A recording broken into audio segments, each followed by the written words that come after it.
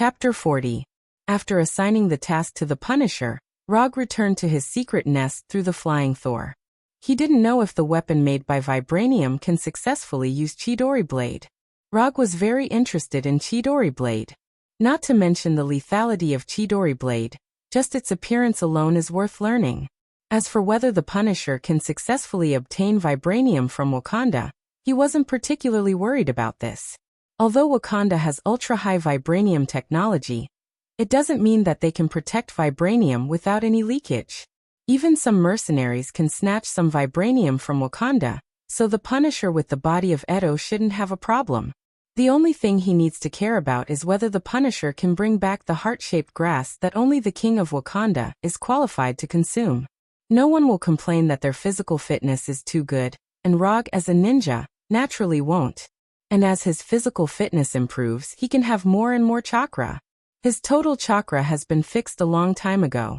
If he doesn't take some other measures, it is estimated that it will be difficult for his total chakra to continue to increase. The best way to increase the total chakra is to directly exchange a sage body from the system.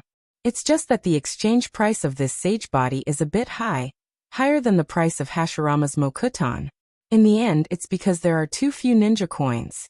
If he has enough ninja coins, he won't have to worry about these things. He can exchange whatever he wants, even if it's Manjikyu Sharingan, he can exchange it for one. When he gets tired of Itachi's Amaterasu Tsukuyami, he can change it to Kodo Amatsukami. When he gets tired of Kodo Amatsukami, he can also exchange it for Obito's Kamui. With a beautiful imagination for the future, Rog ended the day's practice. Stark Industries has issued a statement about what happened last night and sent it to you. Witnesses said that they saw two steel warriors fighting last night. On the TV, Colonel Road was giving a speech with a serious face. At this time, Tani was in the next room, making the final arrangements. Tani was holding the latest newspaper in his hand. The headline on it was "Who is Iron Man?" Iron Man, this name is quite catchy, but it's a little inaccurate. To be precise, the main material of the battlesuit is gold titanium alloy, but as a title, it is quite vivid. Tani said to Little Chili Pepper, who was beside him as he read the newspaper. At this moment, Little Chili Pepper was helping Tani with his image, making him look more spirited. Here are all your excuses. Just as Little Pepper was about to finish Tani's makeup, Coulson suddenly appeared in front of her. You were on the yacht at that time. Little Pepper took you to Avalon Island for a night. We also have the testimonies of 50 other people. In this statement, except for the fact that he stayed with Little Chili Pepper for a night, the rest was specially created by S.H.I.E.L.D. I think it would be better to say that it was just me and Little Chili Pepper. Tani looked at the prepared statement of S.H.I.E.L.D. and expressed his opinion. That's fine too. You just have to say the contents word by word. Coulson did not care much about these trivial matters. Why is there no Theobadia here? After carefully reading the statement in his hand, Tani asked doubtfully. We handled it. He went on vacation. The accident rate of small planes has always been quite high. It seems that S.H.I.E.L.D. doesn't intend to let Theobadia leave for a while. Don't you think this is too much like a movie script? Saying that one of my bodyguards got a robot? Mr. Stark, this is not my priority. Just read the statement, and this matter will subside. Come on in a minute and a half. After explaining, Coulson left the room directly. Let's perform on stage. Little Chili Pepper picked up Tani's suit jacket and helped him put it on. In fact, the name Iron Man is really good. I didn't even think of this name. You are not Iron Man. I am. You are not. I am. You know what, if I were Iron Man, my girlfriend who knew my identity would be happy and worried, but this kind of psychological struggle would only make her love me more and more. Tani made a final concluding speech. Colonel Road, who was at the press conference, also said at this time, Now Mr. Stark is going to make a statement. He will not answer questions from the reporters, thank you. After that, Colonel Road stepped aside from the podium. The last press conference was a long time ago. I'll read from the script. Tani took out the statement prepared by S.H.I.E.L.D. Some people suspect that I was involved in the highway and the roof of the factory last night. Tani just opened his mouth when a beautiful reporter sitting in the front row interrupted his speech. Sorry to interrupt you, Mr. Stark. Do you really think we will buy your account? One of your bodyguards suddenly appeared and you are still. I know this sounds quite mysterious. Of course, you can question the official statement, but don't insinuate that I am a superhero. I didn't say you are a superhero. No. It sounds too sci-fi. I am not a hero material. I have so many personality defects and caused so much trouble for everyone. Hearing this, Colonel Road, who was standing next to Tawny, couldn't help but come to his side and whisper to him. Say it according to the script. Okay. Tawny once again picked up the statement in his hand and took a serious look at it, thinking silently for a few seconds. I am Iron Man. Tawny finally said the classic sentence, and the scene of the press conference suddenly became sensational, and the live broadcast was then terminated because of Tawny's departure. After watching Tawny's classic speech, Rog turned off the TV and went to the practice room. He has decided that he will not go to the office again until he has completely mastered Chidori Iguchi. Time passed day by day, and after Tawny publicly admitted that he was Iron Man, the whole world became a little different. Those who originally only existed in comics or novels began to emerge, and the other side of the whole world seemed to wake up. While Rog was concentrating on learning Chidori Iguchi, the Ninja's Hand and Holiness Church became extremely active. Many citizens witnessed the battle between them, and the word ninja began to frequently appear in the headlines of the newspaper. In some neighborhoods, there was even a small trend of imitating ninja. Chapter 41. After staying in his secret nest for a week, Rog finally ended this kind of continuous practice day and night. After this period of practice, he successfully extended the attack range of Chidori Sharp Spear to 5 meters. And after thoroughly mastering Chidori Sharp Spear, he also took the opportunity to learn Chidori Flow in one go. So in his attribute panel, he also successfully gained 2 lightning ninjutsu, Chidori Sharp Spear and Chidori Flow. Although the emergence of Chidori Sharp Spear and Chidori Flow did not increase his strength significantly, it provided more possibilities for him to fight. After a comfortable bath, Rog came to the office through the Thor. Compared to a week ago, there were obvious changes in the firm. After buying this place and transforming it into the office, Rog has not done any decoration here. The entire office is a large room of 60 or 70 square meters. Now the office is divided into 2 different rooms. Inside is Rog's office, and outside is Erica's office and client reception. Although the area is not large, it has begun to show some signs of a formal office. After pushing open the door and coming to the reception outside, Rog saw Erica and 2 men sitting on the sofa.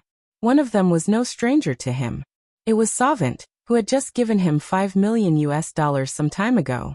The Asian man next to him, he didn't have any impression of him. However, judging from the man's dress and the momentum exuding from his body, he should be one of the 5 fingers of the hand of Hand, Murakami. Hello, Mr. Rog. I haven't seen you for a long time. This is my partner, Murakami. After seeing Rog coming out of the office, Savant immediately stood up and said with a smile on his face, if you only look at his current appearance, it is estimated that no one would think that this big black man in a black suit with a simple smile on his face would be one of the notorious leaders of the Hand of Hand. Actually, it's not that long. Let's talk in my office. Rog didn't know what Savant and Murakami were up to, but judging from Savant's behavior, it shouldn't be anything bad. After entering Rog's office and taking their seats, Savant put an exquisite and high-end suitcase on the desk and said, "We're here for a commission. If Mr. Rog is interested, the things inside will be your reward." After that, Savant opened the suitcase and revealed the items inside. Inside the suitcase were pieces of white bones that looked no different from ordinary animal bones. Although Savant had not introduced them, Rog had already recognized the origin of these bones. The reason why the 5 fingers on the hand could surpass the limits of the human body and survive for hundreds of years was because of these white dragon bones in front of him. These are dragon bones, the bones left behind after the death of the legendary dragon god. After taking them in the right way, you can obtain amazing vitality, greatly extend your life, and even bring the dead back to life. Although Savant's words sounded unreliable, what he said was true. Dragon bones did have the effect of prolonging life and bringing the dead back to life. Although there were many restrictions on bringing the dead back to life, in general, it was worthy of the name of bringing the dead back to life. The reward is good. Tell me the content of your commission. But I have to remind you in advance that asking you to introduce the content of the commission doesn't mean that I will accept your commission. In order to avoid unnecessary trouble, Rog introduced the rules of his side in advance. No problem. Savant replied immediately. Although Murakami came to the office with Savant, it was obvious that Savant was the main person to communicate with this time. In fact, the content of the commission this time is very simple. We hope that Mr. Rog can help us clear a secret stronghold of Kingpin. After hearing Savant's words, Rog was taken aback for a moment, and then said, "Is it popular for you guys in the underground world to hire people to attack your opponents? Your way of playing is very trendy. If the underground world doesn't do it themselves, how can it be called the underground world? We know that Kingpin once entrusted you with a task, Mr. Rog, but after the commission ended, your previous cooperation relationship ended. And I think that Kingpin deliberately leaked your information last time, Mr. Rog, so others mistakenly thought that you were his subordinate, which made you very upset." Rog didn't really care about what Savant said. How should he put it? It felt a bit like he had met someone once. And then that person began to brag to the outside world that he was his friend. Simply put, it was the kind of story that he often heard before he crossed over. I have a friend or I have a buddy. Even so, he used to be my client. So, you have to pay more. If the reward Savant offered was in USD, Rog would have accepted it. But they took out a magical item like the dragon bone that could increase vitality, so it was no wonder that he increased the price temporarily. Seeing Rog seriously asking for more money, Savant was suddenly a little stunned. No, things shouldn't have developed like this. Didn't they say that he rarely cares about the commission's reward? Why is there an increase in reward? Savant was full of confidence. After all, they took out a rare item like the dragon bone. But the current development had completely exceeded his expectations. Just when Savant didn't know whether to agree to Rog's request, Murakami, who had been sitting next to him without speaking, suddenly spoke. "No problem. How much do you want?" "Another box of dragon bones." "Okay." After listening to Rog's request, Murakami agreed decisively, and then began to say a word again. "I like generous customers like you." After that, Rog took out an unused commission scroll from the drawer. "Write down your commission content and reward, and then sign your name." Although they didn't know why Rog suddenly made such a request, Savant and Murakami wrote the content on the scroll and signed their names. Commission content: eliminate Kingpin's secret stronghold. Commission status: incomplete. Commission reward: 20 ninja coins. The commission of the hand passed the system's judgment smoothly, which made Rog's mood better. Although he still doesn't know which Kingpin's stronghold the hand asked him to eliminate. Even if the target specified by the hand is Kingpin's Fisk building, it's not difficult for him. Chapter 42. Kingpin's secret stronghold is in Queens. This is the specific address. Savant handed a business card with an address to Rog. On the business card was a name that Rog didn't know, but his attention was on the company name on the business card. Chester Paleontological History Research Institute? What the hell is this place? Looking at the puzzled look on Rog's face, Savant quickly explained. Chester Paleontological History Research Institute is just a name on the surface, but in fact this is a secret place where Kingpin conducts some biological research. It's the same type of existence as the biological laboratory of the Fisk building that was attacked some time ago. The hand didn't know where they got the news, but judging from Savant's expression, they should have confirmed the authenticity of this information. What do you want me to do? Go in and kill, or destroy that place directly? Rog was in a good mood now, so he didn't mind if Savant had any additional requests. We stole a batch of dragon bones some time ago. According to our investigation, they are now in Kingpin's Research Institute. If possible, we hope you can bring back their research results. Of course, if this is difficult, you can just kill the researchers inside or destroy the research facilities inside. Although Savant seemed to be introducing the content of the commission with a serious face, Rog instinctively felt that they were hiding something. but he didn't specifically point this out. It was normal for an organization like the Hand to have some unspeakable secrets. As long as these things they concealed did not affect the commission, Rog didn't bother to pay attention to them. No problem. But before you do it, I hope you can pay the reward first. Although the Hand didn't look like they would renege on a debt, Rog still decided to collect the reward in advance. Of course, the rest will be sent over tomorrow. After confirming the time of payment, Savant and Murakami left the office. After returning to the car, Savant asked Murakami in confusion, "Why did you agree to his increase? This is different from what we discussed before. If you don't increase the price, are you going to go to the research institute yourself?" Murakami asked. "But we don't have many dragon bones left. If you give us more, we won't have much left. It's just that we don't have much left now." After hearing Murakami's answer, Savant finally fell silent.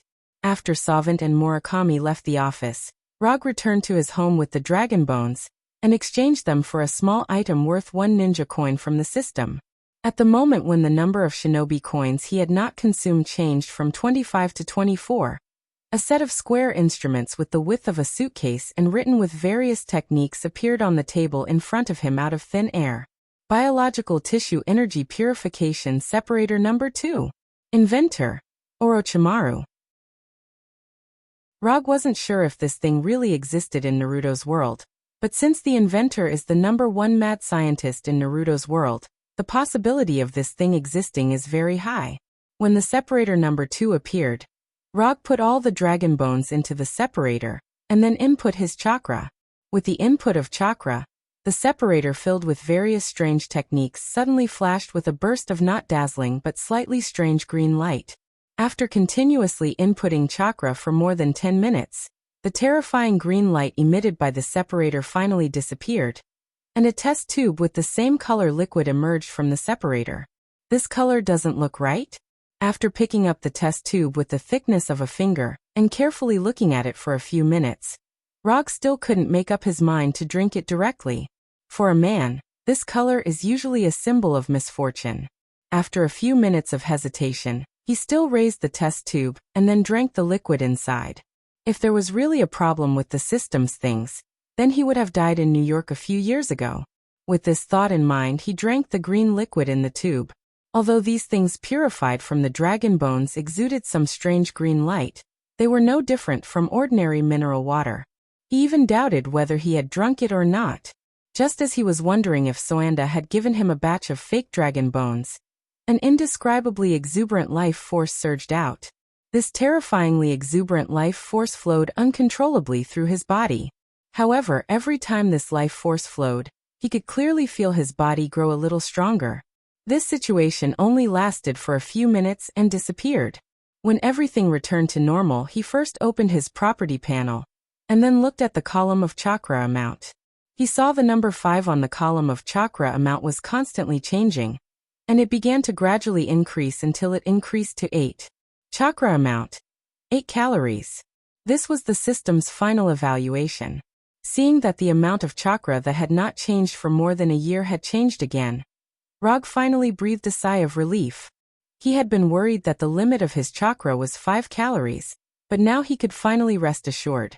In fact, 5 calories of chakra was not a small amount, but when it came to things like chakra, no one would complain about having too much. If it was possible, he would not mind his chakra becoming Chattanooga. However, he could only think about it for now. The dragon bones in a suitcase could increase it by 3 calories, and there was another case tomorrow, so it should be able to increase it to 11 calories.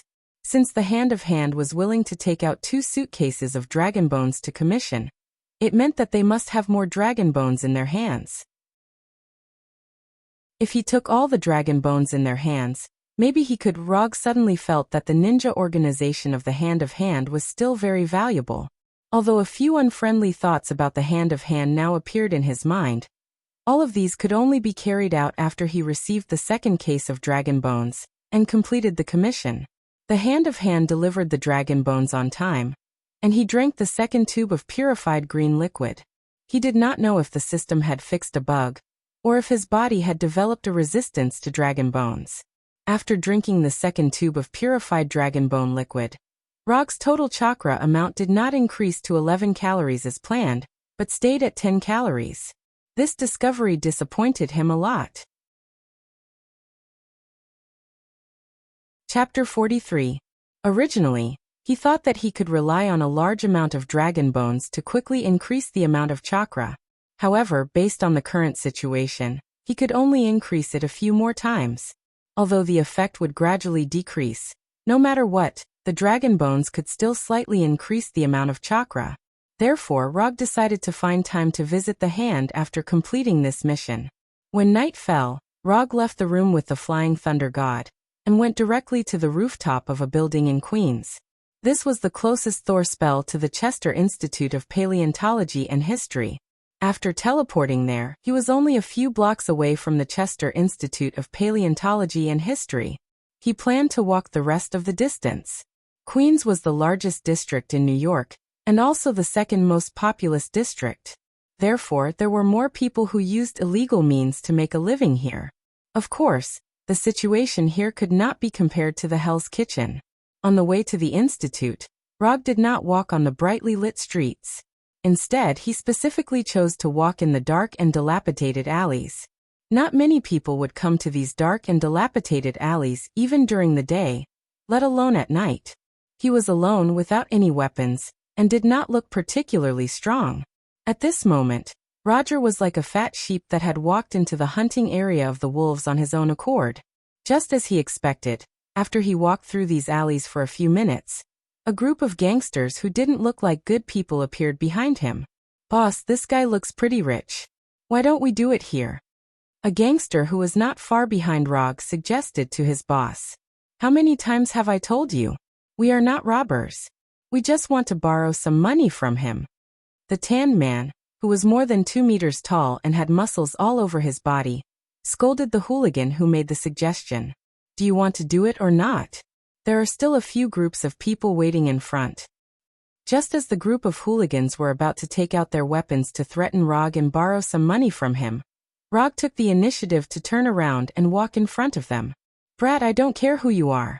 Since you met us today, it can only mean that your luck isn't." Roger didn't hesitate at all as he punched the man in the chest, sending the man flying.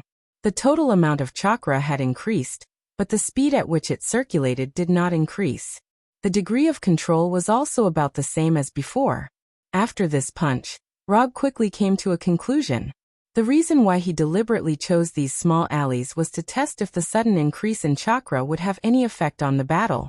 After sending the leader flying, he spent a few seconds knocking down the rest of the gangsters. Half an hour later, when he left these small alleys, there were already more than 50 hoodlums from 6 different gangs lying behind him. These battles that couldn't even be considered a warm-up didn't burden him at all.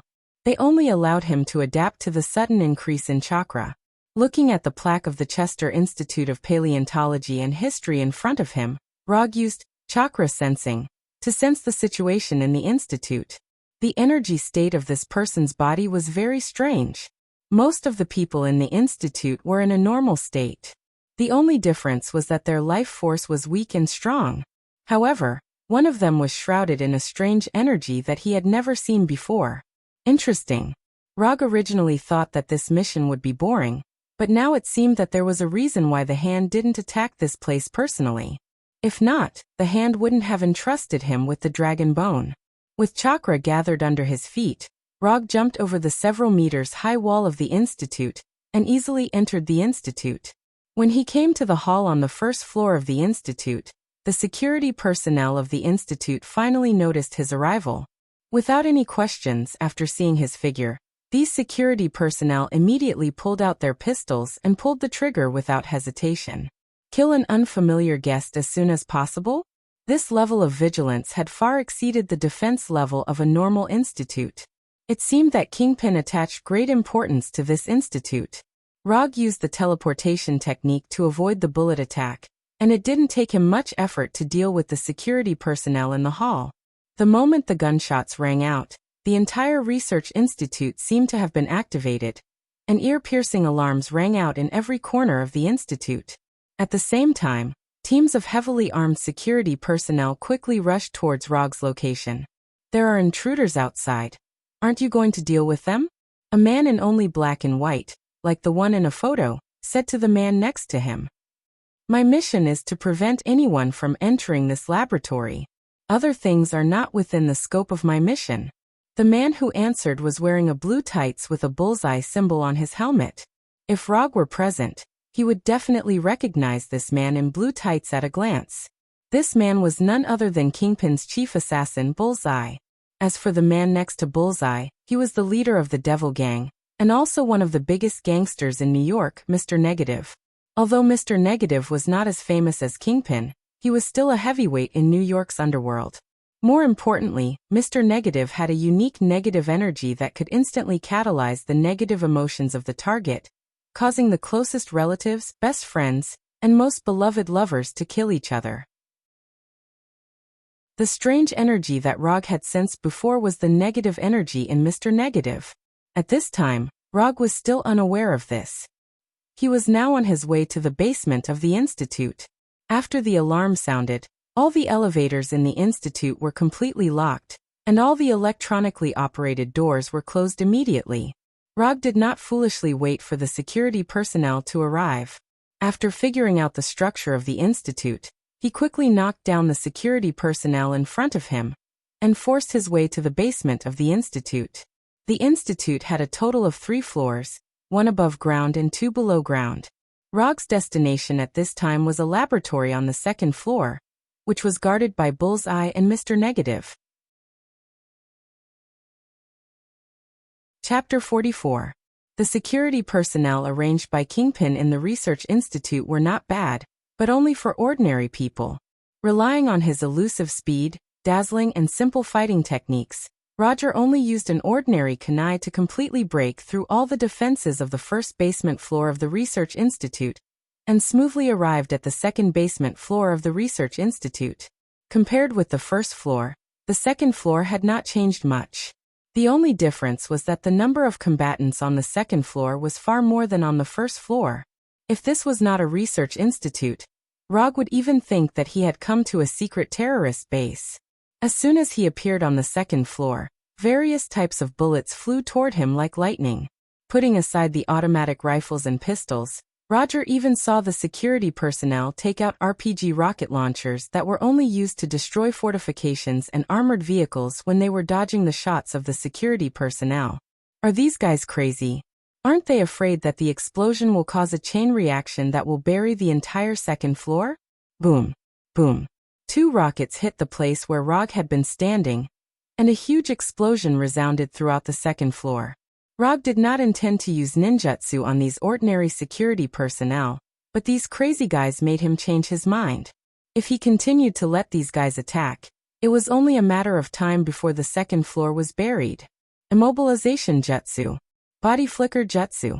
Rog instantly used immobilization jutsu and body flicker jutsu, appearing in front of the security personnel, who were restrained like a bolt of lightning. The kunai in his hand was like the scythe of the Grim Reaper, slashing the throats of the security personnel. When he shook off the blood on his kunai, there were dozens of corpses scattered all over the place behind him. Your people are almost all dead. Are you still not going to do anything?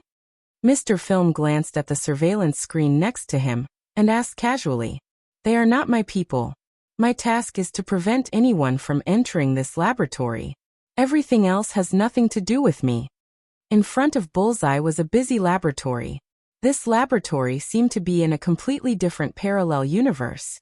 No matter what happened outside, the researchers inside did not stop their research. More than a dozen researchers in white coats were injecting the serum in their hands into one white mouse after another, and then observing the condition of each white mouse. On a table in the laboratory, there were more than a dozen white bones, and next to these bones, there were bottles of different colored liquids with numbers written on them. Since you are not going to do anything, let me go out and have some fun. After that, Mr. Film walked out without looking back. The reason he was here was only because of Kingpin's invitation. As for what Kingpin was doing here, he did not particularly care. The only thing he cared about was that Kingpin did not fulfill his promise to help him destroy Hammerhead's gang.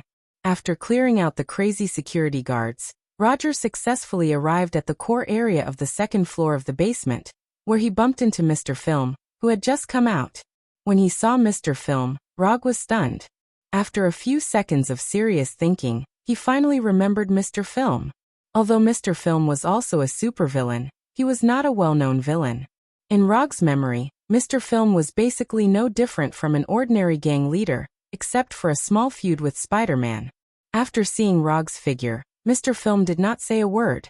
He directly used negative energy to transform into an energy sword, and then waved it at Rog's position a few times. Mr. Film seemed to be waving his sword casually, but every time he waved his sword, negative energy would attack Rog, just like the sword energy described in Eastern martial arts novels.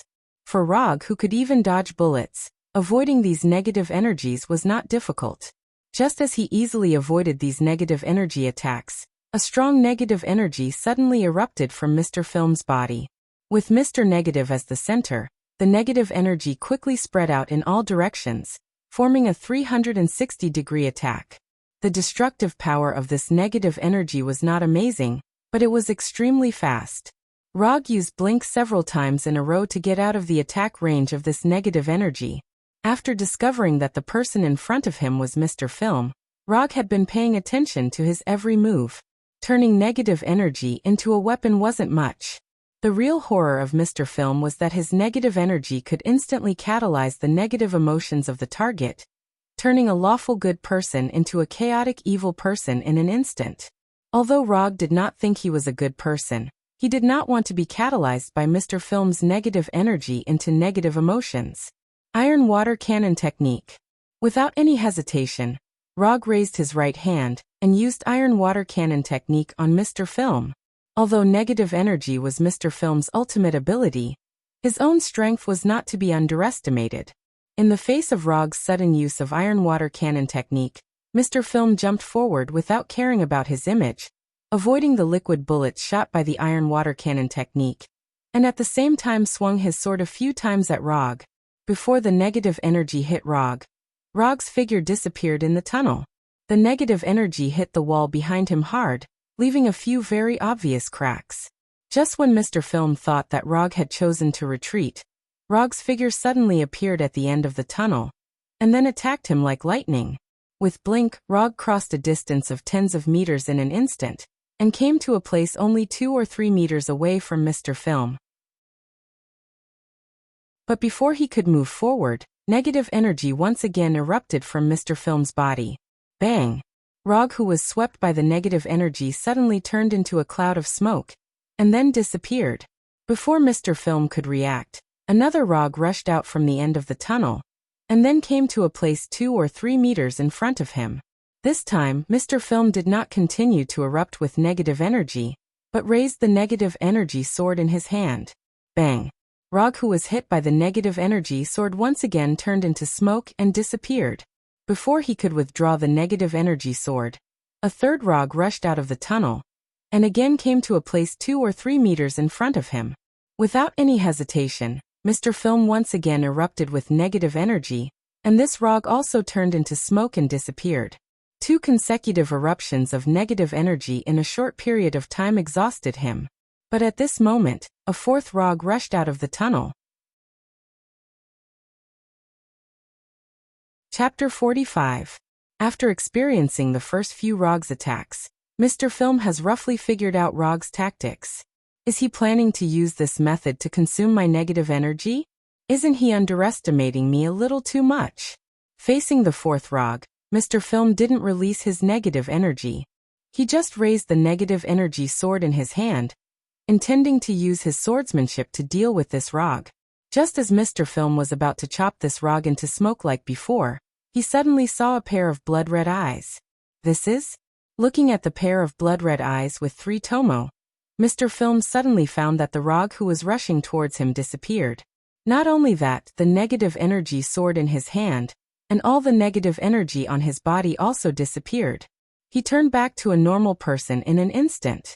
Just as Mr. Film was puzzled, he glanced around and found that he was no longer in Kingpin's research institute, but in the endless ocean. What the hell is going on? Before he could figure out what was going on, He saw the Golden Mountain cargo ship that was slowly falling silent.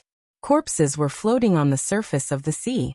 Looking at the strange yet familiar scene in front of him, Mr. Film felt that he seemed to have returned to the original Snakehead member, the nameless, powerless, and undignified Snakehead member. On the second floor of Kingpin's Research Institute, Mr. Film, who was holding the negative energy sword, suddenly lost consciousness and stood motionless in the same place. Until Rog wiped his throat with the kunai, he couldn't recover from the strange illusion. Mr. Film fell heavily to the ground, and black blood flowed out of his throat that didn't look human at all. It wasn't until a few minutes after he died that Mr. Film, who only had black and white colors, returned to a normal human appearance, and the blood on the ground also turned into a bright red human color. With Mr. Film's death, the negative energy on his body also disappeared, and everything related to negative energy also returned to its original appearance. It was a pity that Mr. Film's negative energy was born from a comprehensive drug experiment. Otherwise, Rog could have tried to use the ability of his 3-Tomo Sharingan to copy the energy weapon ability of Mr. Film. In order to prevent Mr. Film's negative energy from catalyzing his own negative emotions, he used the Sharingan's illusion ability for the first time in battle. Judging from the current situation, the illusion of the Sharingan was very useful. Glancing at Mr. Film, who had completely lost his life, Rog continued to walk towards his destination. Now, the only one standing in front of him was Bullseye. As long as he got rid of Bullseye and destroyed this place, the mission in Hand's hand would basically be complete. Through the surveillance footage in the room, Bullseye saw Mr. Film being killed by Rog. Bullseye had a grave look on his face when he saw Mr. Film standing still and letting Roger cut his throat with the kunai. Although Bullseye had never fought with Rog before, he was no stranger to Rog. In fact, he was even a little familiar with him. No one knew how Roger appeared. The only thing that could be traced back was that he suddenly appeared in New York 3 years ago. On the surface, he appeared to be a private detective, but in reality, he was a ninja and began to accept various commissions. As an assassin, Bullseye saw the aura of one of his own kind in Rog. But unlike him, Rog also mastered all kinds of strange ninjutsu. Rog had eliminated most of the resistance on the second floor of the basement. If no one stopped him, it wouldn't be long before he arrived at this laboratory. After thinking about it carefully, Bullseye finally left the laboratory with all kinds of weapons he had prepared. Instead of letting Rog come here smoothly, it would be better to take the initiative to choose the battlefield outside. This way, even if he couldn't win, he would have more escape routes. As for whether or not he could stop Rog, Bullseye wasn't very confident. But after carefully watching the battle between Rog and Mr. Film, Bullseye found that Rog wasn't very good at long-range combat. If that wasn't the case, he wouldn't have had to use those strange doppelgangers to charge again and again just now. And long-range attacks happened to be what he was best at. Therefore, before leaving the laboratory, Bullseye had already formulated a strategy, which was to use his best throwing ability to deal with Rog from a distance. Just as Rog was about to reach the core laboratory on the second floor of the basement, several daggers attacked him at lightning speed from strange angles. These daggers naturally couldn't fly as fast as bullets, but they were far more accurate than the bullets fired by the security guards. Clang! Clang! Clang! Rog's kunai hit the daggers in an instant, and all of them bounced away. But just as these daggers were bounced away, a large number of different things flew towards him. These included daggers, darts, metal bullets, irregular iron nails, and even a few poker cards. In terms of lethality, these things couldn't compare with bullets at all. But they came from extremely tricky angles, and even seemed to be linked to each other. Instead of trying to bounce these weapons away, Rog directly used Blink to retreat. As Rog disappeared, these weapons either hit the floor or the wall. As if having predicted Rog's retreat, a few more daggers came at him just as he steadied himself. Blink. Rog's figure disappeared again, but this time, instead of continuing to retreat, he chose to move forward. Although the attacker hadn't shown up yet, Rog already knew who it was. No one else could have such an accurate throwing ability except Bullseye. After crossing dozens of meters in the blink of an eye, he finally saw Bullseye, who was about to disappear at the corner of the passage. The moment he saw Bullseye, Bullseye also saw him, and immediately attacked him with a few more daggers. After throwing these daggers, Bullseye disappeared in front of Rog again.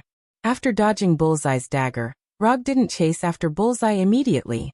Instead, he cast Shadow Clone. After the Shadow Clone appeared, Rog first had it chase after Bullseye, while he himself took out a flying Thor and stabbed it into the ground, before returning to the office through the Thor. Chapter 46. After returning to the office, Rog took out a backpack that he hadn't opened for a long time, and looked inside. There were 100 shurikens in the backpack. He had ordered these shurikens to be custom-made. But after they were made, he put them aside and never used them again. But today, after witnessing Bullseye's superb throwing ability, he suddenly had an idea. There was an icon for shuriken techniques on the exchange page of the system, but he had never exchanged for this ability. Although it would save him a lot of practice time, the system's price for these techniques was not lower than that of advanced ninjutsu, so he had never exchanged for them. He had already mastered the kunai, but his shuriken skills were still a mess. After picking up the backpack full of shurikens, he returned to the second floor of the Jester Institute of Paleontology and History through the Flying Thor. After collecting the Flying Thunder God kunai on the ground, he used chakra perception to sense the location of Bullseye, and then rushed towards him.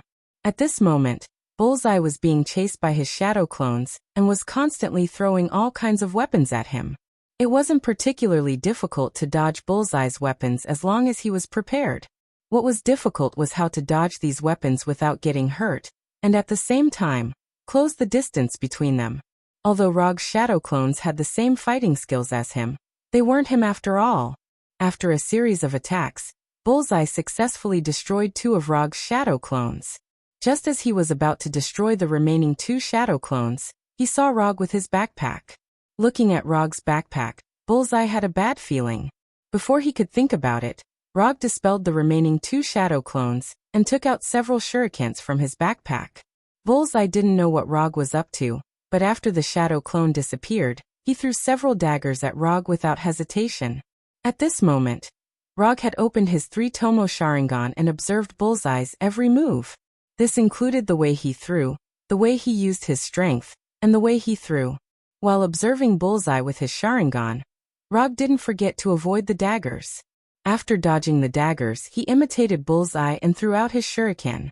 The moment Rog threw out the shuriken, Bullseye had a strange feeling. But this feeling quickly disappeared. The shuriken that Rog threw flew at Bullseye at an extremely fast speed, and passed him perfectly without causing any damage. Bullseye had thought that Rog had extraordinary throwing skills like him, but it turned out that he was wrong. This was completely a layman's technique. How could he throw this kind of spinning dart like a dagger? This was simply messing around. Bullseye was about to mock Rog's throwing skills, when he suddenly thought of something. This throwing technique. This way of using strength. This attack trajectory. Isn't this the way I threw my daggers just now? Thinking of this, the contempt on Bullseye's face disappeared. This is impossible. How can he learn my attack after seeing it once? This is absolutely impossible. As if to cheer himself up, or to prove that his attack technique couldn't be imitated so easily, Bullseye took out a shuriken. Whoosh! Whoosh! Whoosh! Without any hesitation, Bullseye threw 3 darts at Rog, aiming at his forehead, throat, and heart. Rog dodged Bullseye's darts again, and took out 3 shurikens. As if history was repeating itself, Rog threw 3 shurikens at Bullseye's forehead, throat, and heart. Seeing Rog's almost copy and paste action, Bullseye's face was full of disbelief. Even so, he still dodged Rog's shurikens and ran away without looking back. Rog wouldn't let Bullseye leave so easily. He hurriedly blinked and chased after him. Bullseye didn't look back, but he could clearly sense that Rog was not far behind him. F***ck, I'll do it. Sensing that Rog was getting closer and closer, Bullseye finally gave up the idea of running away, and took out the throwing weapons he had prepared. This time, he didn't deliberately choose to throw darts. Instead, he picked up several weapons and threw them at Rog. In the face of Bullseye's attack, Rog didn't dodge, but took out the same number of shurikens. Instead of continuing to imitate Bullseye's movements, he threw the shurikens according to the technique he had just mastered. Clang, clang, clang. The shuriken and Bullseye's weapon collided with each other, and then bounced off each other with a crisp sound. Seeing this scene, Bullseye instantly understood why Kingpin had stopped him from making trouble for Rog last time. Is this guy really a human with such a terrifying imitation ability? Bullseye didn't know how to describe Rog in front of him anymore. He had always thought that his innate talent for throwing was a gift from the heavens. But now he began to seriously doubt it. It had only been a few exchanges, but he was able to imitate his throwing ability exactly. This was what it meant to be a F***king talent. If it weren't for the fact that they were on different sides, Bullseye really wanted to ask Rog how he did it. Thanks to Roger's deliberate movements, Bullseye was never caught up to by Bullseye. Instead, the two of them kept chasing each other, throwing daggers and shurikens at each other. After Bullseye threw out the last dagger in his hand, he finally stopped and didn't run anymore. Clang! The dagger that Bullseye threw didn't fly very far before it was easily hit by Rog's shurikens and bounced off the wall. You're finally done? Roger was in a very good mood at the moment. In fact, it could even be said that he was in a very good mood. Thanks to Bullseye's selfless dedication, he quickly grasped how to throw the shuriken in an unreasonably short amount of time. He also learned some useful tricks from Bullseye. For example, how to throw a poker card with the power to tear a human's neck. Cut the crap. If you want to fight, just come at me. Bullseye didn't expect to defeat Rog with a long-range attack. He drew his only melee weapon, which was a strange-looking dagger. Chapter 47. Seeing that Bullseye was about to engage in close combat, Rog put away his shuriken and threw his backpack aside. To thank you for your contribution, I've decided to give you the treatment of a real warrior. As soon as he said that, a white electric current appeared in Rog's right hand, and at the same time, 1,000 birds chirped. The treatment of a real warrior? What does that mean? Bullseye didn't know what Rog meant by a real warrior, but when he saw his right hand that seemed to have turned into lightning, he couldn't help but want to run away immediately. But in the end he overcame his instinct to run away. Clenching his dagger, he watched Rog's every move with a solemn expression. Running away now would only lead to a faster death, so he decided to stay and fight for the slim chance of victory. This ninjutsu is called Chidori. I've never used this ninjutsu in a fight since I learned it. To be able to be the first person to die in the 1,000 birds, it should be enough for you. Hearing Rog's calm words, Bullseye couldn't help but swallow. Who wants to be the first person to die in this ninjutsu? Don't force your thoughts on others. While Bullseye was watching Rog's every move, Rog suddenly disappeared in front of him. Before Bullseye could react, Rog had crossed a distance of more than 10 meters and appeared in front of him in an instant. After sensing Rog's appearance, Bullseye instinctively wanted to raise his dagger and stab Rog. However, at this moment, he saw Rog's right hand.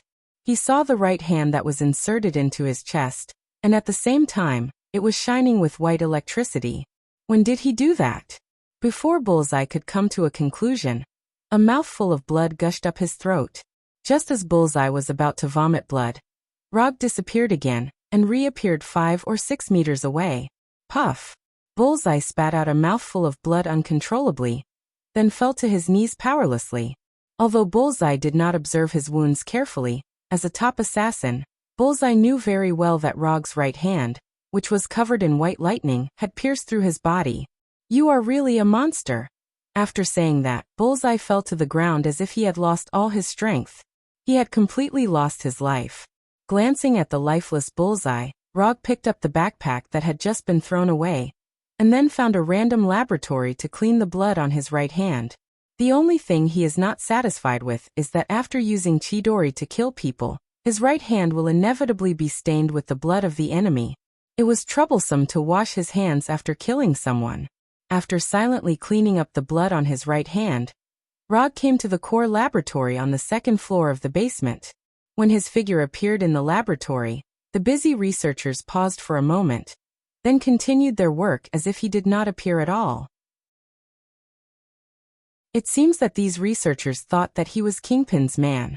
In the following time, Rog cleaned up all the researchers in the laboratory, then took away their unused keel and the numbered bottles. Of course, he also took a thick experimental research report. After doing all this, he went to the central control room of the research institute, intending to study how to destroy the place with the least effort. Just as he was considering whether to get some explosives back, he saw a button in the central control room. The self-destruct button. Do not touch it unless it is an emergency. There was a very considerate reminder above the button, for fear that others would not know the function of the button. After finding the key to turn on the button from a corpse in the central control room, Rog decisively pressed the button. The moment he pressed the self-destruct button, the whole research institute lit up with a red alarm light, and a 5-minute countdown appeared on the screen in the central control room. The commission is done. I can go back now. Kingpin's crisis awareness saved Rog a lot of time. After taking a final look at the research institute, he returned to the office with the Flying Thunder God. Because the hand has already paid the reward in advance, as long as the research institute explodes, the system will judge the commission as completed and send him 20 ninja coins. After waiting silently for 5 minutes, Rog opened the commission page of the system and saw what he wanted to see. Commission content. Eliminate Kingpin's secret stronghold. Commission status. Completed. Commission reward. 20 ninja coins sent. Ninja coins not consumed 44. After taking back his gaze from the system, Rog picked up the information taken out from the Research Institute and browsed it carefully. At the same time, Kingpin, in a mansion in the suburbs of New York, received a call from his men. The Chester Paleontological History Institute was invaded and the self-destruct program was activated. After a pause for a few seconds, the person on the other end of the phone continued. The intruder is suspected to be Rog. Before the Research Institute self-destructed, we received the relevant report. In addition, Bullseye has lost contact with Mr. Negative and is suspected to be dead. After saying that, the person on the other end of the phone didn't even dare to breathe, silently waiting for Kingpin's answer. After listening to the report, Kingpin didn't give a reply immediately. After nearly a minute of depressing atmosphere, Kingpin finally said, "Got it. From now on, send someone to follow the 5 guys in the hand of the hand 24 hours a day, and keep an eye on all their bases." After saying that, Kingpin directly crushed the phone in his hand. He didn't say how to deal with Rog, because he wasn't sure if he really wanted to fight with Rog. In the face of people like Rog, unless he had absolute confidence in killing him, any action may cause him to resist fiercely. Thinking of this, Kingpin felt a faint tingling in his right hand. New York, in a secret base in the hand of the hand of the hand of the hand, 5 fingers appeared together in a room. Rog has destroyed the Chester Paleontological History Institute. We now have more time to arrange the previous plan, Savant said with a serious face. At the same time that Kingpin received the news, the hand of the hand also received the news. This won't take too long. Kingpin will find out sooner or later. We must act as soon as possible. Murakami also gave his own suggestion. The problem now is that once we start to carry out the plan, we can't continue to hide it from Kingpin, and the other organizations won't let us carry out the plan. The one who spoke now was Mrs. Gao, who looked kind. However, only those who really knew her would know what kind of viciousness and terror was hidden under her kind appearance. Chapter 48. Even so, we can only take the risk of opening the seal. If we don't do anything, Kingpin will study the effect of the dragon bones sooner or later, and it will be much more difficult for us to take the dragon bones then. After hearing Mrs. Gao's words, Alexandra, who was sitting next to her, said silently, "Even if we can't get all the dragon bones in it, as long as we can get most of them, it will be enough for us to use for many years." Botu also expressed his opinion. "Then let's start voting now. Those who agree to take action immediately, raise your hand." After speaking, Savant took the lead in raising his right hand, and Murakami, Alexandra, and Botu also raised their right hand. Except for Mrs. Gao, the other 4 fingers of the hand agreed to take action immediately. Now that everyone has agreed, let's arrange the next task. We don't need to worry too much about Kingpin for the time being. He doesn't know the true role of the dragon bones yet, so even if we start the plan, he won't stop us for a while. The main thing to worry about now is the Holiness Church and Shield. When Savant talked about Shield, the entire conference room suddenly became silent. Although the Hand is a powerful ninja assassin organization, they are still too weak compared to Shield. Not to mention, they are still in New York. Going to war with Shield in such a place is no different from attacking Shield's triple curved wing headquarters. After a few minutes of silence, Mrs. Gao took the lead and said, "I will deal with the Holiness Church. Alexandra will come with me." Alexandra did not object to Mrs. Gao's proposal and nodded silently. "Then leave the Holiness Church to me and Bodu. I just want to learn from that guy." After Mrs. Gao and Alexandra took on the trouble of the Holiness Church, Murakami also spoke and pulled Botu along. Kingpin and the trouble of the Holiness Church have been taken on by someone. And now only the most troublesome Shield is left. "You're not going to let me fight Shield alone, are you?" Although Savant is usually very conceited, he never thinks that he can resist Shield alone. If he had this ability, he wouldn't need to dig up dragon bones, let alone be afraid of Kingpin and the Holiness Church. In the past, there were many organizations and forces in the world who did not believe in evil and wanted to provoke Shield, but without exception, they were all removed and became part of Shield's merit. Perhaps, you can look for Rog again and ask for his help through a commission? After a few minutes of silence, Mrs. Gao suggested. Although they don't know who Rog is, they know that people like Rog will never be afraid of Shield. Even if he is not an opponent of Shield, it is not a problem to block Shield. And they believe that as long as they give enough rewards, Rog, who has mastered mysterious ninjutsu, will not refuse them. "Are you sure you want to do this? He is not an easy person to deal with." He asked for 2 boxes of dragon bones just to destroy Kingpin's research institute. If he is allowed to block Shield, the price may be incredibly high. As the person who dealt with Rog the most, Savant is not as optimistic as Mrs. Gao. In the eyes of Mrs. Gao, Rog is nothing more than a ninja with good strength, no different from those mercenaries who work for money. "Try it. If he doesn't accept your commission, we'll think of other ways." Mrs. Gao made a final concluding speech. At this time, Rog was carefully browsing the documents brought out of the Research Institute in the office. Report on the effect of dragon bones on the lifespan of lactating organisms. Dragon bones energy analysis report. Research report on the use of dragon bones energy. Dragon bones strengthening research on mammals. Among the documents brought out by Rog, there were more than a dozen research reports. When he finished reading these reports one by one, he finally figured out what the Hand of Hand was hiding. According to Savant, Kingpin took a batch of dragon bones from them, so they entrusted him to clean up Kingpin's research institute. But according to the feedback in the report, Savant only told part of the truth. Kingpin did snatch a batch of dragon bones from them, but what Kingpin snatched from them was not just dragon bones. Along with the dragon bones, there was also an ancient book about the dragon bones suspected to be hidden under New York.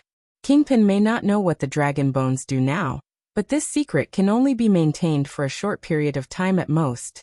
As long as there is a little progress in the Research Institute, Kingpin will soon know the true role of the dragon bones, and guess the true purpose of the Hand of Hand.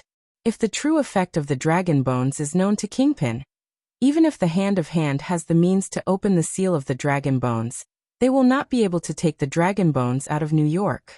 In a place like New York, Kingpin was the undisputed underground emperor. Although Kingpin's strength is not comparable to that of Shield, the problem is that Shield will not keep an eye on the Hand of Hand. As long as the movement is not very big, it is not impossible to hide it from Shield. But Kingpin is different. New York is his base camp. Everything that happens here will attract his attention. Not to mention that the target of the movement is the Hand of Hand that he has been paying attention to. Savant and the others don't know yet that Kingpin has now sent people to follow their whereabouts 24 hours a day. Not only them, but even their ninjas and even their unknown secret bases are also being watched by Kingpin's men. If he didn't know enough about the Hand of Hand, Kingpin wouldn't have given such accurate information last time, and entrusted Rog to destroy the Hand of Hand's base. After putting down the report in his hand, Rog suddenly felt that the Hand of Hand had been a little unlucky recently. If it weren't for the fact that the ancient books were stolen along with the dragon bones, they could have waited until the Sacred Purity Society left New York. When Kingpin lost interest in them, they could have secretly opened the seal and taken away the dragon bones buried in it. But they obviously won't have such an opportunity now. Kingpin may not have a way to open the dragon bone seal, but he doesn't need to open the seal himself. He just needs to wait for others to open the seal. Kingpin is not very good at breaking the seal, but he is definitely an experienced veteran when it comes to robbing things, especially from the hand of hand. Chapter 49. Although Rog was not sure what the hand of hand would do, he had already made a decision. That was to add some extra difficulty to the hand of hand's already difficult situation. How could extorting the hand of hand compare to robbing the hand of hand in broad daylight?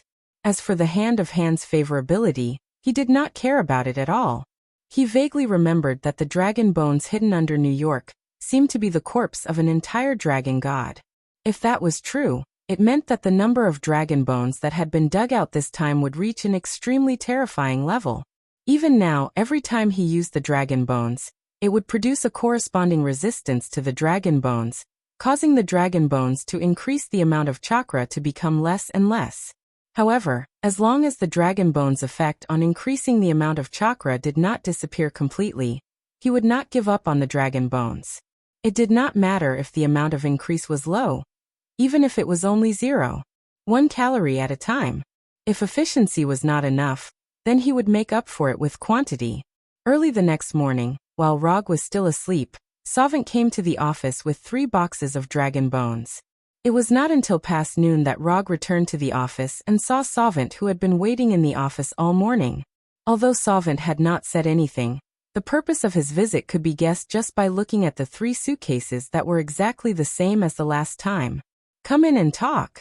No matter what, Sovint was still his previous client, so Rog did not chase him away directly. Instead, he let him into his office. Mr. Rog, we were very satisfied with the previous commission, so we want to commission you again. These 3 boxes of dragon bones are the deposit for this commission.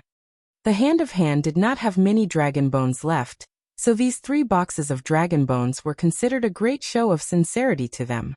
Since you're so generous this time, the commission must not be simple. Tell me, what do you want to commission this time? After reading the reports of the Kingpin Research Institute, Rog knew very well what kind of situation Hand was facing now, so he was not surprised that Hand spent a lot of money to hire foreign aid. Since everyone is so familiar with each other, I'll be frank. The reason why dragon bones are called dragon bones is because they are the bones of a divine dragon. After our investigation, we found that the bones of an entire dragon were buried under New York. We want to excavate the skeleton of this divine dragon, but during the excavation process, it may attract the attention of some forces. Therefore, we hope that Mr. Rog can help us stop one of the forces. If you are willing to accept this commission, we are willing to give you 1/3 of the dragon bones as your reward.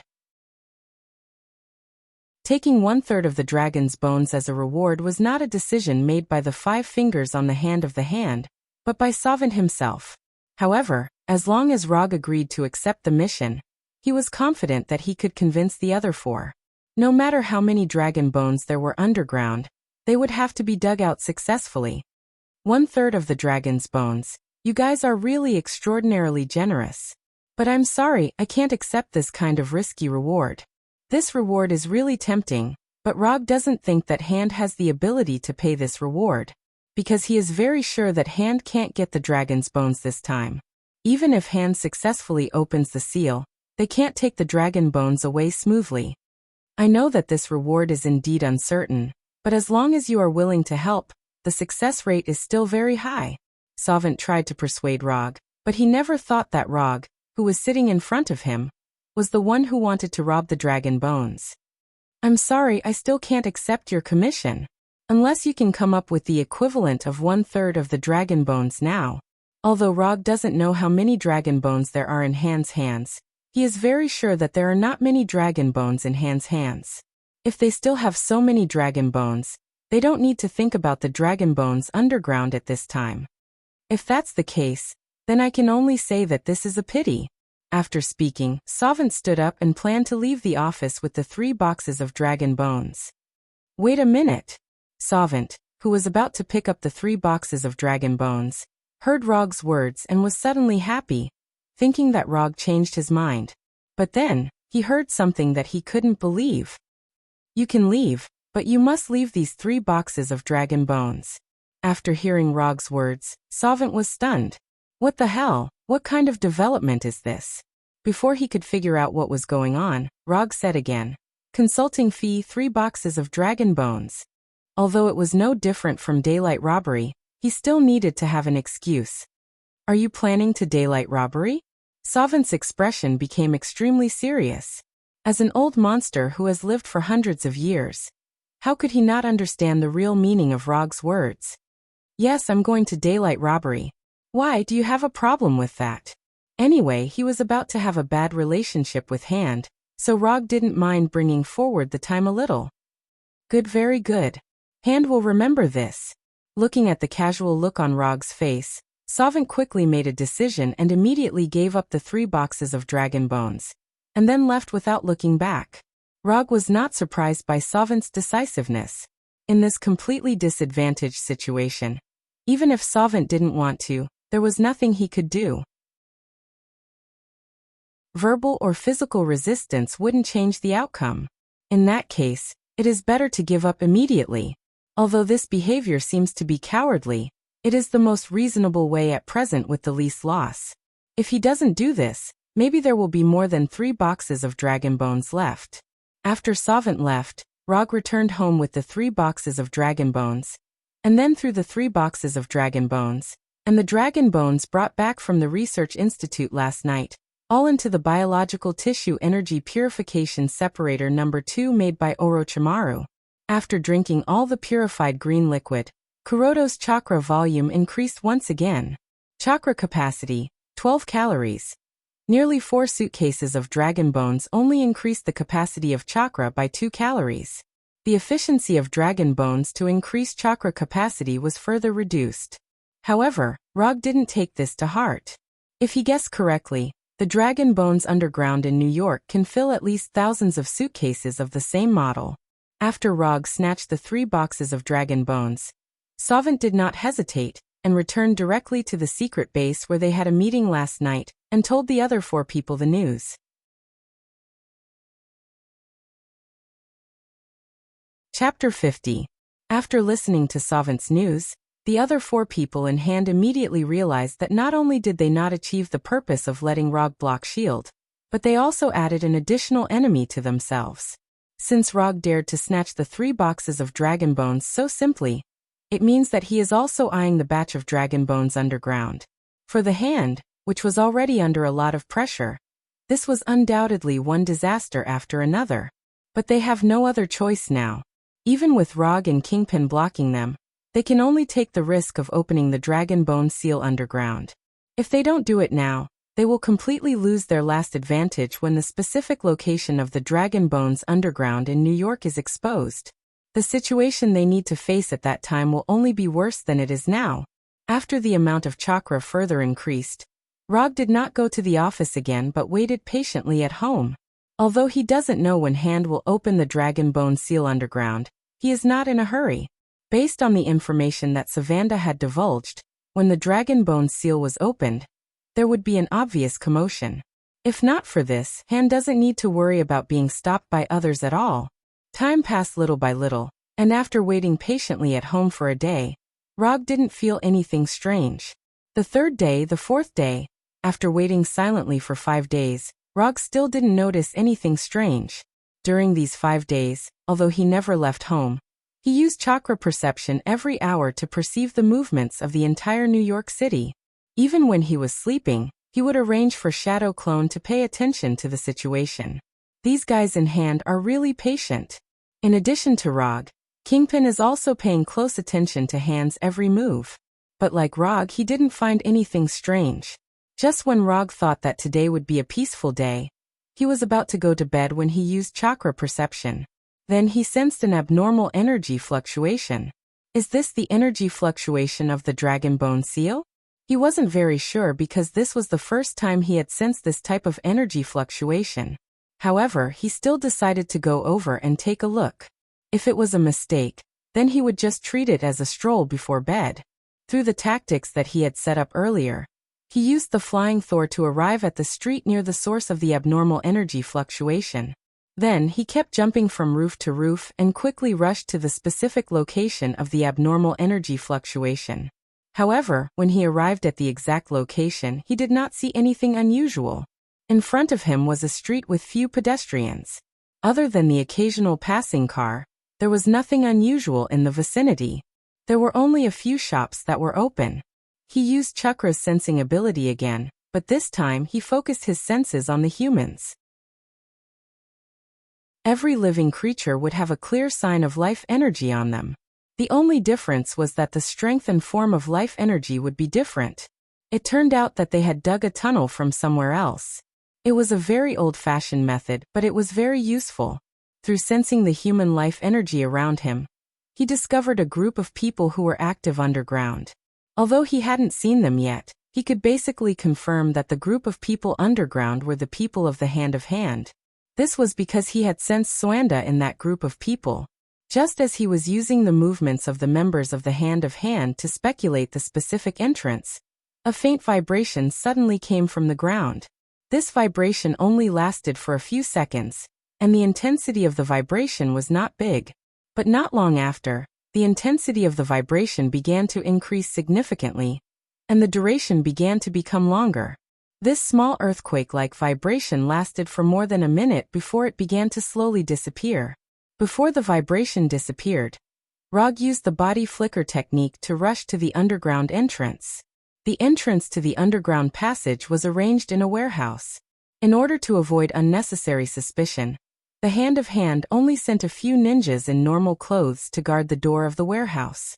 These ninjas were not so much used to guard the entrance as to act as a living alarm. After arriving at the door of the warehouse, Rog didn't waste time on these ninjas. Using a speed beyond the limit of human vision, he quickly came to these ninjas and then cut their throats with a kunai. After doing all this, he didn't stop at all and immediately rushed towards the inside of the warehouse. At this moment, the third vibration occurred. If the first two vibrations only made people feel a slight shaking, then this vibration was a large earthquake that was enough to destroy houses.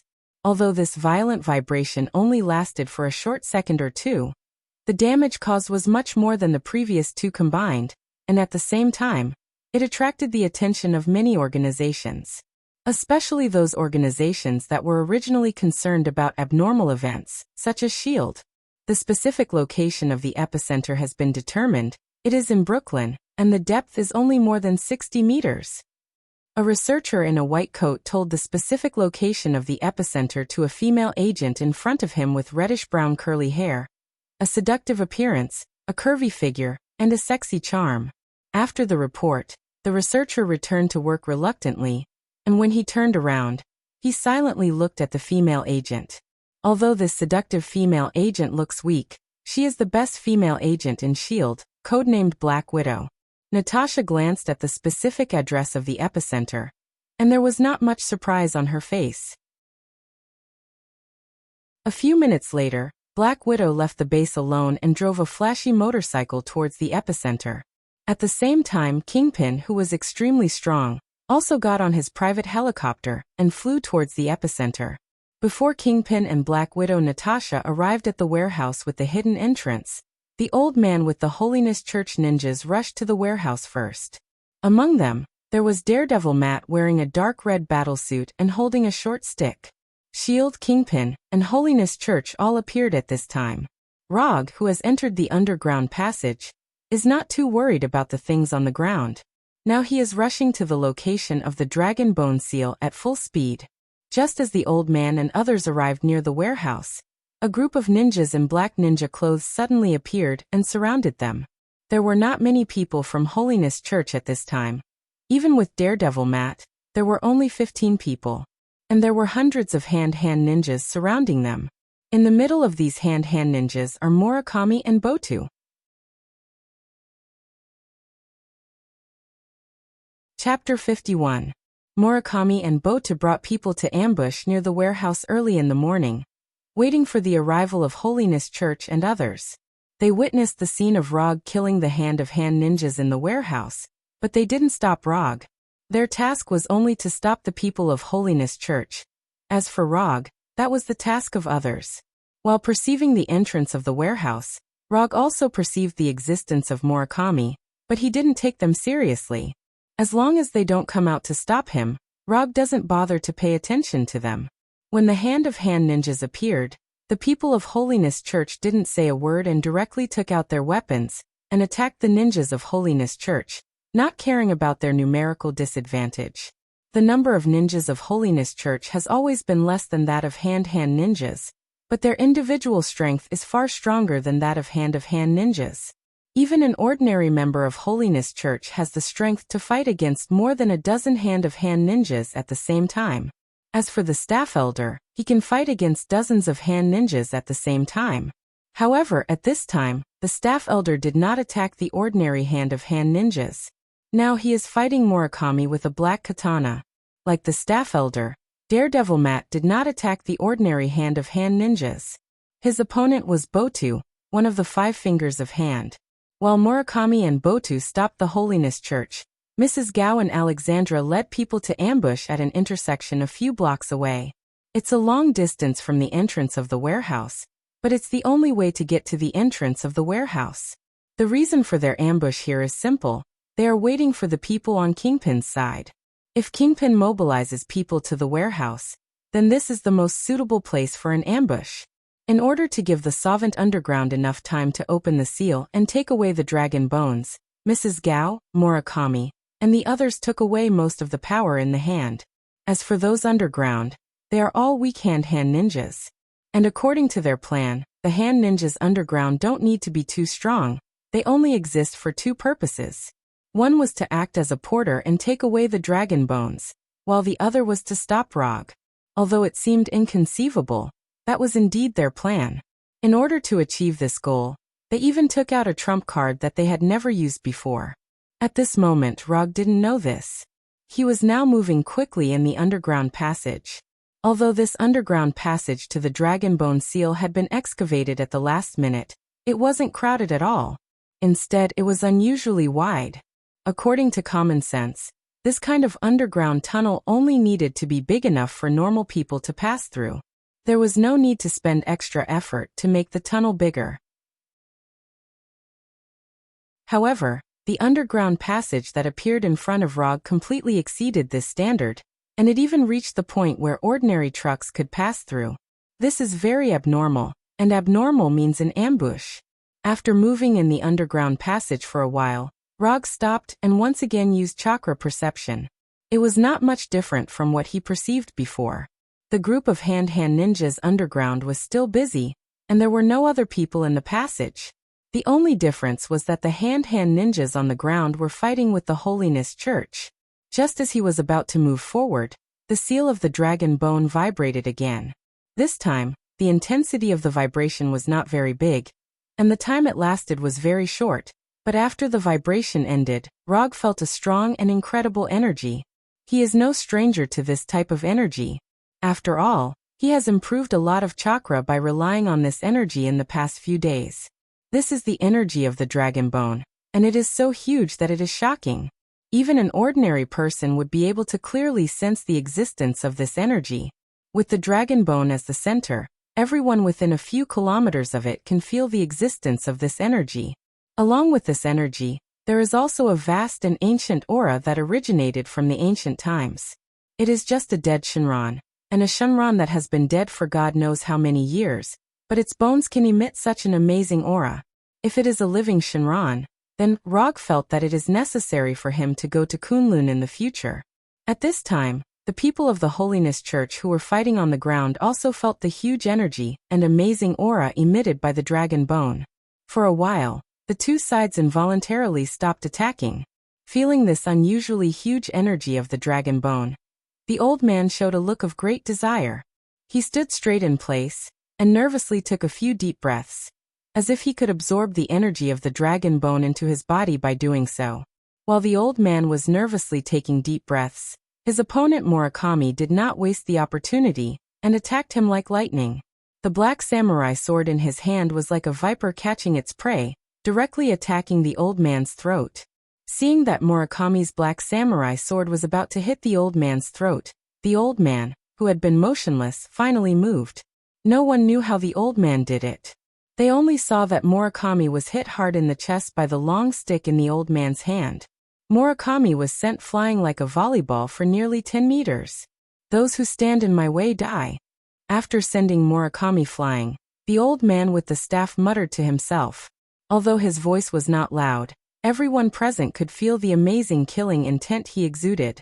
Daredevil Matt was a few meters away from the old man at this time.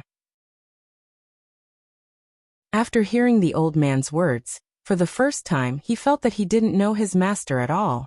At this time, the old man obviously didn't care about other people's opinions. After speaking, he took the long stick and walked forward unhurriedly.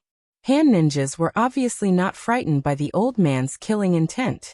After seeing the old man walking towards Murakami, these ninjas did not hesitate and immediately attacked the old man.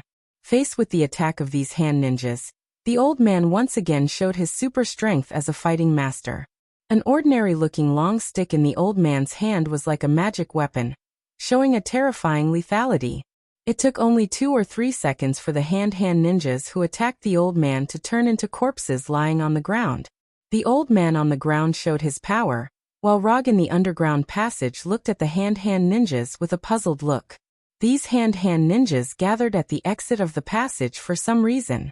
On their bodies, Rog felt the strange dark aura that he once felt on Kuroto. 77 hand ninjas stopped in front of him. On their bodies, Rog did not see any weapons. Chapter 52. You want to stop me with these people? Aren't you looking down on me too much? After perceiving the battle on the ground, Rog knew that the Tempests had arranged different plans for different enemies. One group of people intercepted the Holiness Church, and another group intercepted Kingpin. So he was very sure that these 77 ninjas were specially prepared for him by the Tempests. But there was one thing he didn't understand, that is, where did the Tempests get their confidence from, thinking that these ninjas could stop him?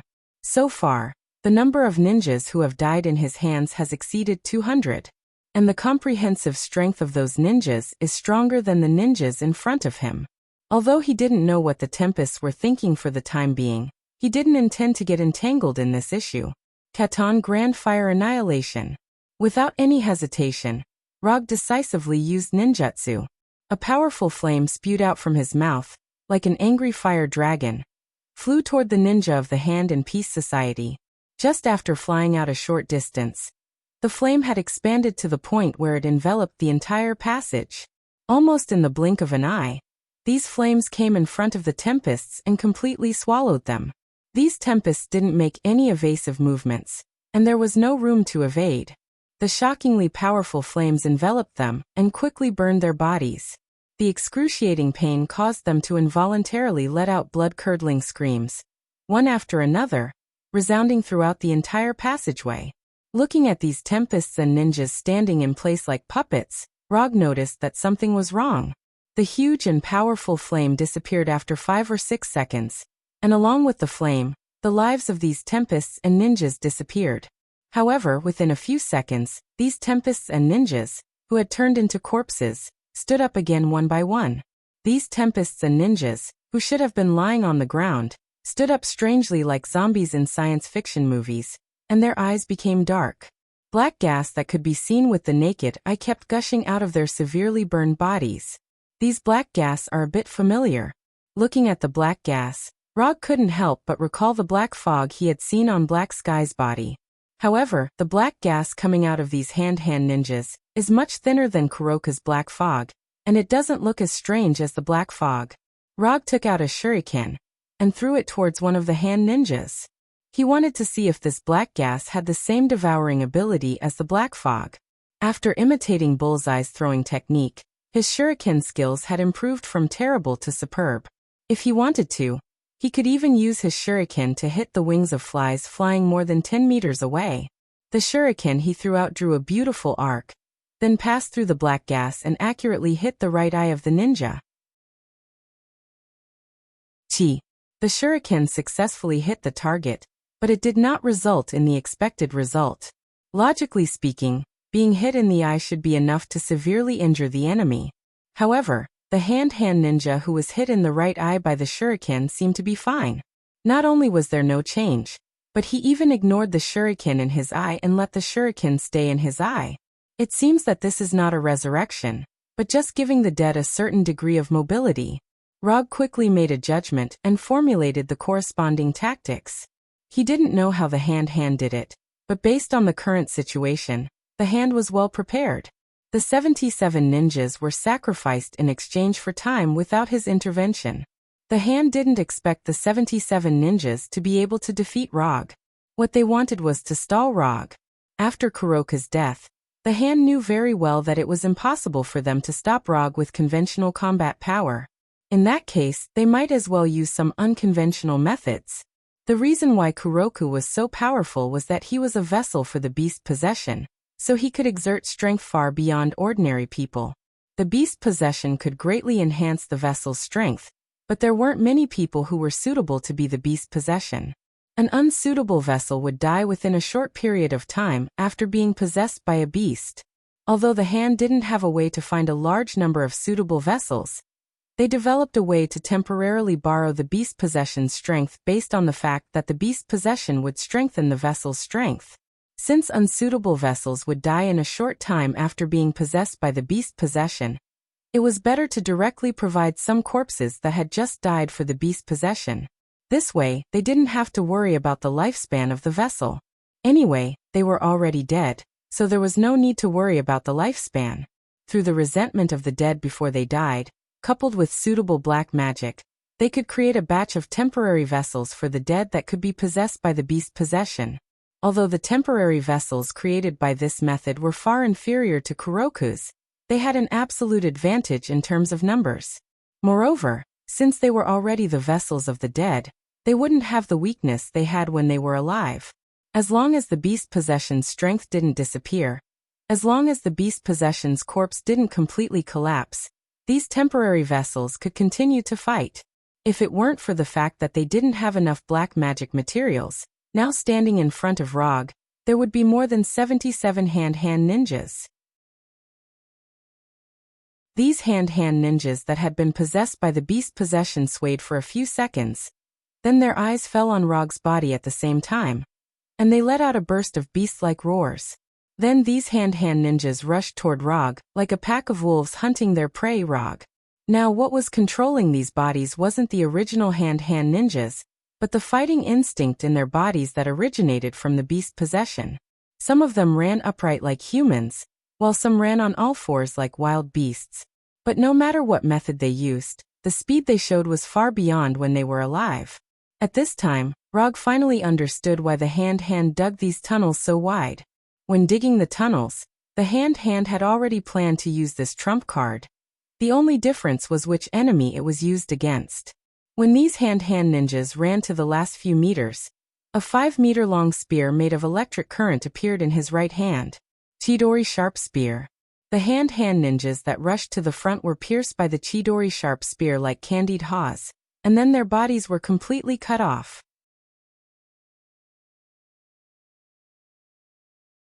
Chapter 53. After instantly dealing with the first few hand ninjas, Rog's right hand waved to the right, and Chidori Igai once again cut off the bodies of several hand ninjas. Although these hand ninjas got stronger because of the beast's possession, their bodies were not strengthened to the same level as Kuroku. Even shuriken could successfully cause damage to them, not to mention the more powerful Chidori Igai. After cutting off the bodies of several hand ninjas on the right, finally someone rushed to the front of Rog and rushed towards him like a beast. Rog did not dodge, but ended the Chidori Igai in his right hand, and then cast another lightning release ninjutsu.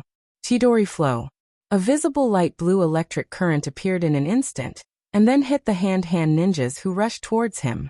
Although the paralysis effect of Chidori Flow will not appear on these ninjas, but the specific attack power of the electric current itself is enough to repel them. These ninjas who rushed towards Rog, like a ball, flew out upside down, and heavily hit the ninjas behind them, making the whole scene suddenly become very chaotic. After dealing with these close ninjas, Chidori Igai once again appeared in Rog's right hand. After getting rid of a few more people, these hand-hand ninjas who have lost their mind finally made a new move. They no longer swarmed towards Rog, but began to try to attack Rog from different angles. Are you bullying me because I'm alone? The plan of these hand-hand ninjas can be seen at a glance. They want to bully Rog because he is alone, attacking from different directions at the same time, so that Rog can't take care of all directions of defense, and thus create a defensive loophole that can be exploited. It has to be said that with the current IQ level of these ninjas, being able to think of this tactic is a very good progress. But they obviously underestimated Rog in front of them. After perceiving the thoughts of these ninjas, Rog did not let them down, and cast the Shadow Clone Jutsu. Bang! 4 identical ninjas appeared on the left and right sides of the original body. This sudden change instantly broke the fantasy of these hand-hand ninjas. Isn't it a pleasant surprise? After these 4 shadow doppelgangers appeared, they also used Chidori's sharp spear like the main body. Although these hand-hand ninjas are much stronger than when they were alive, even surpassing the average level of the Holiness Church ninjas. But in front of Rog, they were still too weak. They were so weak that a single attack could kill a few of them. If the 5 fingers on the hand knew about this, they would never have used this trump card on Rog. The old man with the staff dared to cause trouble for the hand-of-hand with more than 10 Holiness Church ninjas, while Rog was facing 77 opponents stronger than the Holiness Church ninjas.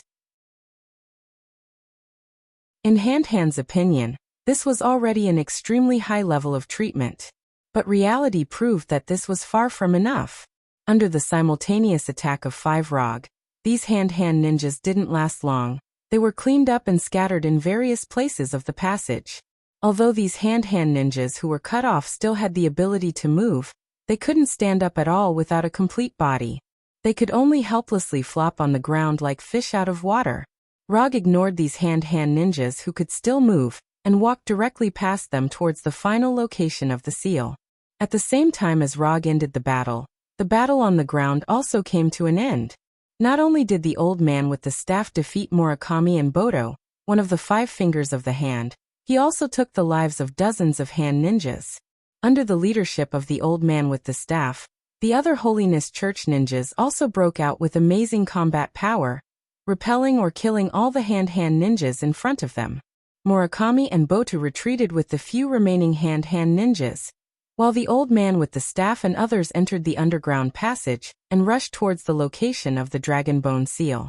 While the old man with the staff and Murakami and others were fighting, Mrs. Gao and others, who were lying in ambush on the other side, finally waited for Kingpin's men. Because Kingpin himself was not there, and it was a sneak attack, Mrs. Gao and others quickly took the advantage and quickly killed Kingpin's men. Unlike the Holiness Church, Kingpin's men were not ninjas. They were holding firearms in their hands. But even so, in front of the hand-hand ninjas with cold weapons, these guys still couldn't take any advantage. Kingpin's men, as well as the hand-hand ninjas, fully demonstrated the gap between professionals and amateurs. These gangsters can bully ordinary people, but in front of the hand-hand ninjas, who have been strictly trained and take pleasure in killing, they are like a high school team that has entered the NBA arena, and they fully understand the gap in strength. When these gangsters were beaten by the hand-hand ninjas, Kingpin himself came to the warehouse where the underground passage was located with a team of 20 people. At that moment, Kingpin was still wearing an expensive suit. Beside him was a group of fully armed, ferocious mercenaries. This mercenary team is one of the trump cards that Kingpin spent a lot of money to build. All the members have real battlefield experience and have undergone professional special forces training. Before joining Kingpin's mercenary team, they were all members of the top special forces in various countries. For various reasons, they ended their military career early and joined Kingpin's mercenary team when they were still at their peak. Even in the face of the famous seals, they can have an absolute advantage in the case of the same number of people. Kingpin never expected those gangsters to be able to fight against the hand-hand ninjas. Those guys were nothing more than bait he threw to the hand. When the Holiness Church fought with the hand, Kingpin brought people to the vicinity and witnessed the whole process of the battle. However, he did not make a move, but waited patiently, waiting for the Holiness Church to open up a path for them without enemies. After the Holiness Church entered the underground passage, Kingpin also took people into the passage, and at the same time buried several remote-controlled bombs in the passage. However, Kingpin didn't expect that not long after he entered the underground passage, S.H.I.E.L.D.'s Black Widow also came to the warehouse and followed behind them. At this time, all the enemies that the Hand expected had appeared. The only difference is that the current situation is very different from what they planned. Sovin had just packed the first batch of dragon bones taken out of the seal when he heard a familiar voice, but he definitely didn't want to hear it. Just pack the dragon bones and put them here. You don't have to worry about the rest.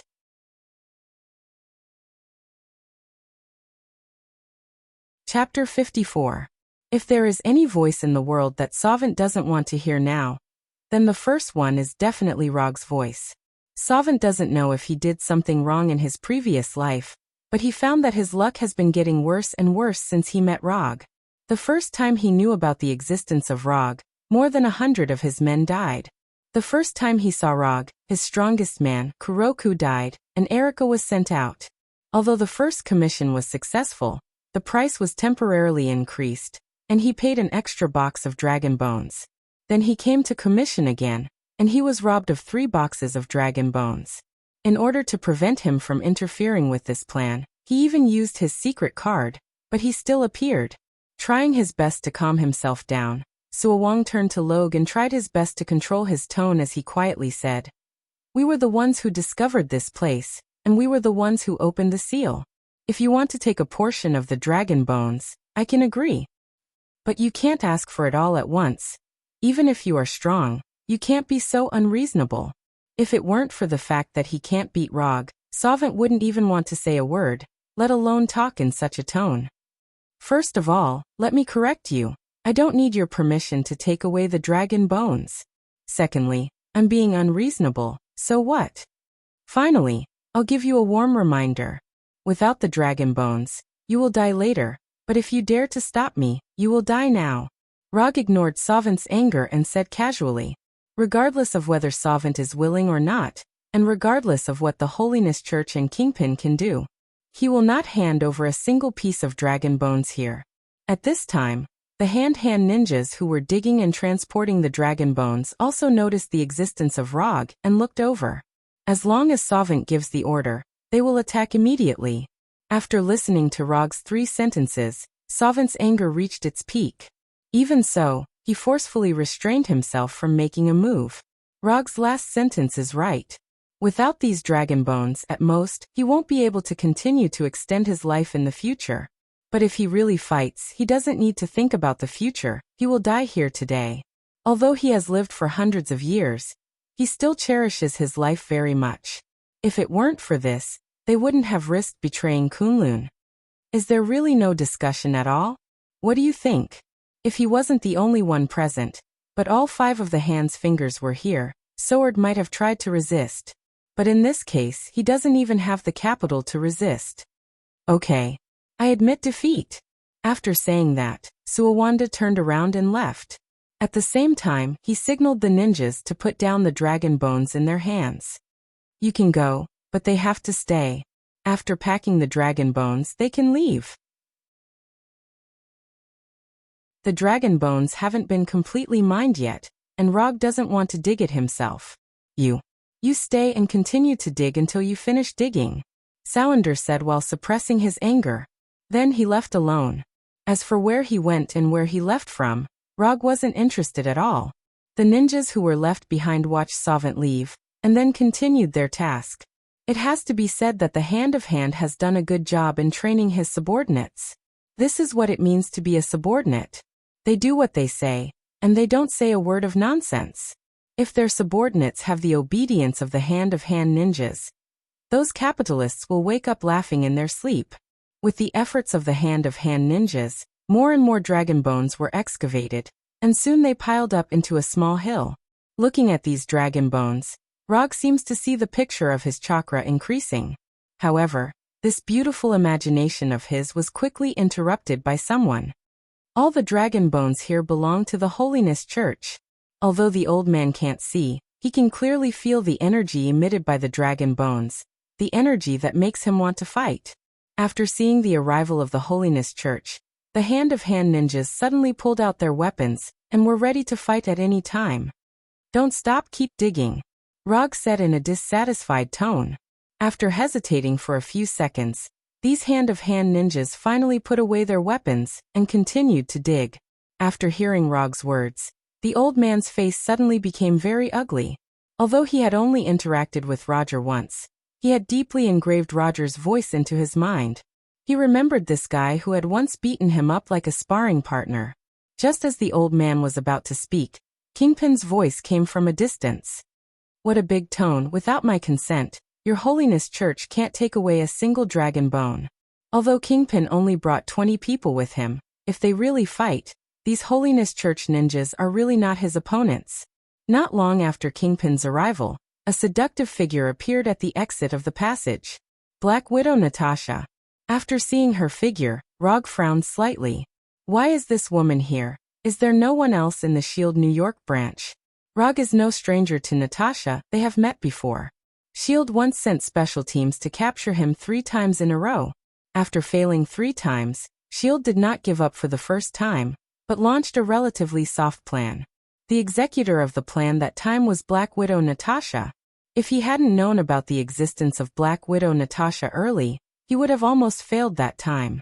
But he won in the end, and S.H.I.E.L.D. completely gave up the plan to capture him after that plan. Natasha also saw Rog for the first time, and like Rog, she also frowned slightly. She had originally thought that the inexplicable earthquake this time was just caused by the Hand and Kingpin. But now it is clear that Rog is also a part of it. After seeing Rog, she finally understood why there were so many mutilated bodies at the end of the underground passage. Although Natasha was only one person, after seeing the S.H.I.E.L.D. logo on her uniform, Kingpin put away his inner contempt and regarded her as the second biggest trouble. As for the biggest trouble, of course, it is Rog not far away. After arriving here, Natasha did not say anything. Instead, she went to a relatively spacious area and silently observed everyone present.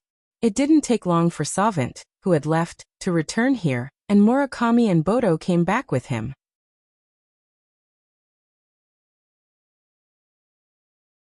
Chapter 55. In addition to Savant, Murakami, and Botu, there were nearly 50 hand-of-hand ninjas who came back with them. And the passage they used to come back was not the one that Rog and the others entered, but the passage on the other side of the underground space.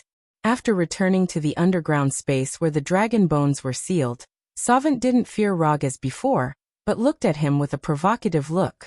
Not long after Savant and the others came here, the other 2 fingers of the hand, Mrs. Gao and Alexandra, also rushed over with more than 100 hand-of-hand ninjas. At this point, all 5 fingers of the hand-of-hand appeared. In addition to the hand-of-hand ninjas who originally stayed here to dig the dragon bones, Holiness Church, Kingpin, and others, there were nearly 400 people gathered in this underground space that was almost the size of 2 football fields. Of course, most of them were people of the hand-of-hand. There were almost 350 hand-of-hand. For this dragon bones, the hand-of-hand almost came out. Neither the old man nor Kingpin expected that the hand-of-hand would attach so much importance to this operation that they would even gamble the fate of the entire organization.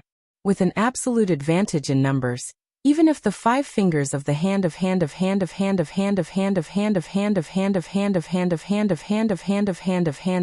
Holiness Church and Kingpin at the same time. As for Rog, the 5 fingers of the hand decided to take action personally. Savant knew very well that with his own strength, it was absolutely impossible to fight against Rog. So in the face of Rog's coercion, he could only choose to endure again and again. But now he will no longer have any patience. Since we are not your opponent one-on-one, then the 5 of us will fight together. The reason why Savant and others were able to escape smoothly from Kunlun's pursuit was not because they were familiar with everything about Kunlun, but because the 5 of them were extremely good at fighting together. When the 5 of them fought together, the chi in their bodies would form a mystical connection. allowing their strength to increase tremendously, allowing them to erupt with unimaginably shocking battle prowess. If it weren't for this magical method, they would have died in the pursuit of Kunlun hundreds of years ago, and the hand wouldn't have appeared in this world. For a long time, the outside world had thought that Heikong was the pinnacle of the hand. However, only Sovent and the others knew that when the 5 of them were together, they were the real peak power of the hand. Under the signal of Sovent and the others, the more than 350 hand ninjas immediately attacked the Holiness Church and Kingpin. Even the Black Widow Natasha, who was alone, was besieged by more than a dozen hand ninjas. Gunshots, shouts, and the clashing sounds of swords and sabers rang out incessantly, causing the originally quiet underground space to become incomparably noisy. At this time, Rog was still standing in the same place. As if he didn't see anything, he didn't even pay attention to Sovent and the others who were approaching him. Why do you have to do these useless things? Why do you have these unrealistic fantasies? Can't you recognize your own strength? Rog lowered his head and said silently to himself. Then he took a deep breath and calmed down his somewhat irritated mood. When he raised his head again, his eyes turned into 3 Tomo Sharingan, and an aura as cold as death emerged from his body. Since you want to die, then I will satisfy your wish. As soon as his voice fell, 32 shadow clones, identical to him, appeared out of thin air beside him. He usually only creates 4 shadow clones, because the cooperation of 4 shadow clones is enough to win a battle. The limit of his shadow clones has never been 4. The appearance of 32 shadow clones immediately attracted a lot of attention, and the sound of fighting in the surrounding area also dropped a lot in an instant. Under their watchful eyes, these 32 shadow clones ran in different directions. In the process of running, these shadow clones didn't attack anyone, as if they were really just passing by. When the 32 shadow clones arrived at different locations in the underground space, Rog took out 2 Thor kunai and held them in his hands, one in front and one in reverse.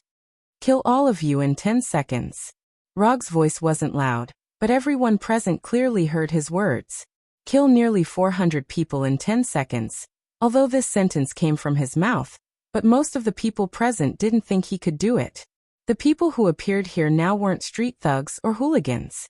Everyone present had extremely rich combat experience, and they all had the strength to easily kill ordinary people. Not to mention killing nearly 400 people in 10 seconds. Even if there were 400 chickens, it would be impossible to kill them all in 10 seconds. Although most people thought that Rog was talking nonsense, Black Widow Natasha didn't think so. If he really said so, it meant that he could do it. So after hearing Rog's words, Natasha didn't hesitate and immediately ran in the direction of the underground passage. Natasha didn't run far before Rog started his own timer. 1. As soon as his voice fell, his figure disappeared. At the same time, dozens of people in different positions had their throats slit. Bright red blood burst out from their wounds, rendering a sad and cruel scene. 2. 3. Every second, Rog's voice would ring out from a different location. Every time the voice sounded, dozens of people's throats or hearts would be pierced. In just 3 seconds, the number of deaths had exceeded 100 people. Since you don't believe me, I'll use facts to prove it to you. 3 seconds, more than 100 corpses. Those who doubted Rog before not only didn't have any doubts now, but also ran in the direction of the underground passage.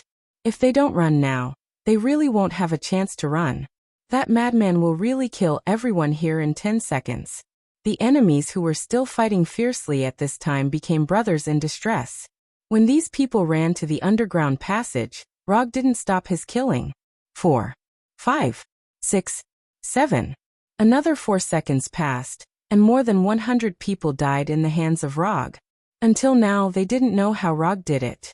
Killing dozens of people in a second, and all of them were killed with kunai. Even if he could teleport, it would be too late. 8, 9. Another 2 seconds passed. At this time, there were only 10 people left in the underground space, except for Rog himself. Black Widow Natasha, Kingpin and his 2 mercenaries, the old man Daredevil Matt, the unknown ninja of Holiness Church, Murakami of Hand, Alexandra and Sovent.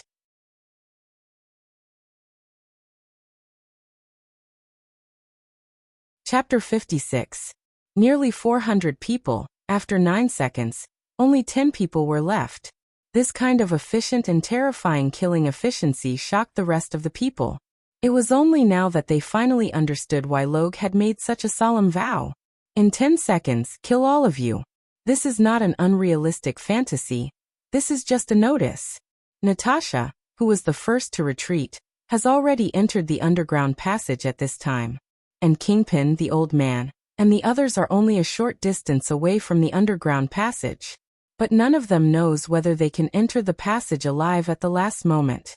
Unlike the old man and the others who desperately went to the underground passage, Savant and Murakami did not show any signs of retreat, but silently stayed in the same place, looking at the scene in front of them in disbelief. Hand, it's over. Even if they can leave here alive, the Hand can't avoid the fate of destruction. For this operation, they have mobilized almost all the manpower they can mobilize. All the ninjas in the organization are dead, and only 3 of the 5 fingers are left. Under such circumstances, even if they managed to escape alive, they would only be delaying their deaths by a little. If they knew the ending would be like this, they wouldn't have thought about the dragon bone here in the first place. Savanda accepted his fate and closed his eyes, waiting for the call of death. Rog didn't let him down. When Savant and Murakami were ready to meet death, he said the last time. 10. Rog's voice sounded again like the call of death. The moment he heard Rog's voice, Savant felt a cold feeling across his throat. Murakami and Alexandra felt the same way.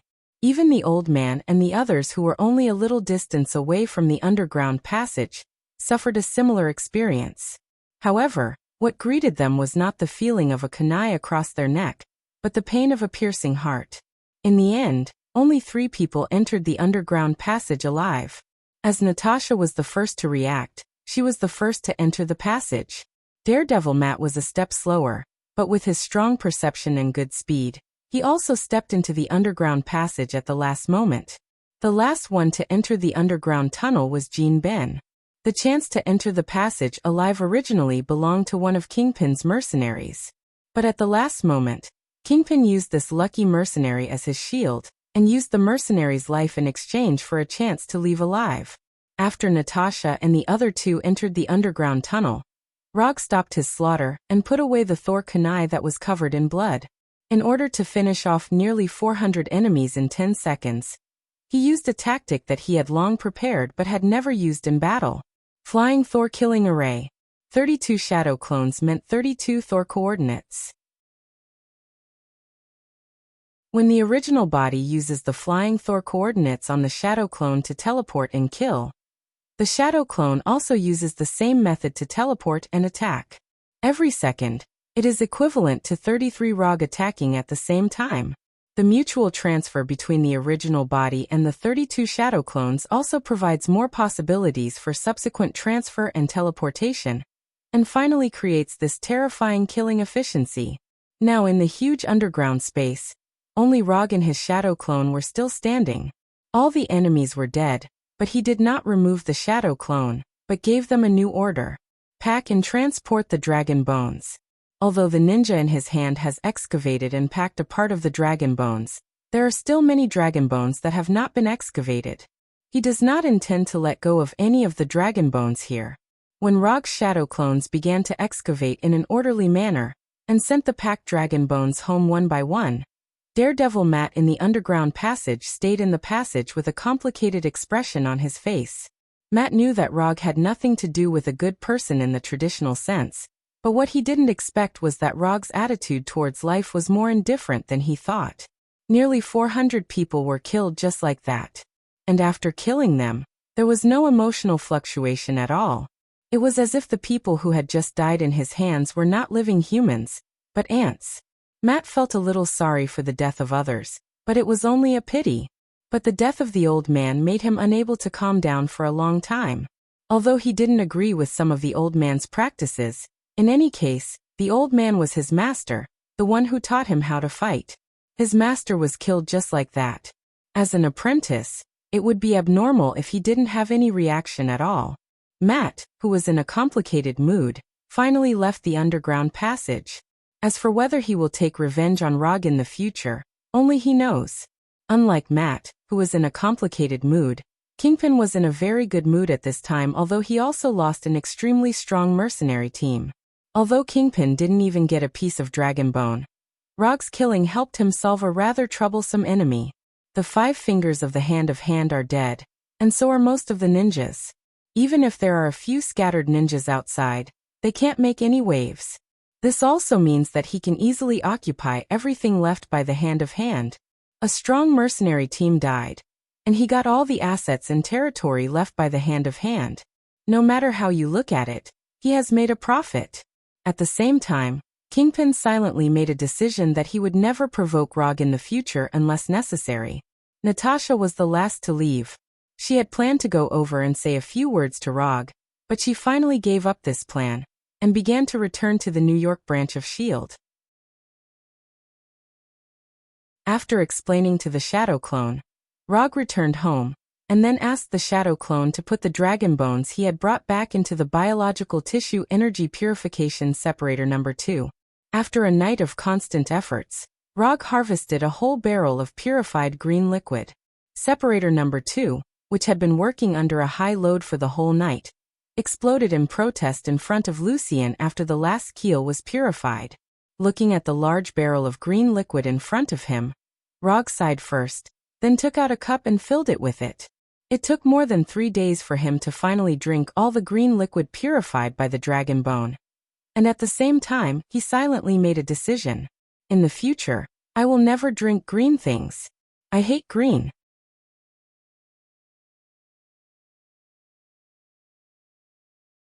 Chapter 57. After drinking all the green liquid purified from the underground dragon bones, Rog could clearly feel the increase in his chakra capacity. Although the increase was getting smaller and smaller, under the increase of a large amount of green liquid, his chakra capacity was still improved qualitatively. In order to confirm how much his chakra capacity had reached, he opened his attribute panel. Host, Rog Profession, Ninja Talent. Muji Jutsu, 7 Attribute Chakra Kekkei Genkai. 3 Tomo Sharingan Ninjutsu. Substitution, Blink, Hold Shadow Clone Flying Thor, Chakra Perception Rasengan Self-Taught, Right-Un. Chidori Egi, Chidori Flow Fire Release. Grand Fire Annihilation Water Release. Water Iron Cannon Genjutsu, Dark Walk Chakra Capacity, 99 Kalon Consumed Ninja Coins. 44 At first glance, he thought that the system had made a mistake, so he looked at it again carefully. Chakra Capacity, 99 calories. The attribute panel clearly showed the number 99 calories. Rog clearly remembered that the last time he looked at it, chakra capacity was only 12 calories. However, after drinking a whole barrel of green liquid purified from the dragon bones, his chakra capacity directly soared from 12 calories to 99 calories. Looking at this terrifying increase, several crazy ideas suddenly popped up in his mind. Go to Kunlun. I must find a way to go to Kunlun. If there are 2 or 3 complete dragon bones, then the chakra in his body may directly become chakra. Chakra, this is just a joke. But as long as you think about it, it still makes you excited. To some extent, chakra is directly equivalent to strength. After all, the ninja who can get anything by clapping his hands did this. Thinking of this, he became even more excited. After calming down, he came to the office with the Flying Thunder God, intending to see if there are any worthy commissions recently. Although the matter in his hand had come to an end, he did not intend to rest for a while. After obtaining so much chakra, his desire for a certain ninjutsu has also increased. So he decided to work hard to take more tasks so that he could have more ninja coins. Although he was eager to accept more commissions, he couldn't help but frown after reading the commission documents organized by Erica. There were indeed commissions, and the number was not small. The rewards given by the clients were also very generous. But the content of the commission?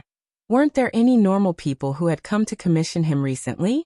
He had seen a lot of strange commissions before, but today's commission really refreshed his knowledge. A famous rich woman in New York City, through her private butler, had left a simple and generous commission. Rog vaguely remembered that this rich woman didn't seem very old.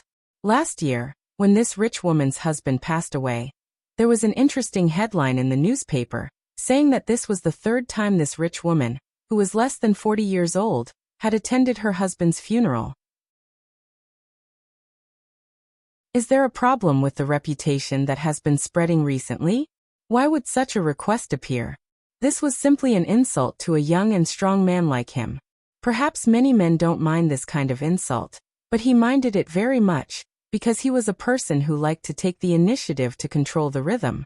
Just as he was letting his imagination run wild, a woman with a curvaceous figure, exuding sexiness from head to toe, arrived at the office. "Hello, my name is Natasha, a friend of Rog. Is he in the office now?" Natasha asked Erica calmly on the surface, but her heart was already full of doubts. When did Rog find such a female assistant? Although Erica was now wearing a common workplace suit, Natasha could see at a glance that Erica was a fighter with rich combat experience. Erica didn't answer Natasha directly, but went directly to the door of Rog's office, knocked gently on the door, opened the door and walked in. Before opening the door, Erica didn't know whether Rog had come or not, so she had to come here to confirm. "There's a woman outside, saying she's your friend. She said her name is Natasha." Just as Natasha could tell at a glance that Erica was not an ordinary assistant, Erica could also tell that Natasha was different from the rest. "Let her in." He was not surprised that Natasha would come to him at this time, because even if it wasn't Natasha, S.H.I.E.L.D. would have sent someone else. In S.H.I.E.L.D., there are only two people who have anything to do with Roger. One is Coulson, who has a higher hairline than ordinary people, and the other is Black Widow Natasha, who is now sitting in front of him without saying a word. "Let's get straight to the point. What can I do for you?" If it was any other man, being stared at by Natasha without saying a word, he might have been at a loss. But Rog won't. After all, he has experienced these things long ago. "I haven't seen you for so long and this is your first sentence?" Natasha did not answer Rog's question directly, but said in a voice that could easily make a man lose his mind, "All right, quit while you're ahead. If something really happens, you will regret it."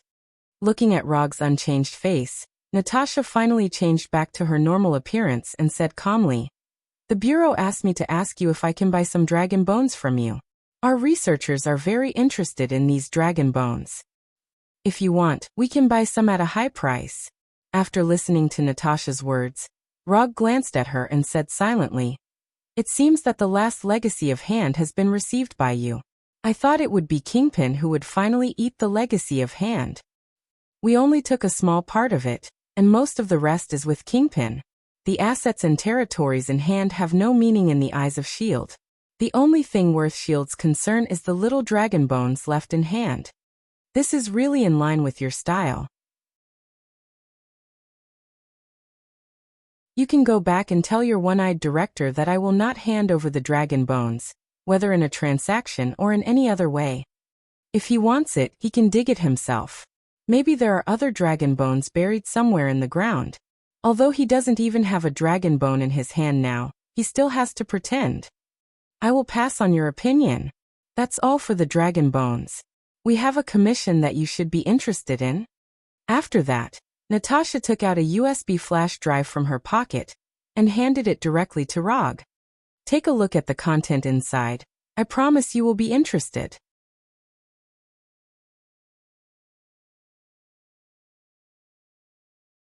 Chapter 58. Taking the USB flash drive handed by Natasha, Rog opened the files inside on his laptop that he hardly turned on. There were not many documents in the USB flash drive, but Rog read them carefully.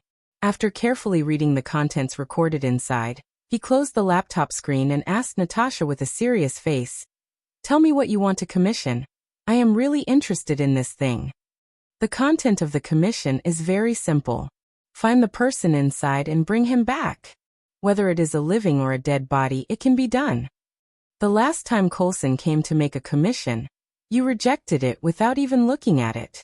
The commission reward this time is $20 million US, 10 times the last time. And if you want, we can give you a share of the research. At this time, Natasha did not show the previous seductive posture and answered seriously. "Forget about the research. I want $100 million US. If you agree, I can consider taking this commission." "No problem."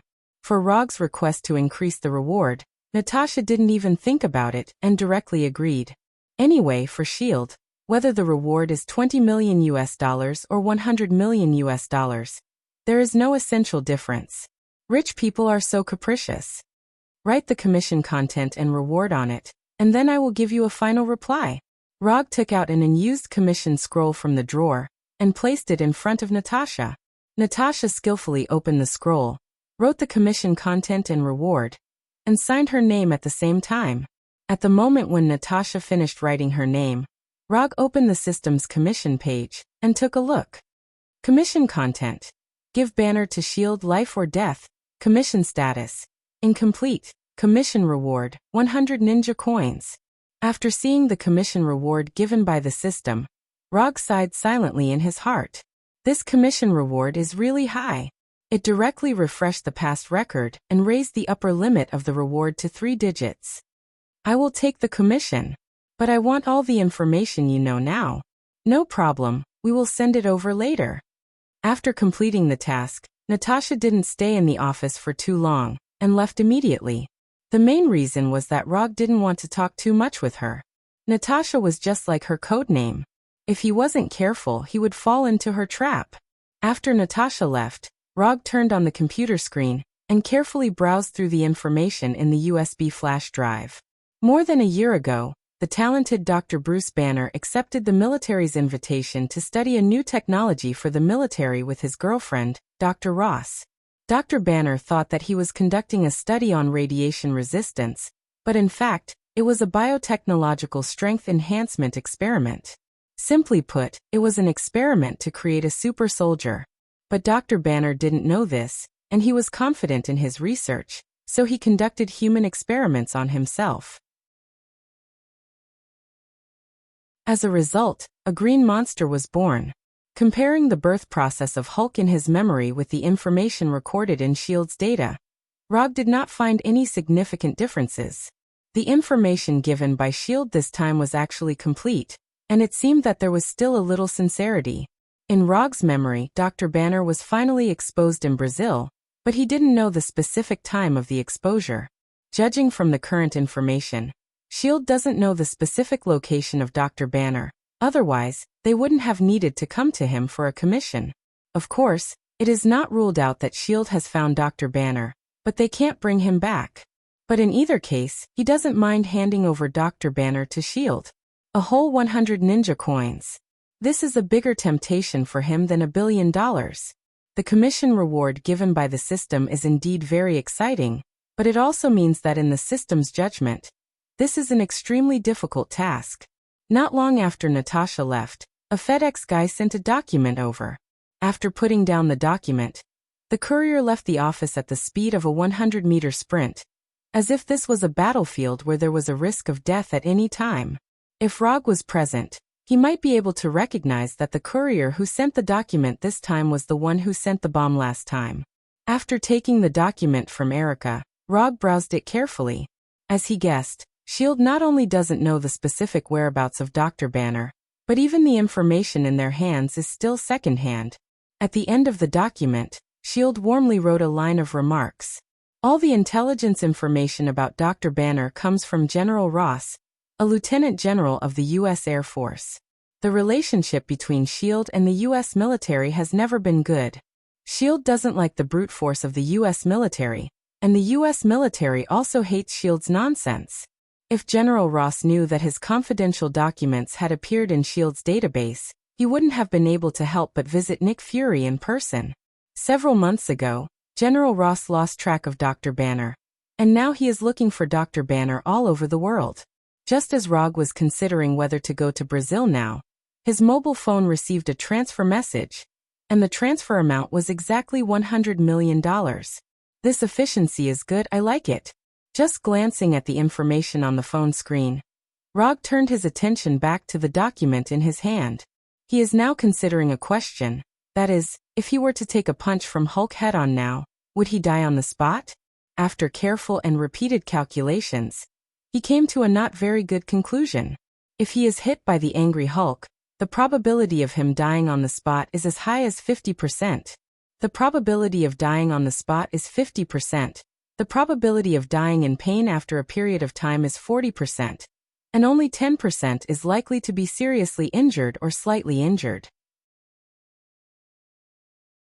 The strengthened Bronski was simply kicked by Hulk, and his whole body was shattered into pieces. Although this guy later recovered, and finally became an abomination. However, Rog could roughly deduce what kind of situation he might encounter from Roland. Although his current body has been strengthened by chakra, it is estimated that it is similar to Bronski's. From this point of view, the difficulty of this commission is indeed very high.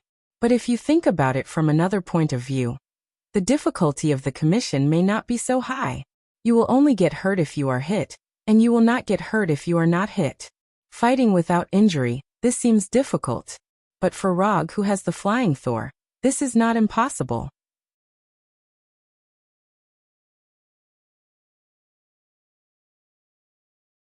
Chapter 59. In addition to fighting without injury, Rog actually has another backup plan. It's just that this plan will cause extremely tragic sequelae, so he didn't consider it as his first choice. Using Genjutsu on Hulk, wait until he is exhausted, then come out to subdue him. The angry Hulk doesn't have much rationality, which means that using Genjutsu on him will be unexpectedly effective. The only question he had to consider was how much collateral damage Hulk would cause if he lost his mind. If it's in the wilderness, Rog doesn't mind doing this. But if it's in a densely populated city, it's basically equivalent to detonating a high-yield nuclear bomb in the city, the kind that doesn't have radiation pollution.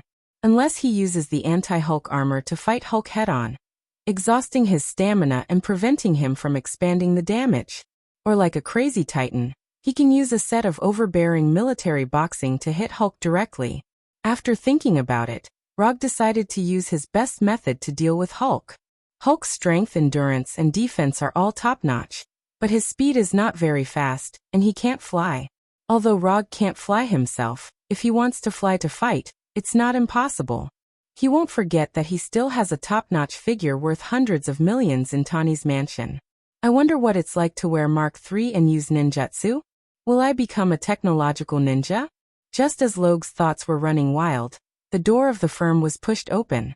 A person who was obviously different from a normal human walked in. "Hello, you are?" Erica, who is an assistant, stood up and asked the visitor's identity. However, before the visitor spoke, Rog's voice came from the office. "Let him in." The visitor was none other than Frank, the Punisher whom he had sent to Wakanda half a month ago. After entering Rog's office, the Punisher put the huge bag on the ground, and then said, "Vibranium, I brought it back." After that, the Punisher opened the huge bag that is big enough to fit a curled-up adult. Inside the bag was a pile of black ores that emitted a deep blue glow. Even those who did not understand vibranium would know that these ores were extraordinary after seeing these strange ores. I didn't find the heart-shaped grass. After I got the vibranium, I was targeted by the King of Wakanda with the title of Black Panther. His combat ability is not bad, and the combat suit he's wearing also has outstanding defensive capabilities. He led a team to hunt me down. I had no choice but to give up on the heart-shaped grass and leave Wakanda with these vibranium ores. The Punisher briefly recounted his encounter in Wakanda. "All right, thank you for your hard work. Rest for a while. I'll look for you when I need you." The Punisher nodded silently and left Rog's office. After the Punisher left, Rog took out his phone from the drawer and dialed a number. Since he had obtained the vibranium, the next step was naturally to find someone who could turn these ores into weapons. Coincidentally, he knew someone who could do that. After some communication that was neither complicated nor simple, Roger reached an agreement with the person on the other end of the phone. After hanging up the phone, he picked up the bag that was at least 30 to 40 kilograms and disappeared. In the blink of an eye, he arrived at a garage full of luxury cars. He placed the bag in his hand on a metal workbench. "Let's hope these things are really as good as you said." After that, Tani went to the workbench and opened the bag.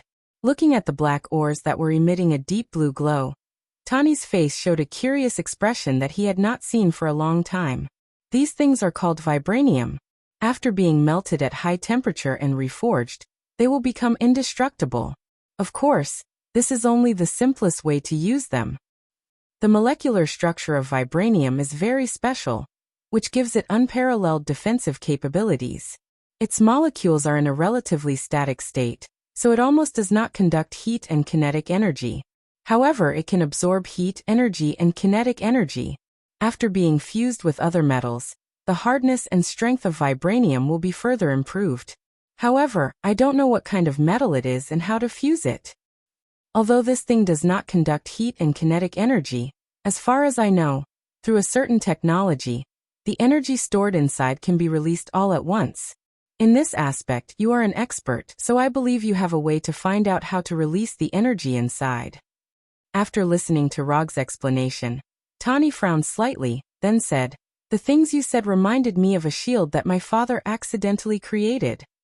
I believe you can surpass your father and create a better one." After that, Rog picked up a tablet and quickly drew on it. Not long after, 3 patterns with different shapes and specific data appeared on the tablet screen. "I want 10 of these 3-pronged kunai. I only have one requirement, which is to be strong enough. This is a straight katana. I want one. And it has to be the kind that can release and store energy. As for this fan, it has to be the kind that can store and release energy." The fan that Rog said was drawn according to the appearance of the Uchiha round fan. Even the 6 tomo on it were drawn in detail by him. "Kunai and katana, try to make it as sharp as possible for me. Of course, the premise is to ensure that it is hard enough. As for the fan, as long as it is hard enough and can release energy." The kunai was drawn according to the appearance of the Flying Thor kunai, and the straight katana was drawn according to Sasuke's Kusanagi sword. "Why do you want such a big fan? And this shape is not suitable for fighting, right?" Tani wasn't surprised that Rog wanted kunai and katana. But he couldn't understand why Rog wanted a gourd-shaped fan that was almost as tall as a person. No matter from which point of view, this fan doesn't meet the standards of fighting. Even if it is used as a shield, it will hinder the user. "You don't understand, this is a kind of faith." If it weren't for the lack of ninja coins, Rog wouldn't have asked Tani to make a vibranium version of the Uchiha round fan. Although the original Uchiha round fan was made of wood, it wasn't ordinary wood. It was a part of the sacred tree. Not to mention, the original Uchiha round fan can absorb the opponent's attack and convert it into wind attribute chakra to reflect it back. And even small Bijadama can be reflected.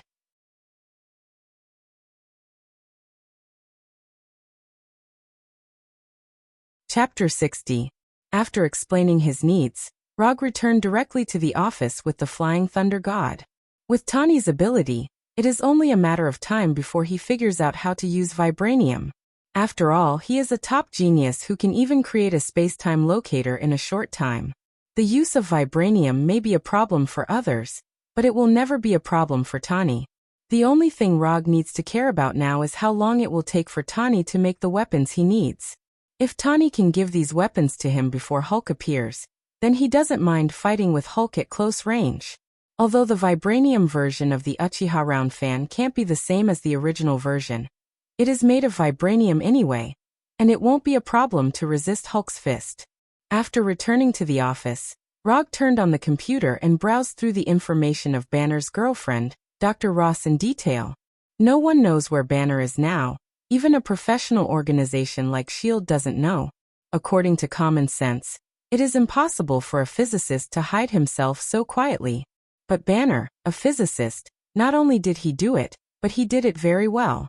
Whether it is S.H.I.E.L.D. or the military, they can only wait for Banner to take the initiative to make a mistake and expose his whereabouts. In the matter of looking for Banner, S.H.I.E.L.D. and the military have proven that conventional means do not make any sense. So Rog intends to use some unconventional methods, such as starting with Banner's girlfriend, Betty Ross. S.H.I.E.L.D. and the military also had plans in this regard. They spent a lot of time monitoring Betty's every move, hoping to get news of Banner from her. But the result was, without exception, nothing was found. Although they couldn't get Banner's whereabouts from Betty, S.H.I.E.L.D. still sent her information together with Betty. Betty Ross, a Ph.D. in cell biology, is currently teaching at Culver University in Virginia. Betty is not only Banner's colleague and girlfriend, but also the daughter of General Ross. Because of the existence of General Ross, Betty did not suffer any unreasonable treatment after Banner's accident. Culver University, where Betty studied, was about 600 to 700 kilometers away from New York. Moreover, Rog did not leave any Thor technique in Virginia. In order to save himself time, and mainly to slack off, he planned to use a more opportunistic method. Bang! With a thought, a shadow doppelganger that looked exactly like him appeared in front of him. Make a trip to Culver University in Virginia, and leave behind the flying Thor spell in the school. After doing all this, you can take the initiative to remove it. Rather than wasting his own time, he might as well waste his doppelganger's time. In any case, the shadow clone avatar wouldn't have any objections. After receiving the order, the shadow clone didn't hesitate and immediately jumped out of the office window. As for how the shadow clone would get there, Rog didn't really care. Driving or taking a plane was fine as long as they could get there. However, not long after his doppelganger left, he received a message that his doppelganger had disappeared. This through the feedback from the shadow clone. He saw a man wearing a Black Panther suit and two black women holding vibranium spears in their hands. The Punisher didn't get rid of Wakanda's people? Rog thought that the Punisher had gotten rid of Wakanda's pursuit, so he was able to return to New York smoothly. But judging from the current situation, the Punisher didn't completely get rid of Wakanda's pursuit. He just got there a little earlier than them. Although Rog took the vibranium ore to Tani's mansion, he only stayed in Tani's mansion for less than 10 minutes. In less than 10 minutes, Wakanda's men had arrived near his office and killed one of his doppelgangers. Judging from the decisiveness of Black Panther and the two black women warriors, they obviously determined the relationship between the Punisher and Rog, so they acted so decisively. To leave such an obvious trail behind, the Punishers did not do a very good job in carrying out their mission this time. After silently complaining in his heart, Rog also came to the window, then jumped out of the window. Since they had come to visit, it would be unreasonable if he didn't go out to greet them. Your Majesty, this guy is not human. After killing Rog's shadow clone through a sneak attack, a black female warrior turned and said to Black Panther behind her. The current Black Panther was not T'Challa, who participated in the Civil War of the Restoration Union in the future, but his father, T'Chaka. Although T'Chaka was in his 50s at this time, because of the heart-shaped grass, he still retained the strength of his middle-aged years and had extraordinary strength and speed. Because of this, he could lead the royal guards to chase the Punisher all the way from Wakanda to New York. The reason why the Punisher could return to New York smoothly under his pursuit was also the result of his deliberate connivance. It was indeed difficult to kill the Punisher with the body of filth, but for Wakanda, who had super-advanced technology, it was not impossible to catch the Punisher before he returned to New York. The reason why the Punisher was allowed to return to New York smoothly and gave the vibranium ore to Rog was purely because T'Chaka wanted to find Ulysses Crow, who had stolen a large amount of vibranium from Wakanda through the Punisher and Rog. But T'Chaka would never have thought that this matter had nothing to do with Ulysses Crow. And the vibranium stolen by the Punisher was also sent to Tani's garage by Rog. The King of Wakanda personally brought the royal guards to my door. This is really my honor. Just as T'Chaka was about to take off the helmet on the Black Panther battlesuit, Rog's voice sounded not far behind him. Without any hesitation, the current Black Panther T'Chaka immediately turned around and prepared to attack at any time. Because of the Black Panther battlesuit, T'Chaka didn't think about defense at all. In his memory, the Black Panther battlesuit represented indestructible. The Black Panther battlesuit made of vibranium was indeed worthy of the word indestructible. But this didn't mean that the Black Panther battlesuit would not suffer any damage.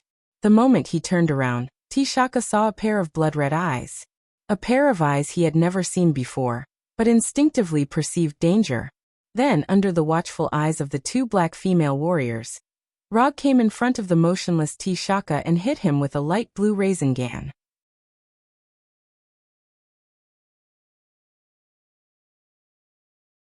Chapter 61. Rog has always wanted to know what kind of experience it is to hit vibranium with Rasengan. He originally thought that he would have to wait until Tani made the Uchiha round fan to know the answer. But what he didn't expect was that a more suitable target would come to his door. With the panther suit and the body strengthened by the heart-shaped grass, Black Panther T'Chaka was simply the second most suitable test target. As for the most suitable target, of course, it was the next Black Panther T'Chaka. Although he was strengthened by the heart-shaped grass, the current T'Chaka was more than 50 years old, and was not in his peak state. However, Rog didn't particularly care about this. It's good enough to have a test target that comes to his door. Why would he want a bicycle? Although the royal warriors next to T'Chaka wanted to stop Rog, they couldn't keep up with Rog's speed, and could only watch Rog hit T'Chaka with Rasengan. The moment Rasengan touched the panther suit, Rog immediately noticed the difference between vibranium and ordinary metal. The energy was absorbed. Although chakra is a special energy unique to Rog, chakra is also a kind of energy. After Rasengan, which is completely composed of chakra, came into contact with the panther suit, a part of its power was inevitably absorbed. However, this doesn't mean that Rasengan can't hurt T'Chaka inside the panther suit. Vibranium can indeed absorb energy, but there is a limit to the efficiency of vibranium's energy absorption. As long as the absorption efficiency of vibranium is exceeded, then vibranium can only rely on its own hardness to resist the damage. In less than a second, Rog calculated the consumption of chakra. Then he simply increased the output of chakra. After increasing the output of chakra in an instant, the absorption of chakra by the panther suit suddenly became insignificant, and the power of Rasengan began to show on the panther suit. At this time, T'Chaka was still under the control of the Sharingan Genjutsu. He stood motionless in the same place like a puppet, bearing the full damage of the Rasengan. With the protection of the Black Panther armor, although T'Chaka wasn't torn apart by the Rasengan like an ordinary person, the impact of the Rasengan still sent him flying, tumbling back dozens of meters. The severe pain allowed T'Chaka to break free from the influence of the Sharingan Genjutsu.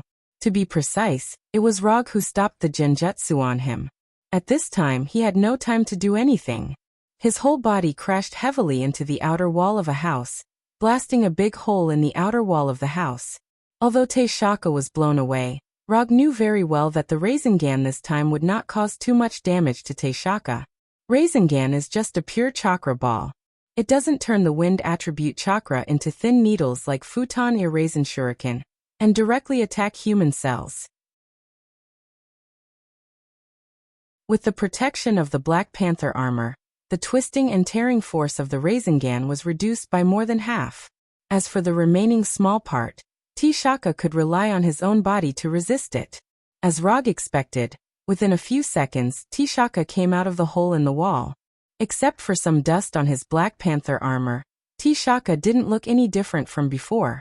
However, this was just from the perspective of a bystander.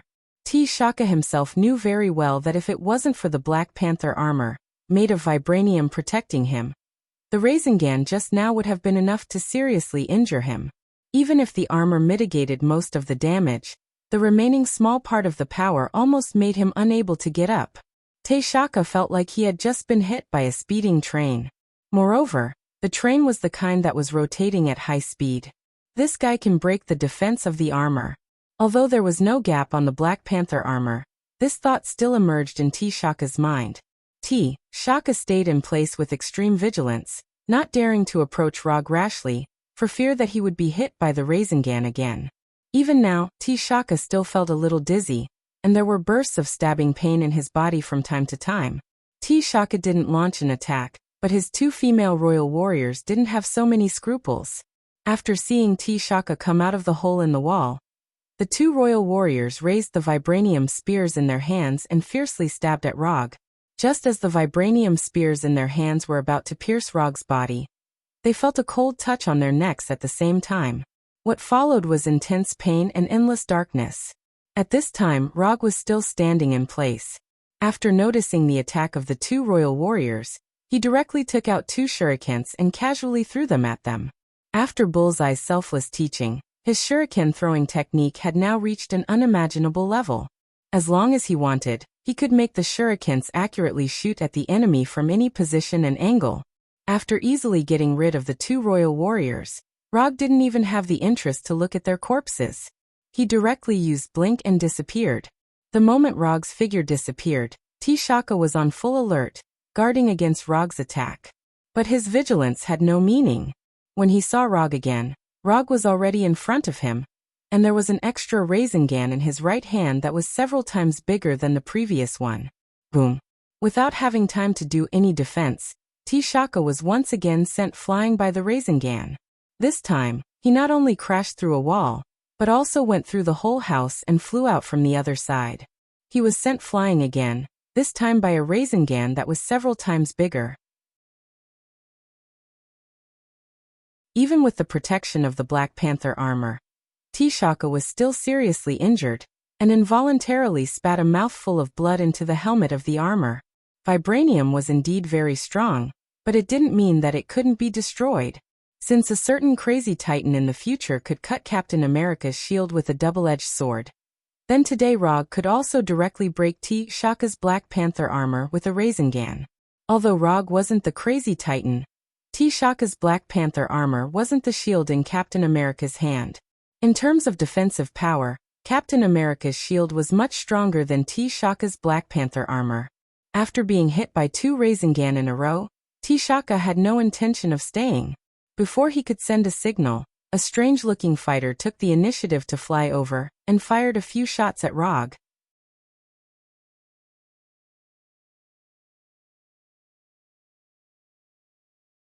Chapter 62. This kind of fighter was completely different from the normal form, whether it was the appearance or the interior. At first glance, one could tell that it came from Wakanda, a strange country that was both advanced and backward. When this strange fighter just opened fire, Rog used body flicker to move his position, easily avoiding the energy cannon attack of the fighter. When Rog dodged the attack of the fighter, T-Shaka, who had fallen to the ground, jumped up and ran in the direction of the fighter. Want to leave? Not so easy. Although his whereabouts were locked by Wakanda's strange fighter, Rog didn't care about the fighter's attack at all. From locking to firing, he had enough time to change his position. After dodging the energy cannon shot by Wakanda's fighter again, Rog created a shadow clone to pin down Wakanda's fighter, while he used body flicker to appear behind T-Shaka. Without giving T-Shaka any time to react, Rog hit T-Shaka with the 3rd Rasengan. Boom. T-Shaka, who was wearing the Black Panther armor, was once again sent flying. After crashing through several houses in succession, he finally stopped. It wasn't until T-Shaka was sent flying that the fighter pilot discovered that there were 2 identical Rogs on the ground. Before he could react, Rog's shadow clone launched an attack at the fighter. Water release, water cannon technique. The strange liquid bullet hit the fighter at a speed faster than the speed of sound, leaving a finger-sized hole in the fighter's hull. The fighter's hull wasn't made of vibranium? After discovering this, Rog's shadow clone didn't hesitate, and once again used the water cannon technique. However, this time the liquid bullet didn't cause any damage to the fighter. Although the fighter's hull wasn't made of vibranium, the Wakanda engineers wisely added vibranium to the key parts that could cause serious damage. After all, only by staying alive can you deal damage. After being attacked by the shadow clone twice in a row, the fighter pilot finally reacted and pressed the energy cannon's firing button again. Boom. The energy cannon hit the position of the shadow clone, but it didn't cause any threat to the shadow clone. When the fighter's cannon's muzzle began to shine, the shadow clone used body flicker to leave the place. The energy cannonballs only hit the ground. Although Rog's shadow clone was forced to retreat, the pilot of the fighter jet helplessly discovered that he was now in a situation where he could neither advance nor retreat. In order to pick up King T-Shaka on the ground, the fighter had to maintain a low altitude. Otherwise, T-Shaka would not be able to enter the fighter. However, if they maintained a low altitude, they would be attacked. And what's more troublesome is that from the second the fighter lifted its stealth state, the fighter's signal appeared on the radar of the U.S. military and shield. The U.S. military and shield can't leave the situation here alone. Unsurprisingly, the U.S. military and shield's fighters are now on their way. The longer this dragged on, the worse the situation would become. In desperation, the fighter pilot had no choice but to choose a more extreme solution. Activate all your weapons and forcefully clear the area. Although this would pose a threat to the lives of the surrounding civilians, The fighter pilot couldn't think too much at this time. The surrounding civilians were just a bunch of foreigners to him, while T'Chaka was his king. Sacrificing the lives of these people to save T'Chaka didn't seem wrong to him. Even if he would be severely punished afterwards, he didn't care. Although T'Chaka, who was knocked away, didn't know the fighter pilot's thoughts, he immediately reacted after seeing the weapons loaded on the fighter enter a state of activation. After seeing this scene, T'Chaka did not hesitate and immediately activated the communicator on his battle suit and issued an order to the pilot in the fighter. Stop the attack. Stop the attack immediately. After that, T'Chaka stood up from the ground, took the initiative to take off the Black Panther helmet, and said to Rog not far in front of him, "This is a misunderstanding. I hope we can solve this problem in a peaceful way." After that, T'Chaka silently wiped the blood from the corner of his mouth. Things have developed to the present, and it has completely deviated from his plan. According to his original plan, they should have been able to capture Rog easily, and then get information about Ulysses' crow from Rog's mouth, and finally return to Wakanda with the information and the stolen vibranium. But he didn't expect that Rog actually had power far beyond his imagination. At first, he thought that the shadow clone was Rog, so he attacked the shadow clone together with the two royal warriors. Although their sneak attack was successful, the shadow clone that was attacked also turned into a cloud of smoke and disappeared. Just as they were puzzled, Rog rushed over, and then he was hit by 3 Rasengan. After being hit by the Rasengan 3 times in a row, he also roughly guessed Rog's plan. Rog is conducting some kind of test on him. It may be to test the power of the light blue energy ball, or it may be to test the defensive ability of the Black Panther battlesuit. But no matter what the test is, it means that Rog has no intention to kill him. As soon as he figured this out, he saw all the weapons on the fighter enter a state of activation. So he had to take the initiative to take off his helmet and admit defeat, to prevent things from developing in a worse direction. After glancing at T'Chaka, Rog first dispelled the shadow clone, and then said, "Tell me, how do you plan to solve this misunderstanding peacefully? Can we talk somewhere else?" T'Chaka pointed to the surrounding onlookers. Although the battle between them caused a lot of noise, what really attracted these onlookers was not the battle between them, but the strange-looking Wakanda fighter in the air. How can 2 people fighting be more attractive than a UFO? Moreover, these people couldn't see the battle between Rog and T'Chaka at all. They could only see a loud bang, the wall broke, and people fell down. "Fly the fighter out of here. Without my order, you are not allowed to remove the stealth state." After giving the order to the fighter pilot, T'Chaka returned to the office with Rog. "Okay, now can we talk about your so-called peaceful solution?" Leaning back in the chair, Rog said casually, "In order to express my apologies, I will give you a compensation. The specific content of the compensation is up to you. As long as I can do it, I will satisfy you." As Rog expected, T'Chaka's so-called peaceful solution is to spend money to eliminate the disaster. As the king of a country, T'Chaka has enough confidence to say such words. However, he obviously underestimated Rog. "Is that so? Then I want a heart-shaped grass."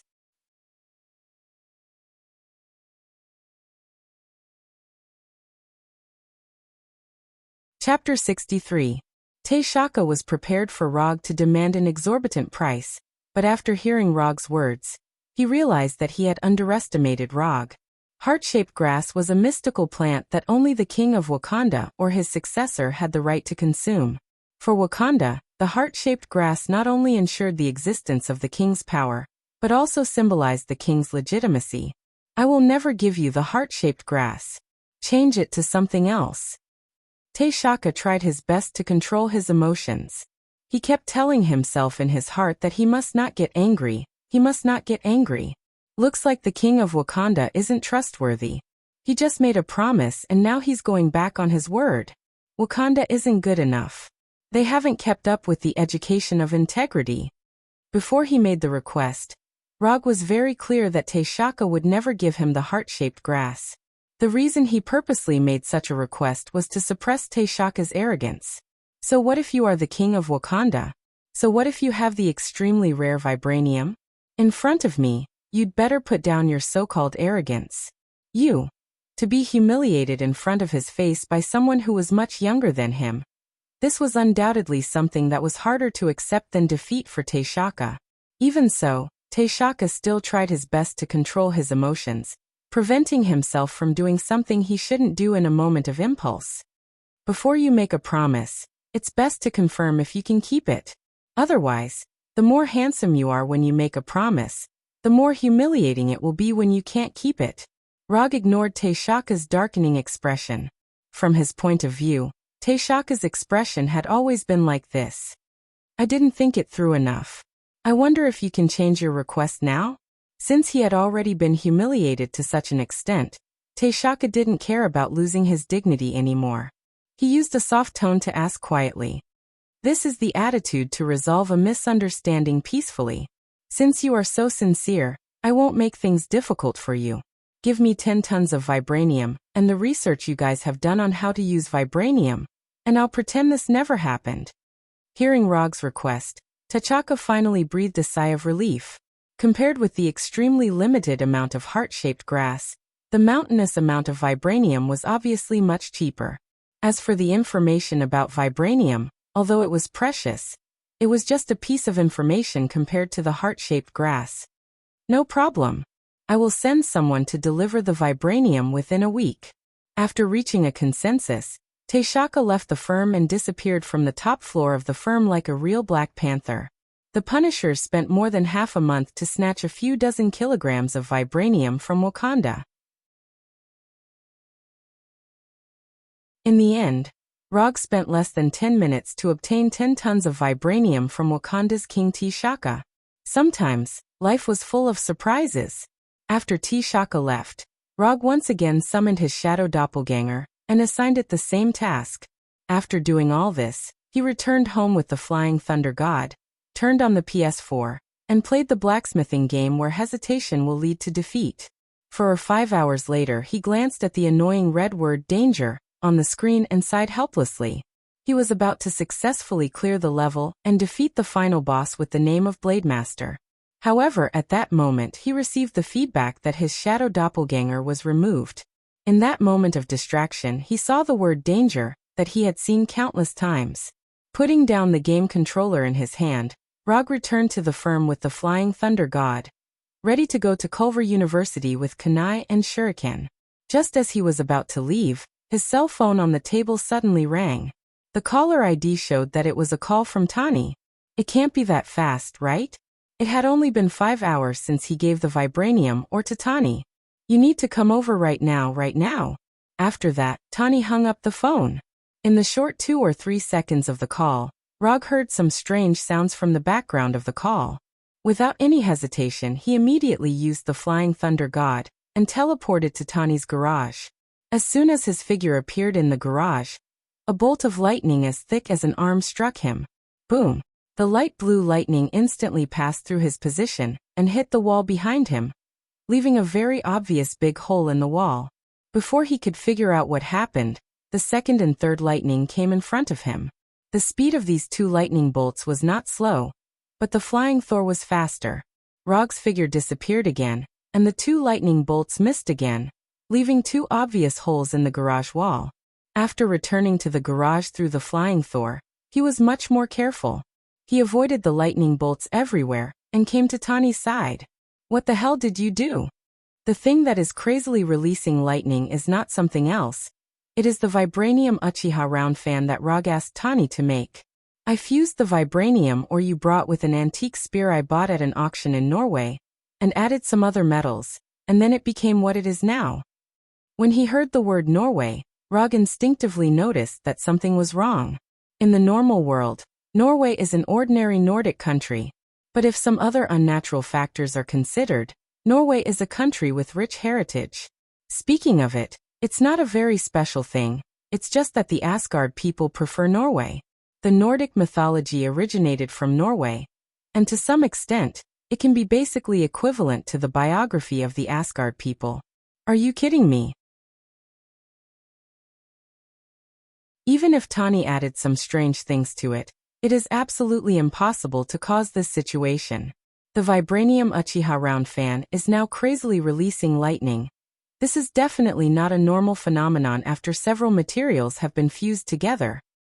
In order to test whether this thing has the function of storing and releasing energy as you said, I charged it with an arc reactor.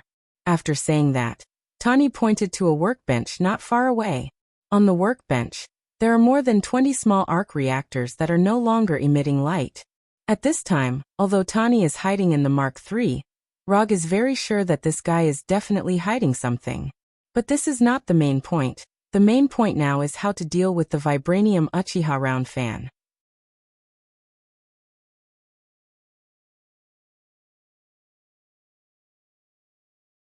Chapter 64.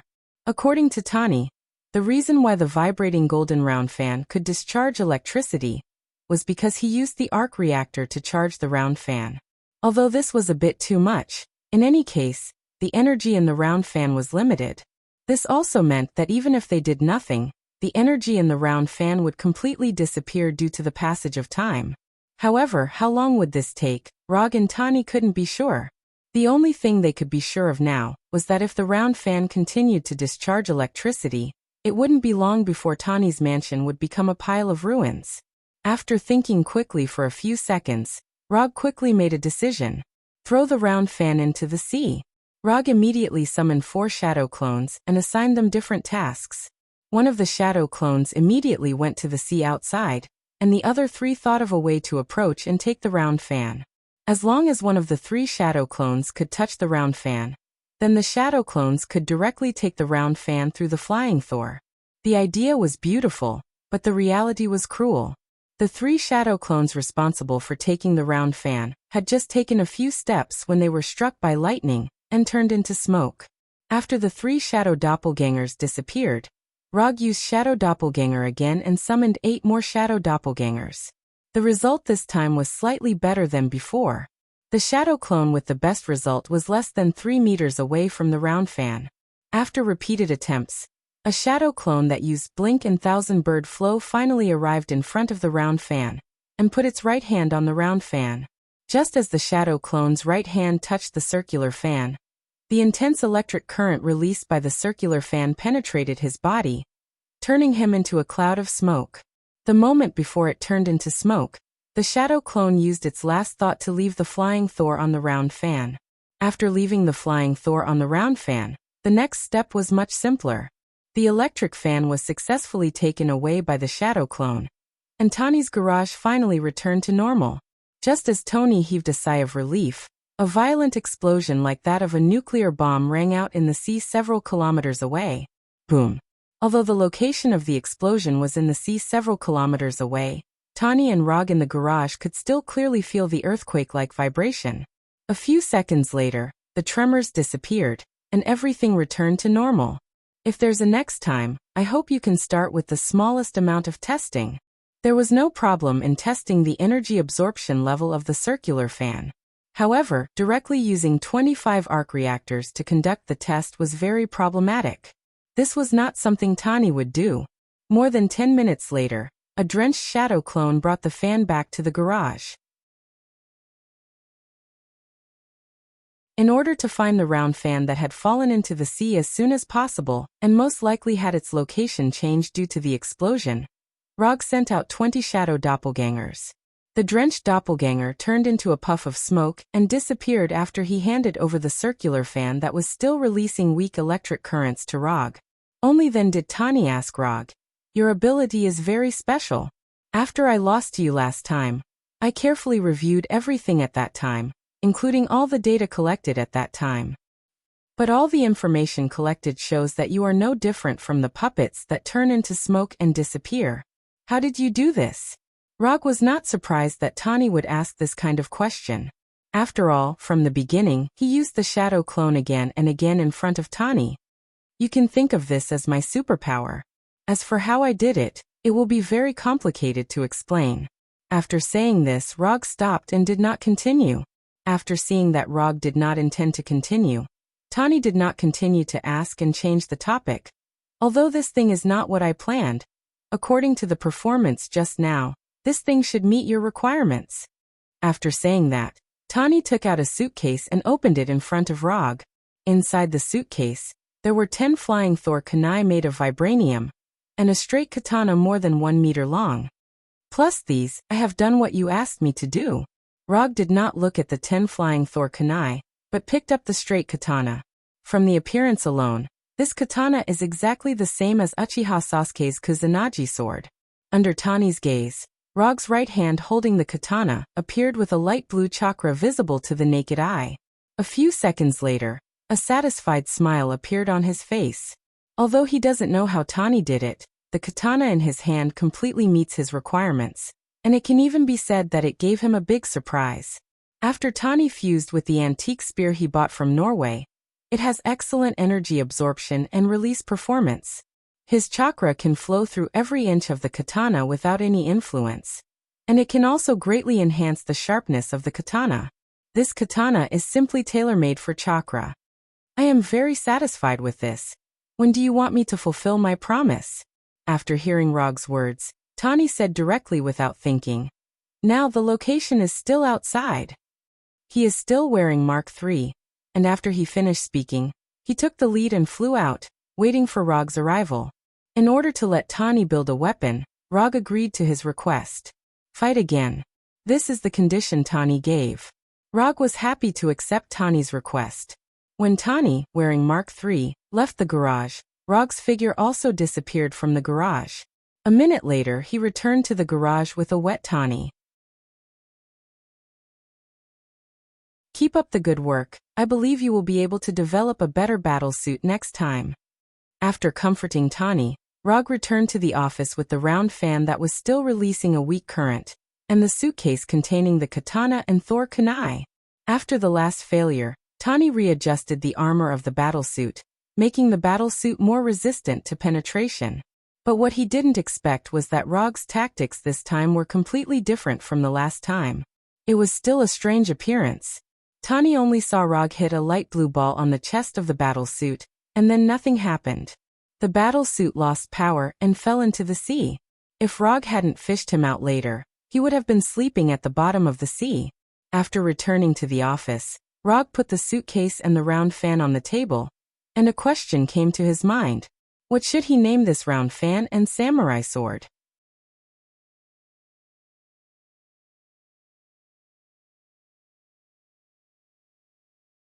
Chapter 65. If a sword looks like a Kusanagi sword, its sharpness is also like a Kusanagi sword, and it can also cast Chidori blade like a Kusanagi sword, then there is no problem in calling it a Kusanagi sword. Rog quickly chose a name for the vibranium samurai sword. Since the vibranium samurai sword is called Kusanagi sword, then the name of the vibranium fan is also obvious. The Uchiha round fan, also known as the flame fan, symbolizes the proficiency of the Uchiha clan in using fire release ninjutsu. The Uchiha clan's round fan emblem also came from this. Compared to fire release, Rog is better at lightning release. At this time, he only knows one fire release, which is the Grand Fire Annihilation that he exchanged from the system. As for lightning release ninjutsu, he has mastered 3, namely Chidori, Chidori Egi, and Chidori Stream. And after having the Kusanagi sword made by Tani, he will soon master another lightning release ninjutsu, Chidori Blade. So he decided to change the flame fan that symbolizes the Uchiha clan's fire release ninjutsu to Thunder Fan, that is more suitable for himself. The name Thunder Fan is also to commemorate another classic anime he once watched before crossing over. Thunder Fan and Kusanagi sword will be his main weapons for a long time if nothing unexpected happens.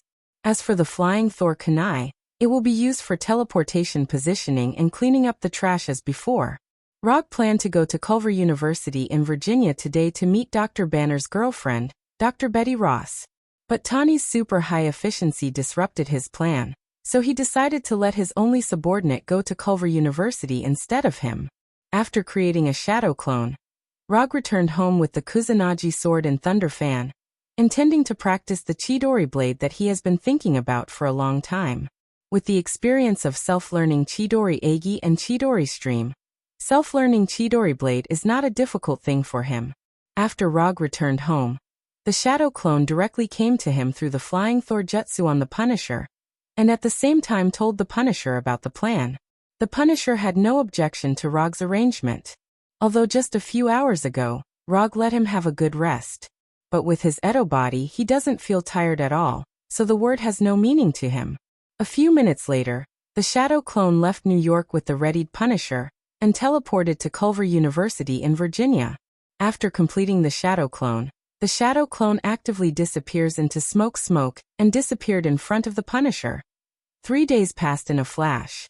In these 3 days, Roger successfully learned Chidori Blade and mastered the ninjutsu that he wanted for a long time.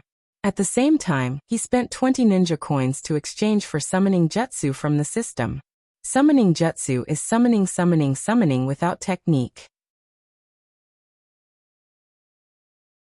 Summoning with technique requires a blood contract between the caster and the summoning creature. And then when needed, the caster can summon the summoning creature with summoning technique. The key to summoning with technique lies in the blood contract, so blood must be used as a medium. That's why when summoning a summoning creature, you usually need to bite your finger.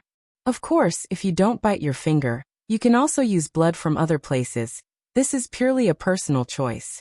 Compared with summoning with technique, summoning without technique is much simpler. Summoning without technique is usually used to summon some ninja tools or other items. For example, first Hokage's Rashomon and various ninja tools. When exchanging summoning technique, the system also gave a blood contract scroll to Rog. After exchanging summoning technique, Rog went to Tani's mansion, and threw his Mark III and other Kung Fu figurines into the summoning scroll that he had prepared beforehand. Then he threw in Kusanagi Sword, Thunder Round Fan, Flying Thor Kunai, Shuriken, and other ninja tools. Although Kusanagi Sword and Thunder Round Fan look very handsome, if he carries them with him, he will still look Shinobi. So if it's not necessary, he won't carry Kusanagi Sword and Thunder Round Fan with him. After returning to the office, Erika handed a box to Rog. Inside the box is a white mask and a black robe. This is the mask and robe that Rog took time to come back to the office 3 days ago, and then arranged for Erika to customize. The shape of the mask is basically the same as Obito's 3-tomo white mask. The only difference is that the tomo on the top of the mask is complete, and there is no hole. And the black robe is exactly the same as the Akatsuki's black cloud robe. 3-tomo mask, black cloud robe, Kusanagi sword, and Thunder Round Fan. This is the fighting image that Rog created for himself in the future. After throwing the 3-tomo mask and the black cloud robe into the summon scroll, his figure disappeared from the office and came to Culver University where Banner's girlfriend, Dr. Ross, was studying. At this time, Culver University was not as calm as a normal university should be. Police and soldiers were everywhere on the campus. Rog was not surprised by this strange scene, because all of this was arranged by him. 3 days ago, he arranged a new task for Punisher through his Shadow Clone. Kidnap Betty Ross and blow up all the laboratories that Banner used, and do it as high profile as possible. The Punisher kidnapped Dr. Ross, who was in class, in front of everyone in a high-profile way, and then installed a time bomb in the laboratory used by Banner. Not only that, after the kidnapping and explosion, he also contacted the local news media and several large domestic media outlets, and provoked the local police and the FBI. Then the scene before his eyes happened. The local police and the FBI agents rushed to Culver University as soon as possible. As for the UA troops that appeared on the campus, they were sent by General Ross. Originally, this kind of thing was not suitable for the military to intervene. Even if Dr. Ross was General Ross' daughter, it was not convenient for him to send people over. However, the Punisher gave General Ross a very good reason to intervene. The next day after provoking the local police and the FBI, the Punisher contacted the media again, and gave them a video recording at the same time. In the video, Dr. Ross was normal. She was neither panicked nor haggard, and she talked about the days when she and Banner carried out research together in a very calm tone. The research that Dr. Ross talked about was the secret biotechnological strength enhancement experiment that General Ross was conducting. This video was specially ordered by Rog. He wanted to use this video to fish out Bruce Banner, who was hiding somewhere.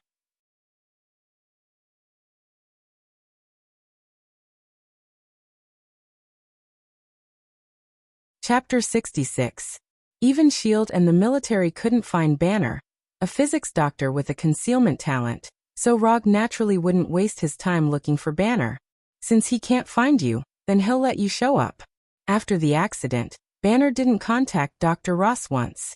But Rog was sure that Banner had always been concerned about Dr. Ross' safety.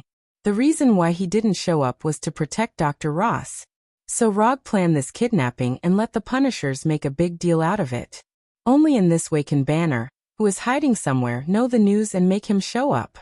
His beloved girlfriend was kidnapped, and he had the strength to save his girlfriend. Under such circumstances, Rog wasn't afraid that Banner wouldn't show up. As for whether Banner would hold a grudge against him or not, he didn't care at all. The Punishers who kidnapped Dr. Ross have nothing to do with me, Rog. Just as he was wandering around Culver University with a relaxed expression, he saw two familiar figures. One was Coulson, whose hairline was receding, and the other was Black Widow Natasha, who was wearing casual clothes. S.H.I.E.L.D. is also here, and it's getting more and more lively here.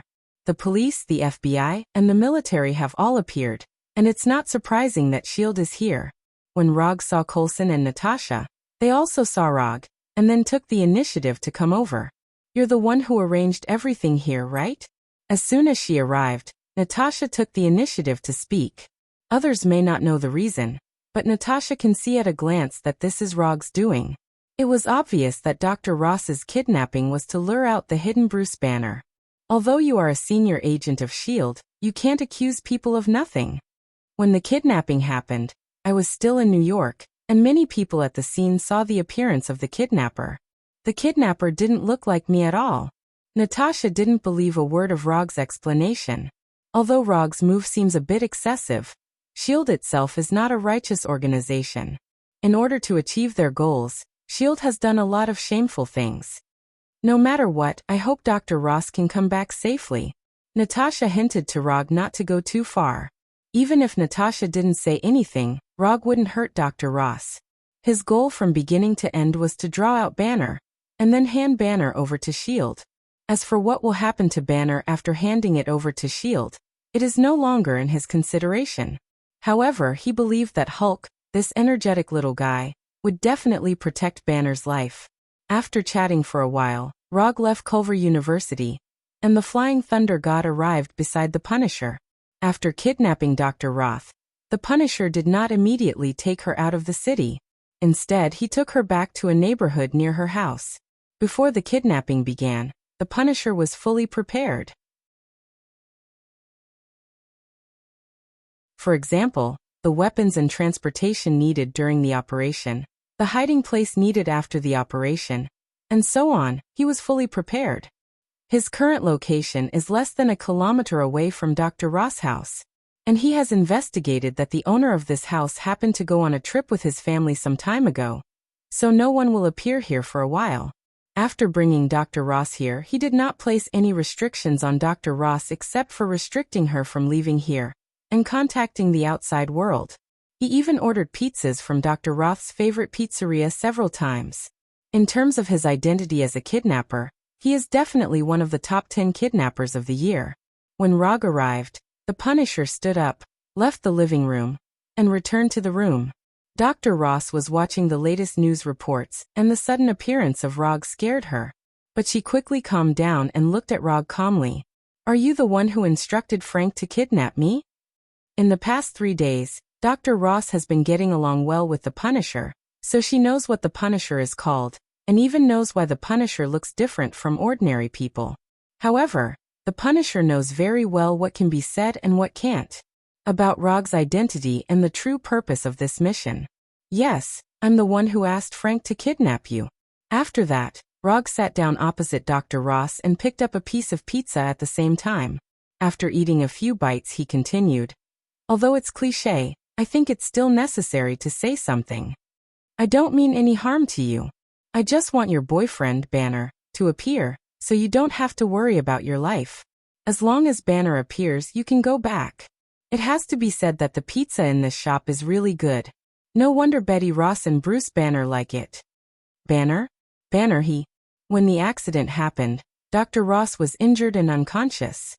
Since that day, She has never seen Banner again, nor has she received any information from Banner.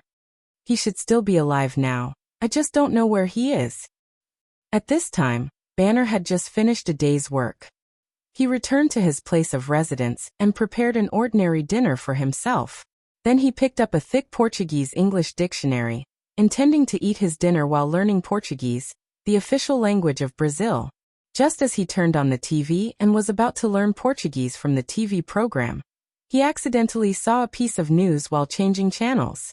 Although he still doesn't understand Portuguese and the picture on the TV is not particularly clear, he still recognized the person on the TV at a glance. This is an international channel that occasionally broadcasts some foreign news, such as American news. He recognized the person in the news report, the woman whose photo he still kept even when he was on the run. After seeing this scene, he immediately turned on his computer and began to search for relevant news information. When he searched for relevant news reports, the bracelet in his hand made a harsh alarm sound. His heartbeat rate began to rise rapidly, and his breathing became more and more rapid. Just as the blood vessels on his neck bulged and revealed an abnormal green color, he finally reacted. He quickly breathed in and out, gradually calming his heartbeat. After his heartbeat returned to its normal frequency, he turned off the computer and began to pack his luggage. After more than a year on the run, he decided to return to the United States.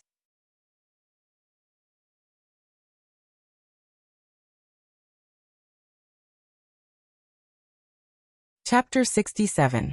If he can't even protect the woman he likes, then what kind of man is he?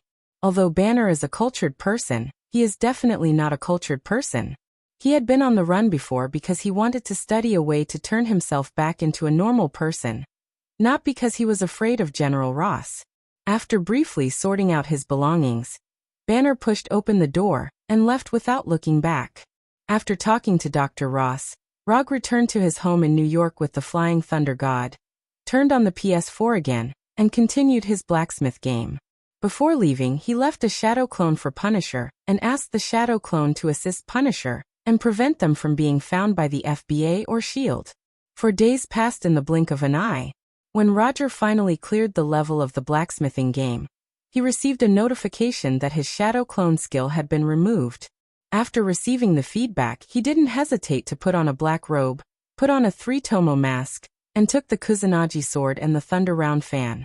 Then, he directly used the Flying Thunder God and teleported to Culver University in Virginia. When he arrived here, the first thing he saw was the angry Hulk with green skin. After 4 days of travel, Banner finally returned to this place that he was once very familiar with. But as soon as he appeared, a heavily armed army rushed out of the school and completely surrounded him. This army was specially arranged by General Ross, and there was only one purpose, that is, to capture Banner. Under the command of General Ross, the desperate Banner could only transform into Hulk and fight a head-on battle with these heavily armed soldiers. Then it was a one-sided ravage.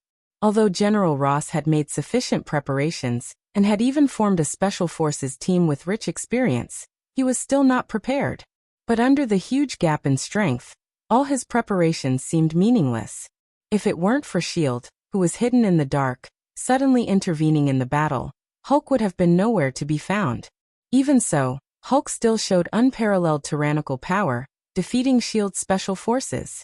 The current Culver University was not so much a university as a battlefield. It was a battlefield where the human army fought against non-human monsters. After arriving here, Rog first sized up the surrounding environment, then slowly walked towards Hulk, who was not far away. At this time, Hulk was attacking S.H.I.E.L.D.'s special forces like a beast.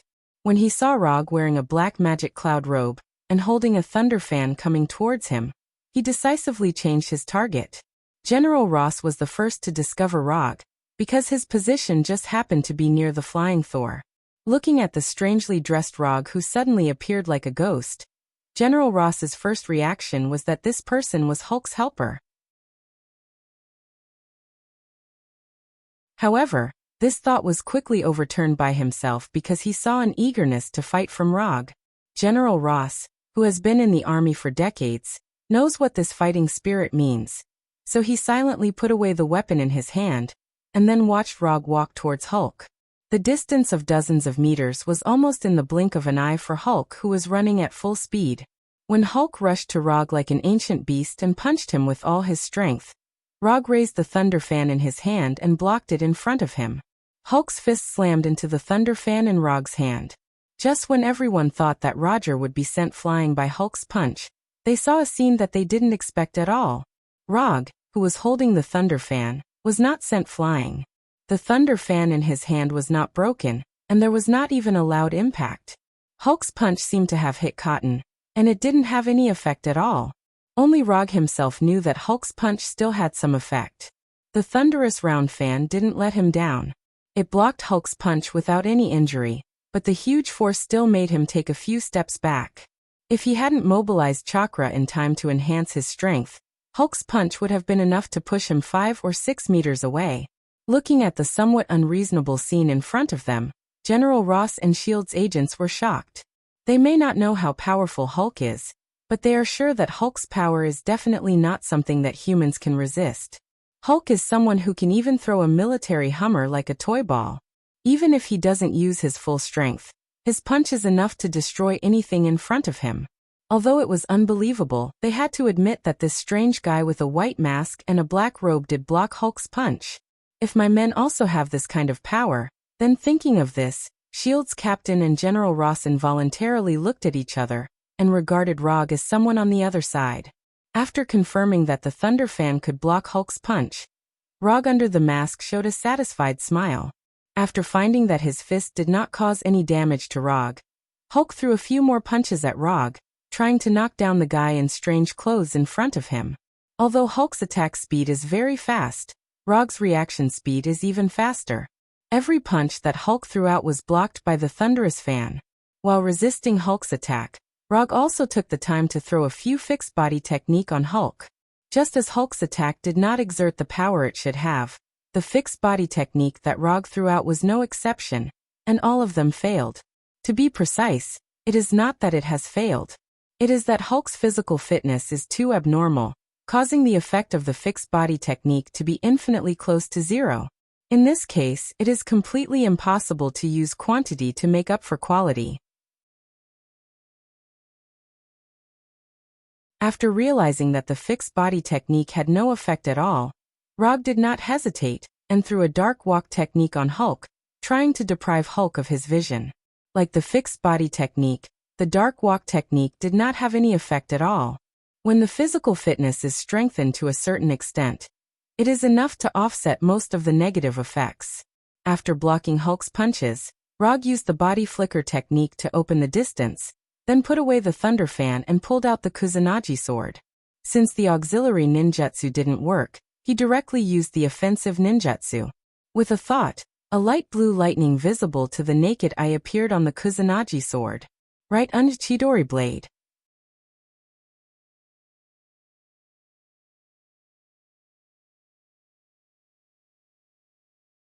Chapter 68. The light blue lightning wrapped around the Kusanagi sword like an electric snake, and at the same time, it sounded like 1,000 birds chirping. The chirping sound made Hulk, who was already in a state of anger, even more irritable. Looking at the Kusanagi sword in Rog's hand that was constantly chirping, Hulk let out an inhuman roar, and then rushed towards him. Although speed is not Hulk's strength, it also depends on what he's compared to. Compared to his own strength and physique, his speed is indeed not fast. But to the others, Hulk was like a heavy truck driving at the speed of an F1 car.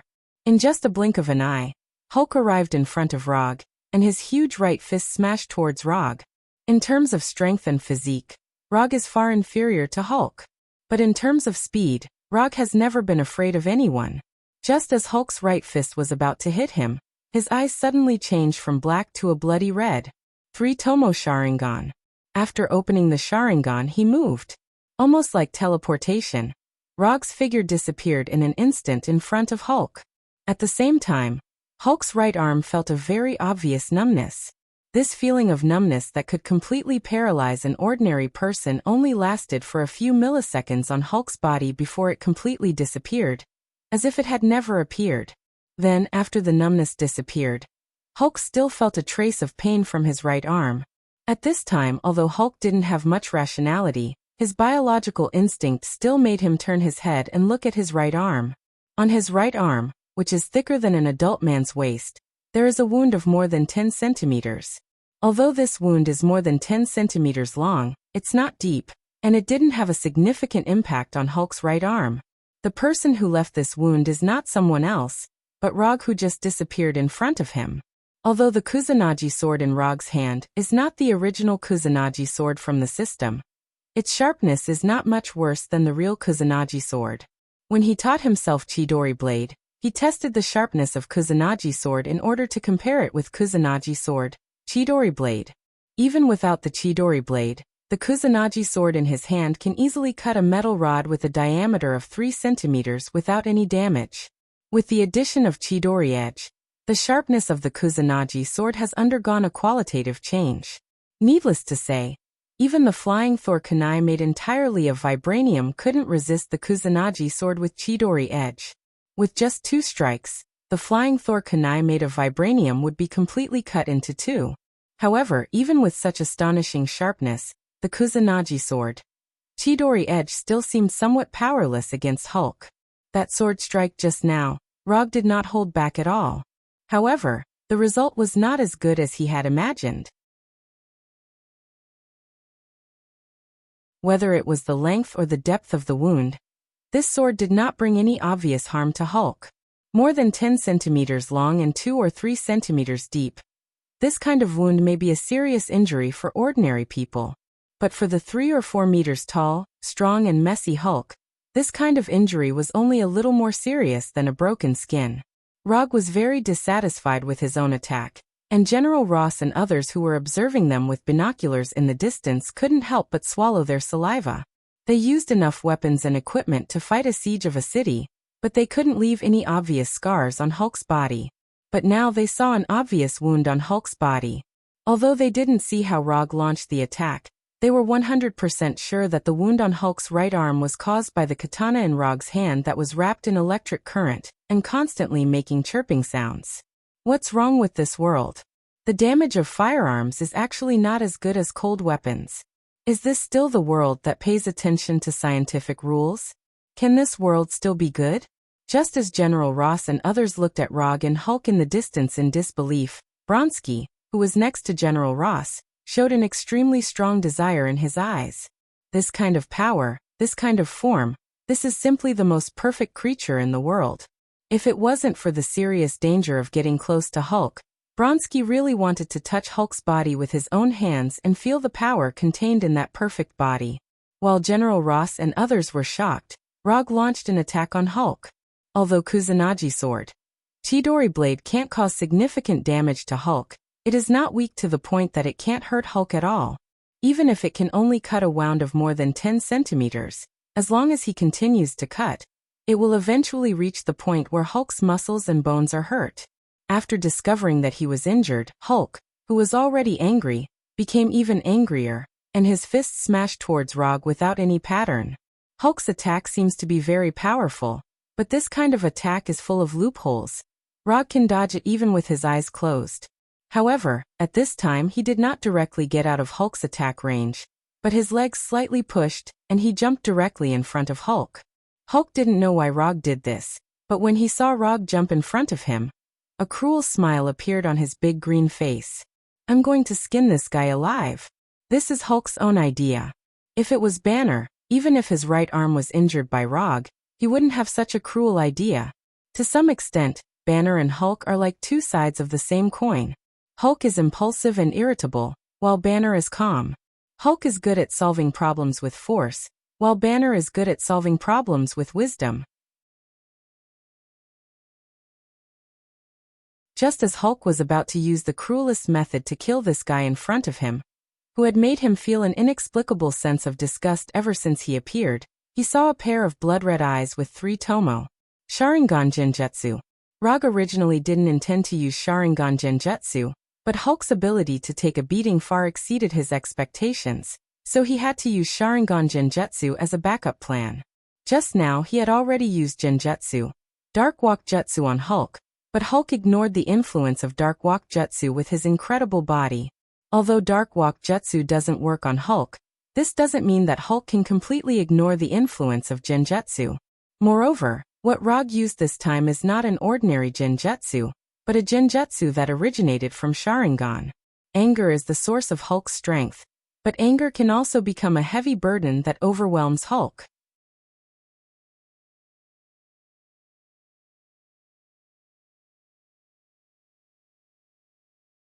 Chapter 69. Although he has the Sharingan, Rog rarely uses the Sharingan's Genjutsu in battle. Compared with Genjutsu, he prefers and is better at ninjutsu. The last time he used the Sharingan's Genjutsu was when he fought with Mr. Film. That was the first time he used the Genjutsu ability of Sharingan in battle. Although it was the first time, the Genjutsu ability of Sharingan still gave him a big surprise. Through the hypnotic eye ability of the Sharingan, Kuroto pulled Mr. Film into a fictitious memory, and then without Mr. Film noticing, Kuroto easily dealt with this enemy who can release negative energy. Although Mr. Film is also a superhuman, he can't be compared with Hulk at all. So Rog doesn't intend to use the same tactics on Hulk.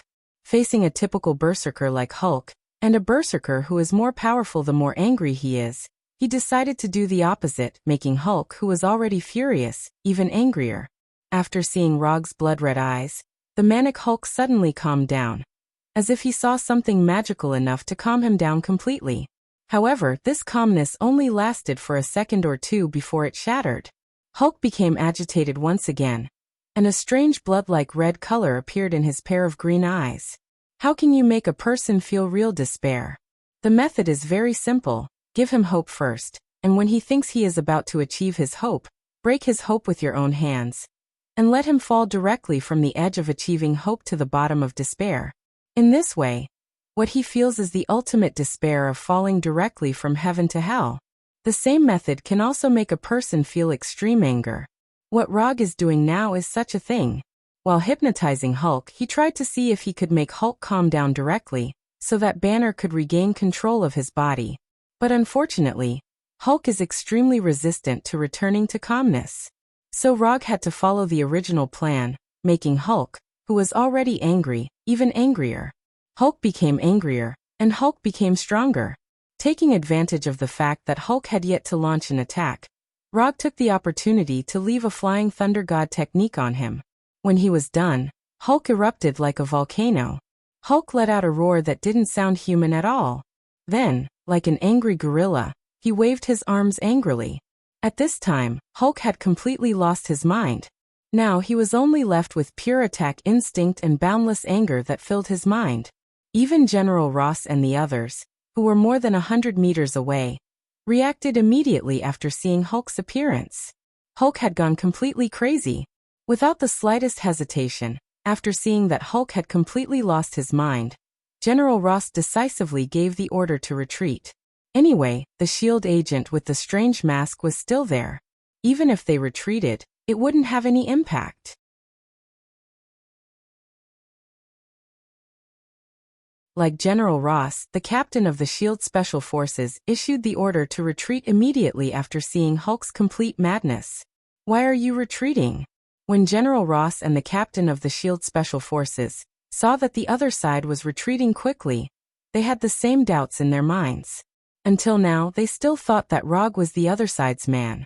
After leaving the Flying Thor technique on Hulk, Rog used several body flicker techniques in a row, instantly opening the distance between him and Hulk. At this time, Hulk was completely dominated by anger, but his instincts kept reminding him that Rog was the most dangerous target that needed to be solved. Almost at the moment when Rog's figure became clear, Hulk rushed towards him at a speed far greater than before. If Hulk's previous sprint speed was the speed of an F1 car, then his current sprint speed was the extreme flight speed of an F-22 Raptor. Although Hulk showed a speed far greater than before, when he came in front of Rog once again disappeared from his sight. Flying Thor technique. What Rog used this time was not the body flicker technique, but the Flying Thor. The reason why he left the Flying Thor technique on Hulk just now was for this moment. Through the Flying Thor, he teleported behind Hulk, and the position of the teleportation was just above the back of Hulk's head. At the moment of completing the teleportation, A Rasengan about 1 meter in diameter appeared in his right hand. Without any hesitation, he hit the Rasengan on his right hand directly on Hulk's head. Boom! A loud sound like the explosion of an intercontinental missile rang out. And at the same time, a wave of air like a 12th-level hurricane was set off. The retreating U.S. military and SHIELD agents were attracted by the loud sound and couldn't help but look back at the place where the sound came from. Then they saw an incredible scene. Hulk, who was like a god of war in front of them, was knocked down to the ground heavily. With the location where Hulk fell as the center, the ground dozens of meters around him had huge cracks like a spider web. After knocking down Hulk, Rog came to Hulk again, and then took Hulk away in front of everyone's eyes. Although General Ross and the others had witnessed the scene with their own eyes, they had no idea what was going on. They only saw Rog put his right hand on Hulk's body, and then the two of them disappeared strangely out of thin air, as if they had never appeared. After knocking down Hulk for a short time, Rog took Hulk to Death Valley, which was like an alien environment. Although Death Valley is a famous geographical attraction in the United States, there are not many people here all year round. Even those tourists who come here to visit, at most, only visit the edge of Death Valley. The people who really go deep into the center of Death Valley, in addition to the researchers who study the environment of Death Valley, are only those who need to stay away from human society.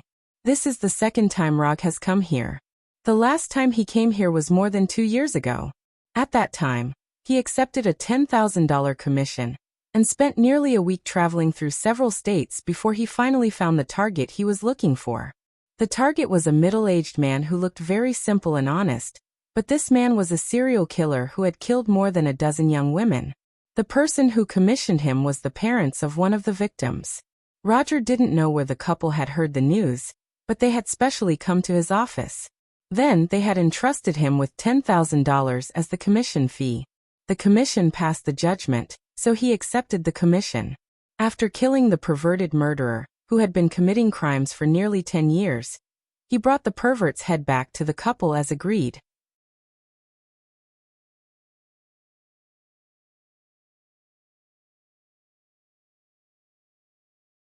Chapter 70. When he came here again, Rog couldn't help but recall the scene at that time.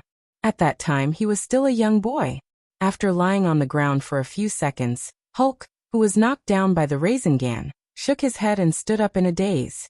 Until now, Hulk didn't know what had just happened. In order to knock down Hulk, who had an incredible physique, Rog deliberately used the Odama Rasengan that he hadn't fully mastered. Although the Odama Rasengan looks only a little bigger than the Rasengan, the difficulty of controlling it rises sharply, and the requirements for the amount of chakra are also several times higher. Hulk was the first person to bear the power of the Odama Rasengan, and the only one at present. Hulk, who stood up again, shook his head first, and after getting rid of the feeling of dizziness, he looked at the surrounding environment. Looking at the completely unfamiliar environment, Hulk, who was dominated by anger, showed a puzzled expression. Then he saw Rog wearing a white three-tomo mask. The moment he saw Rog, Hulk's heart suddenly surged with uncontrollable boundless anger. Without any hesitation, Hulk immediately attacked Rog. When Hulk's right fist, which was bigger than an ordinary person's head, came towards him, Rog's right hand once again condensed the Rasengan. Unlike the Odama Rasengan just now, he condensed an ordinary Rasengan, but it was about the same size as Hulk's fist. Boom!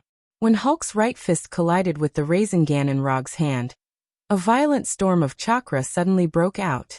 Hulk's right fist broke the Rasengan in Rog's hand, but his right fist also completely bore the full power of the Rasengan. An unimaginably powerful force instantly enveloped Hulk's entire right arm, constantly twisting and tearing his right arm. If it was an ordinary person, the moment they were enveloped by this force, the whole person would be twisted and torn out of human shape. Even if it was a steel body made of steel, it would be impossible to compete with this powerful force. But Hulk relied on his strong body to resist the power of the Rasengan. At the moment when Hulk smashed the Rasengan, Rog decisively used the body flicker technique to open up the distance between himself and Hulk while avoiding being shrouded by the chakra storm. Although Hulk bore the full power of the Rasengan, it didn't cause too much damage to him. It just made his right arm feel a pain that he had never experienced before. Rog was not surprised by this result. If Hulk had been defeated so easily, General Ross would have captured Hulk long ago. Looking at Hulk's 3 to 4 meter tall giant body, Rog's mind suddenly came up with a crazy idea. To defeat Hulk, Rasengan alone is definitely not enough. But if what hit Hulk was not a Rasengan, but an Odama Rasengan, then the result would be very different. After mastering Rasengan, Rog had the intention to learn Odama Rasengan by himself, and he studied it silently for a while. This is the reason why he was able to use Odama Rasengan before. However, he didn't completely master Odama Rasengan, and whether he could use it smoothly depended on his luck at the time. After thinking about it for a second or two, he decisively made a decision. He wanted to complete the study of Odama Rasengan here. Using the sense of oppression brought by Hulk's attack at any time, he forced himself to exert more potential. Although this decision seemed rash, he decided to be rash for once. In the next few hours, in the center of Death Valley, the sound of missiles exploding rang out one after another. Rog couldn't remember how many Rasengan he had smashed on Hulk. The only thing he could be sure of now was that the amount of chakra in his body was less than 1/10. Under the pressure of being hit by Hulk at any time, he burst out with even greater potential as he wished. It only took a few hours for him to complete the study of Odama Rasengan, and thoroughly master this enhanced version of Rasengan. Although Rog was now only a few meters away from Hulk, Hulk had no intention of attacking him at all. To be precise, he had no physical strength to launch an attack. At this time, Hulk was lying on the ground powerlessly, and he was thinking about 3 very philosophical questions with a low IQ. Who am I? Where am I? What am I doing? He was attacked by Rog's Odama Rasengan over and over again. He wanted to resist, but he couldn't hit, and he wanted to escape, but he couldn't get rid of it. For Hulk, the past few hours were the only miserable time in his current life. Hulk's consciousness began to calm down gradually, and Banner's consciousness began to take over. In the next minute or so, Rog witnessed the process of Hulk changing from a green giant back to an ordinary person. When Hulk changed back to Banner, he subconsciously glanced at Banner's pants. The quality of these pants is really good. Banner, who had just regained consciousness, hadn't figured out what had happened. Rog came behind him like a ghost, and then hit him in the neck with a karate chop. Banner lost consciousness again, and his whole body fell forward uncontrollably. After knocking out Banner, Rog grabbed Banner's shoulder, and then the flying thunder god left Death Valley. When they left, Death Valley regained its calm. Rog did not take Banner back to Culver University, but took the unconscious Banner directly back to his office. After returning to the office, he first called Natasha, and then took off the 3-tomo mask, black magic cloud robe, Kusanagi sword and thunder fan. It didn't take long for Natasha to come to the office with a team of heavily armed SHIELD special forces. Natasha was not surprised that Rog was still at Culver University a few hours ago, and now he has returned to New York. Although SHIELD doesn't know how many extraordinary abilities Rog has mastered, they are still relatively clear about the ones that Rog often uses. Instant movement, fire breathing, creation of clones that are exactly the same as the original body and have the ability to attack. These are the 4 abilities that SHIELD currently knows about Rog. According to the Commission, you can take him away now. Natasha didn't ask Rog how he did it. She directly arranged for the special forces to take away the unconscious Banner, and at the same time, put handcuffs and ankles on Banner. Rog wanted to remind them, but he finally gave up on this plan. SHIELD is very clear about Banner's abilities, otherwise they wouldn't have entrusted him. When Natasha and the others left the office, Rog opened the attribute panel that only he could see. It's not much different from the last time he opened it, but there are 3 more ninjutsu, summoning jutsu, Chidori blade and Odama Rasengan. The number of unconsumed ninja coins has also become 124. According to his previous plan, he had planned to save 300 or 500 ninja coins directly, and then exchange Manjikyu Sharingan, or Hashiramas would release ninjutsu from the system. However, after this commission, he decided to adjust his exchange plan. Manjikyu Sharingan and Hashiramas would release are indeed very strong, but for him now, These are not the most urgent existences.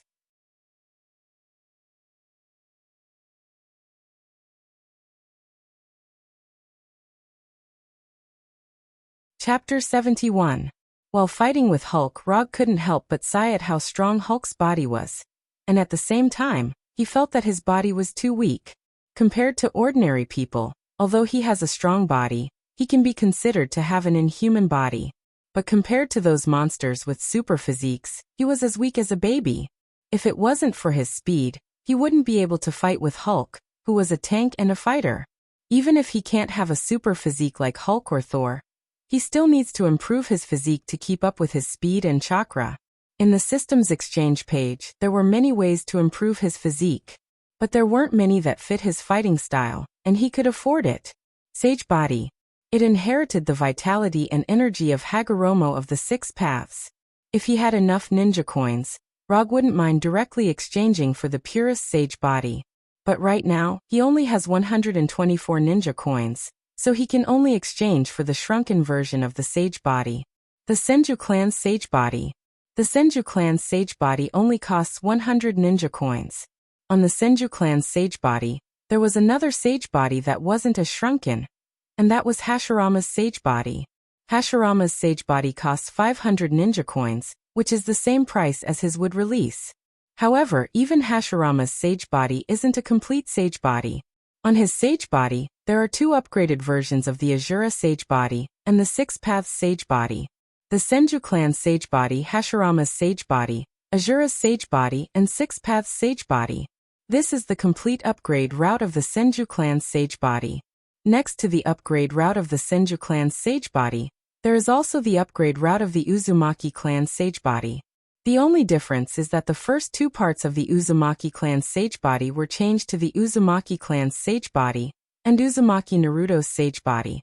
Just as Rog was about to exchange for the Senju Clan's Sage Body, he found an exchange icon next to the Senju Clan's Sage Body. Immortal Body Transplant Technique. Rog was very sure that when he browsed through the Thousand Hands Clan's Immortal Body, he definitely did not see this new icon. After clicking on the icon and looking at the specific introduction, he couldn't help but frown.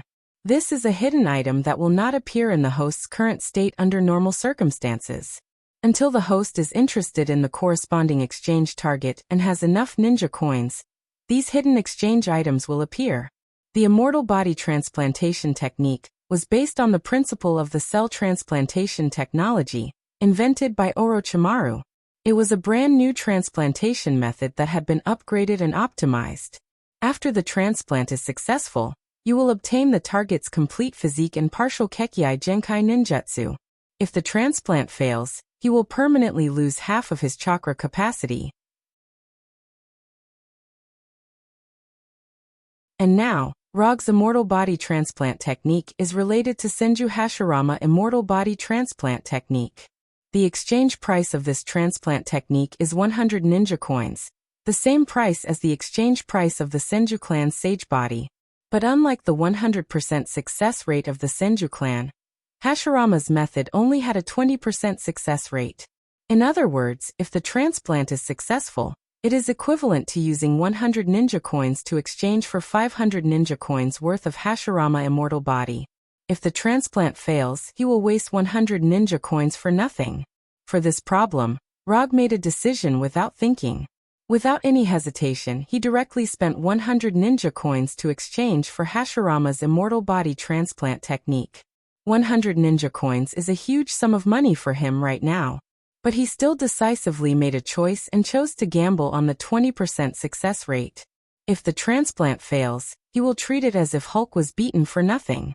As for permanently losing half of his chakra capacity, this is a trivial matter. When his unspent ninja coins returned to 24, a string of jutsu that he couldn't understand appeared on the back of his right hand. Before he could take a closer look, the jutsu written in black ink on the back of his right hand emitted a burst of dark green light. Why is it green again? Rog just ridiculed in his heart, and the jutsu on the back of his right hand began to grow wildly.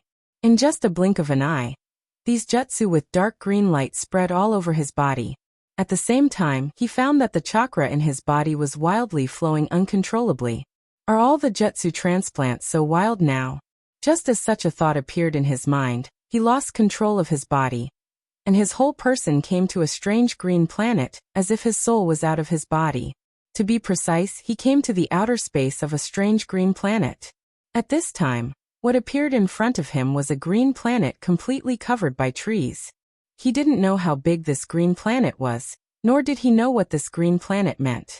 The only thing he could be sure of was that this green planet was like a meteor that happened to fly by, and it attracted him in an extremely overbearing and irresistible way.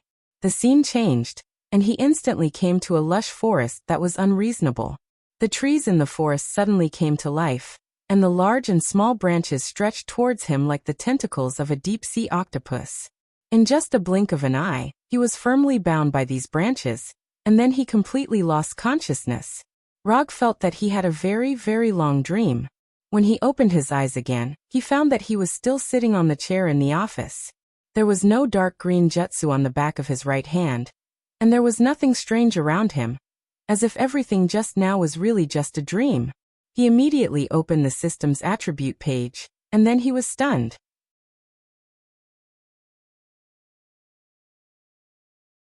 Host, Rog Profession, Ninja Talent. Muji Casting 7 Attribute Chakra Kekkei Genkai. 3 Tomo Sharingan Mokutam Physique. Senju Body, Senju Hashirama. Ninjutsu. Substitution Body Flicker, Fixed Shadow Clone Flying Thor Chakra Perception, Summoning, Rasengan Odama Rasengan Mokutan. Wood Dragon Technique, Wood Human Technique Lightning Release. Chidori Chidori Sharp Spear Chidori Flow, Chidori Blade Fire Release. Grand Fire Annihilation Water Release. Water Iron Cannon Genjutsu, Dark. Walk Physical Arts. Monstrous Strength Chakra Amount. 99 Cal Psychic Item. Punisher Frank Edo Tensei, Unspent Ninja Coins. 24 Looking at the newly added Senju Body, Mokutan, Wood Dragon Technique, Wood Human Technique, and Monstrous Strength on the attribute page. Rog began to wonder if he had been targeted by the goddess of luck recently.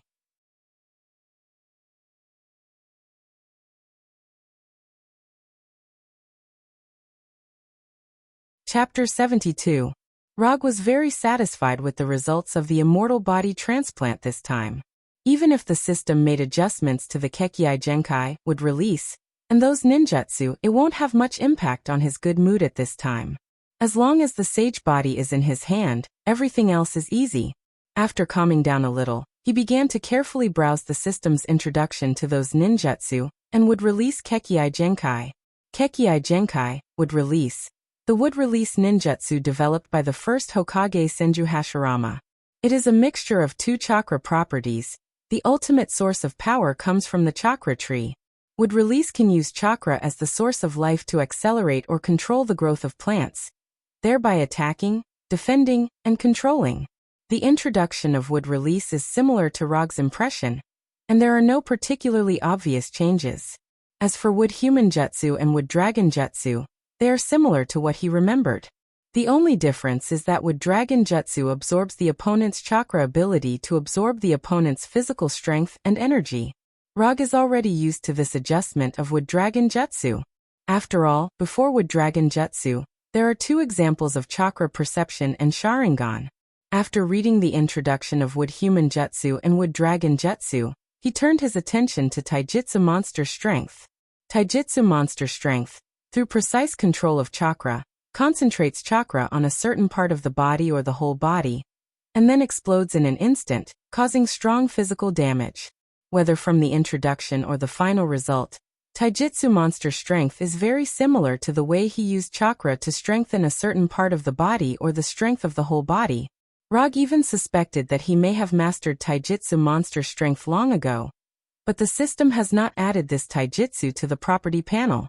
Of course, it is more likely that the way he used it before was too rough, so rough that the system was not willing to admit it. In order to confirm this, he compared his own way with the way the system gave him, and then came to a conclusion that hurt his self-esteem.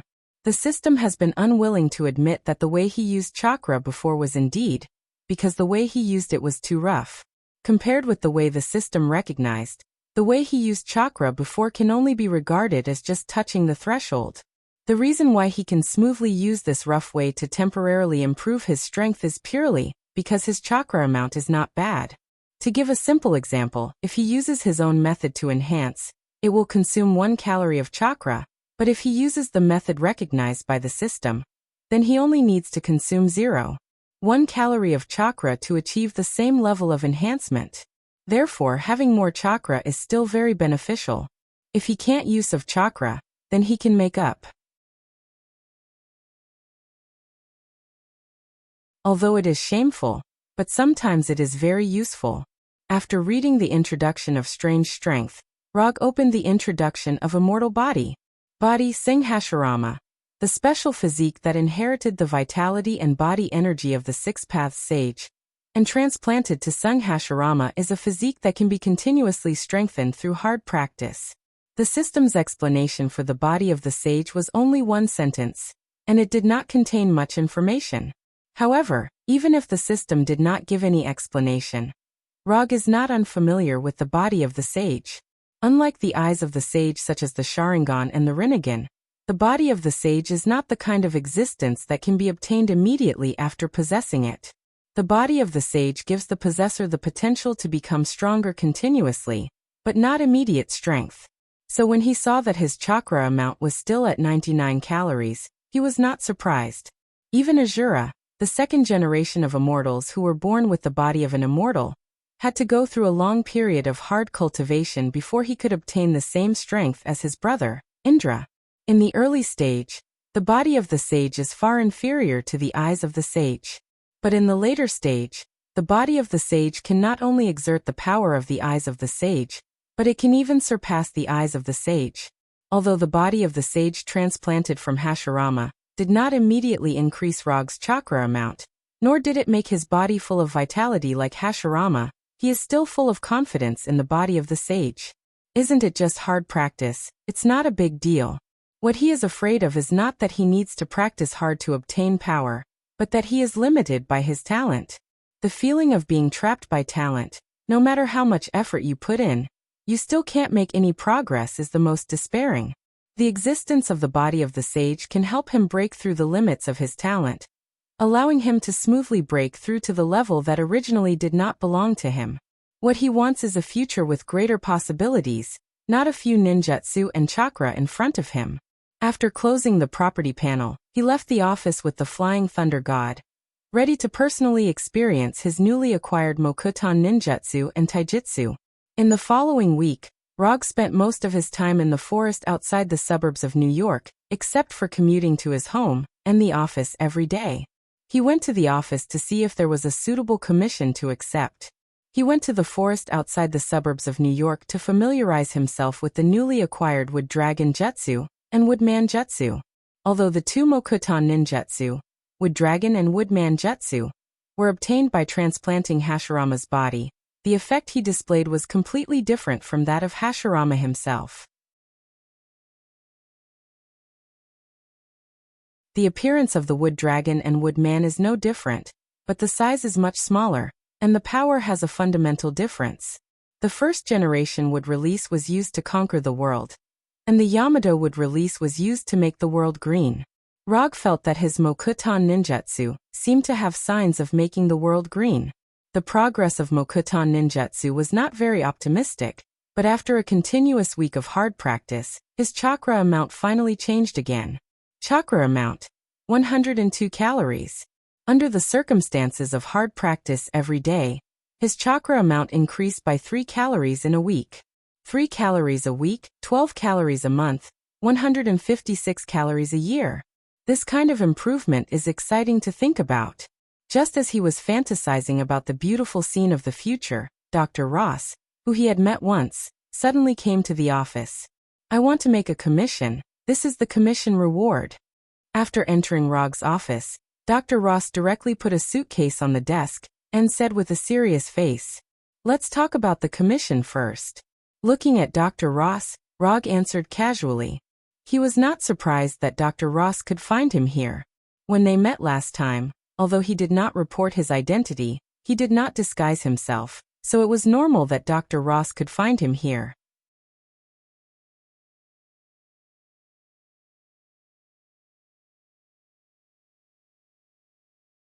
Chapter 73. I know that Banner is now being held in S.H.I.E.L.D., and I know that you are the one who handed Banner to S.H.I.E.L.D. But I still hope you can rescue Banner. He is a good person. He just suffered an experimental accident. He shouldn't be a test subject of some privileged institutions. Obviously, Dr. Ross had done a detailed investigation before coming here. As for who her source of information was, Rog didn't have to guess. There was no one else who would tell this news to Dr. Ross except for General Ross, who has been responsible for arresting Banner. Although the relationship between Dr. Ross and General Ross is not very good, they are still father and daughter. Since you know that Banner was handed over to S.H.I.E.L.D. by me, you should understand that dealing with the previous employer is a very bad thing for people in my line of work. Although it is not the first time he has dealt with his previous employer, he still has to have the proper attitude. And I don't think your reward can impress me. The suitcase that Dr. Ross brought could only hold a little more than $1 million at most. For other private detectives, this was definitely a generous reward. But for Rog, this reward is not only not generous, but it also seriously destroys his current market. His previous employer, S.H.I.E.L.D., directly paid him $100 million, and it was the kind that paid him in full in advance. That's all I can take out now. If you need more, I can only pay you in installments in the future. Although Dr. Ross' income is not bad, it does not mean that she can take out a huge sum of money in the millions at any time. No, you misunderstood me. I'm not short of money now. What I want is... Before Rog could finish speaking, Dr. Ross, who was sitting in front of him, suddenly hugged herself with both hands and shook her head excitedly. No, I can't do this. How can you make such a condition? What condition did I make? I haven't even finished speaking yet. Looking at Dr. Ross' fierce refusal at this time, Rog suddenly thought of something. Does she think? His expression instantly became extremely unsightly. I'm a good young man who doesn't even have a girlfriend. How can I make such a misunderstanding? What went wrong in the middle? After thinking about it for a while, he remembered a job that paid quite well, but he never accepted it. It was a commission from the rich woman who had become famous because of the death of several husbands. When he thought of this, his expression became even more unsightly. After realizing that his reputation had started to develop in a bad direction, he decided to strictly limit the types of commissions he would accept in the future. Put an end to those inexplicable requests appearing again. Write down the details of the commission and the remuneration in US dollars that you can afford. After that, Roger took out the last scroll that he had yet to use and solemnly placed it in front of Dr. Ross. Looking at Rog's serious face, Dr. Ross also realized that his actions just now were inappropriate. Dr. Ross didn't say anything. He picked up the pen and started writing on the scroll. The commission reward was $5 million USD. Rog pointed to the suitcase next to him and asked with some confusion.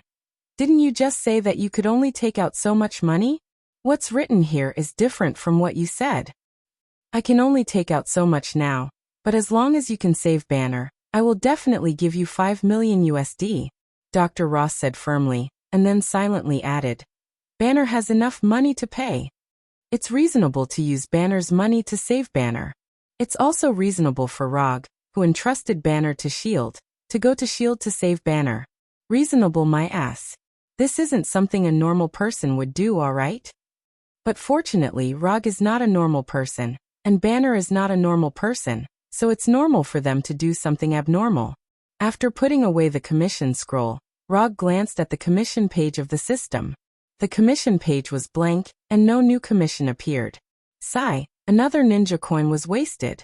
Just when Rog was about to refuse Dr. Ross, a commission that was not the same as the client's request appeared on the commission page. Dr. Ross's commission was to save Banner from S.H.I.E.L.D., but the commission given by the system was to stop Hulk from destroying New York and send Hulk to Canada. This is the first time that Rog has seen the system give a different commission content. And with his understanding of the system, since the name used by the system is Hulk, it means that the commission will be judged to be completed only if he sends Hulk to Canada. It's not difficult to understand that Hulk needs to stop him from destroying New York. After all, Hulk has such strength.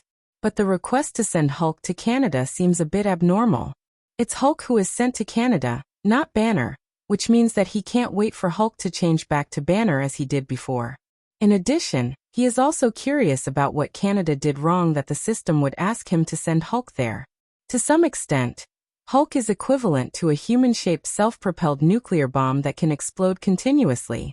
Sending such a guy to Canada, you can imagine what will happen in Canada. Moreover, this kind of commission is not the same as the client's request.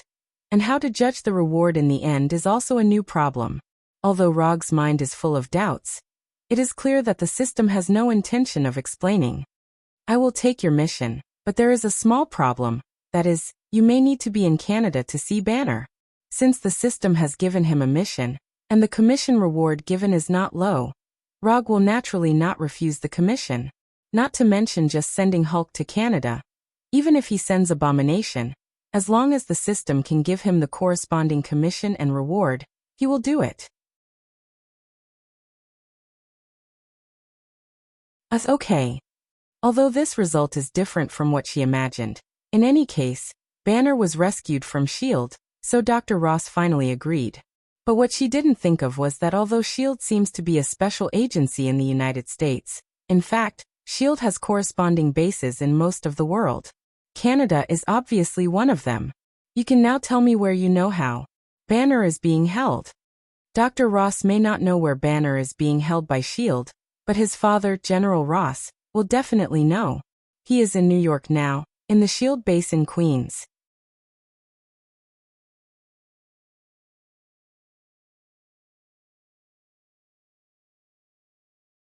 Chapter 74. That's all I know. As for where S.H.I.E.L.D.'s base is in Queens, I don't know. Speaking of this, Dr. Ross's tone became a little lonely. General Ross was not unwilling to tell Dr. Ross the specific address, but because he did not know where S.H.I.E.L.D.'s base was. S.H.I.E.L.D. was willing to tell General Ross that Banner was in the Queens base, which is already giving the Air Force Vice Admiral a lot of face. It doesn't matter, it's enough to know that Banner is still in New York. During the previous battle, Rog had already left a flying Thor technique on Hulk. So as long as he has Banner's approximate location, he can directly sense the flying Thor technique in the area, and then directly teleport through the flying Thor. When you get to Canada, call the number above, and then I will take Banner there. After that, Rog gave Dr. Ross a flying Thor made of vibranium, and gave her a business card with his phone number. Although there is no requirement for Banner to meet Dr. Ross in the system's commission, Rog still intends to meet Dr. Ross's wish a little, and let her meet Banner. When Dr. Ross left the office with the Thor Kanayan business card, he began to sense all the flying Thor techniques in Queens. After distinguishing the one belonging to Banner from dozens of flying Thor techniques, Rog used psychic technique to summon the Kusanagi sword, round fan, mask, cloud robe, and other items in the scroll. Although he couldn't hide his true identity, regardless of whether he changed his clothes or not, he still put on his battle attire ceremoniously. It doesn't matter whether he can hide his identity or not. What matters is that it will look more impressive. After doing all this, his figure disappeared from the office. When he appeared again, he was already next to Banner. To be precise, he was next to Banner, who was lying on the operating table. This was a room that looked similar to an operating room. Other than the fact that the person lying on the operating table wasn't a patient, and that there were 4 fully armed agents standing at the door, it wasn't much different from a real operating room. Rog's sudden appearance immediately attracted everyone's attention. The 4 fully armed agents immediately raised their weapons and aimed at him. However, before the 4 agents could fire, they saw a pair of blood-red eyes. Then they stood rooted to the ground as if they had lost their souls. Sharingan Jinjutsu. After the battle with Hulk, Rog began to slowly like the feeling of using Sharingan Jinjutsu. It could be activated just by looking at each other, and it had many uses. More importantly, the onlookers had no idea what was going on. In the eyes of the onlookers, Rog only turned his head and glanced at the 4 agents. Then the agents stood there stupidly, not moving at all. The effect of this scene was perfect. After dealing with the 4 S.H.I.E.L.D. agents, Rog came to Banner's side and cut off the restraints that bound Banner with kunai. At the same time, he pulled out the needle on Banner's right arm. Although S.H.I.E.L.D. had no way to subdue the Berserk Hulk, They used a very clever way to make Hulk have no chance to appear at all. As long as Banner's heartbeat is maintained at a low frequency, Hulk's appearance can be effectively prevented. Although Hulk is terrifying, Banner is easy to deal with. However, S.H.I.E.L.D. still has a little conscience. Instead of dissecting Banner directly, they continued to collect and analyze his blood composition, and carried out a detailed physical data collection on him. Just as Rog was about to leave with Banner, who had not completely woken up, a big black man wearing a black trench coat and an eye patch over his left eye rushed over. Beside the black man was Natasha, who had a head of wine-red curly hair. This big black man is none other than S.H.I.E.L.D.'s director Nick Fury. His hero title is Motherf *****. Wait. Don't go yet, we can discuss it. After receiving the report from his agents, Nick Fury rushed over with Natasha and tried to communicate with Rog. However, Rog ignored Nick Fury and grabbed Banner's shoulder directly and disappeared in front of them in an instant. It seems that I spoke too slowly, he didn't hear me clearly. Nick Fury said calmly, silently giving himself a way out of this embarrassing situation. No, he heard me clearly, Natasha added in a low voice. Instead of taking Banner back to his office, Rog took him to the forest where he had practiced would release before. At this time, Banner was still in a weak state due to the influence of drugs, and there was no way for him to stand up like a normal person. After using chakra perception to perceive Banner's current physical state, Rog ignored Banner and left him alone in this rare forest while he left with the Flying Thunder God. Dozens of minutes later, he returned here with a brand new Chevrolet black pickup, a pile of food and clothes. After dozens of minutes of rest, the influence of drugs in Banner's body gradually disappeared, and his physical strength began to recover a little. Don't be in a hurry to transform. It was your girlfriend, Dr. Ross, who asked me to save you. If you still want to see her, then get in the car. When Rog appeared again, Banner's first reaction was to transform into Hulk. He didn't forget that it was the person in front of him who handed him over to S.H.I.E.L.D. After hearing Rog's words, Banner thought seriously for dozens of seconds, and then went straight to the black pickup, and was ready to open the door and get in. The co-pilot seat is mine, and your seat is next to it. After that, Rog opened the door directly and sat in the co-pilot's seat. Although he didn't know what Rog was going to do, Banner came to the driver's seat and drove away from the forest. Where are we going?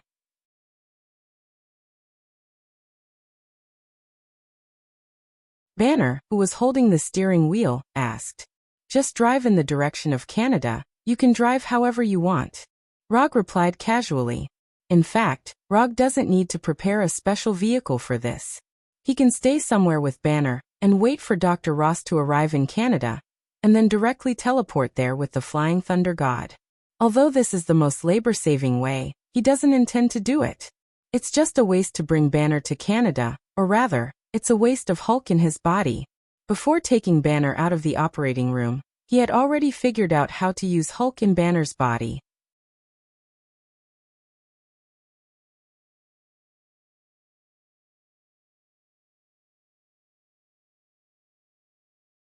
Chapter 75.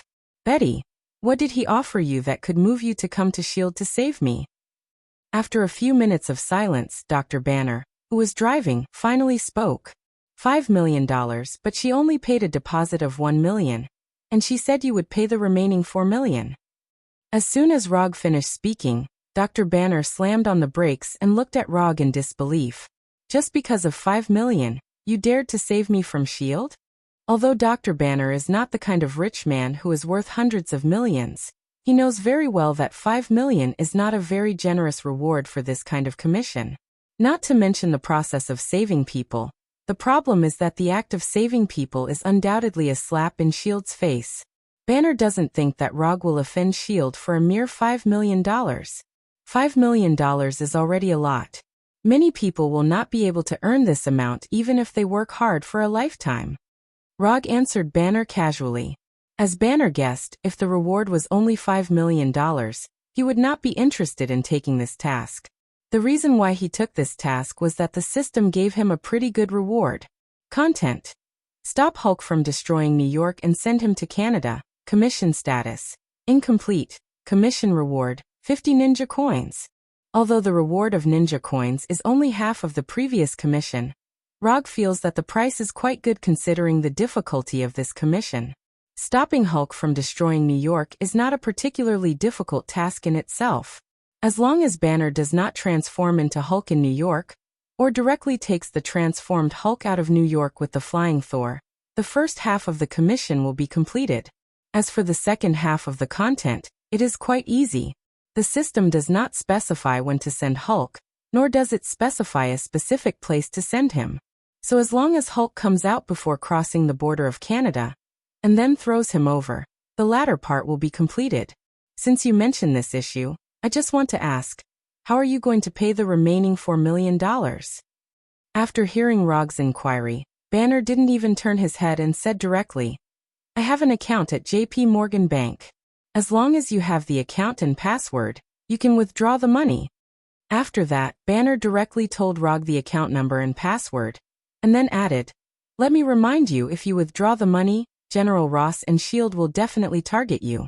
You have to solve this problem yourself. It's okay, as long as there are $4 million in the account. Whether it's General Ross or S.H.I.E.L.D., it's not a very serious matter to offend them. After driving for a few hours, Roger suddenly said, stop here. There's food in the container. After we're done eating, we'll go to the forest next door.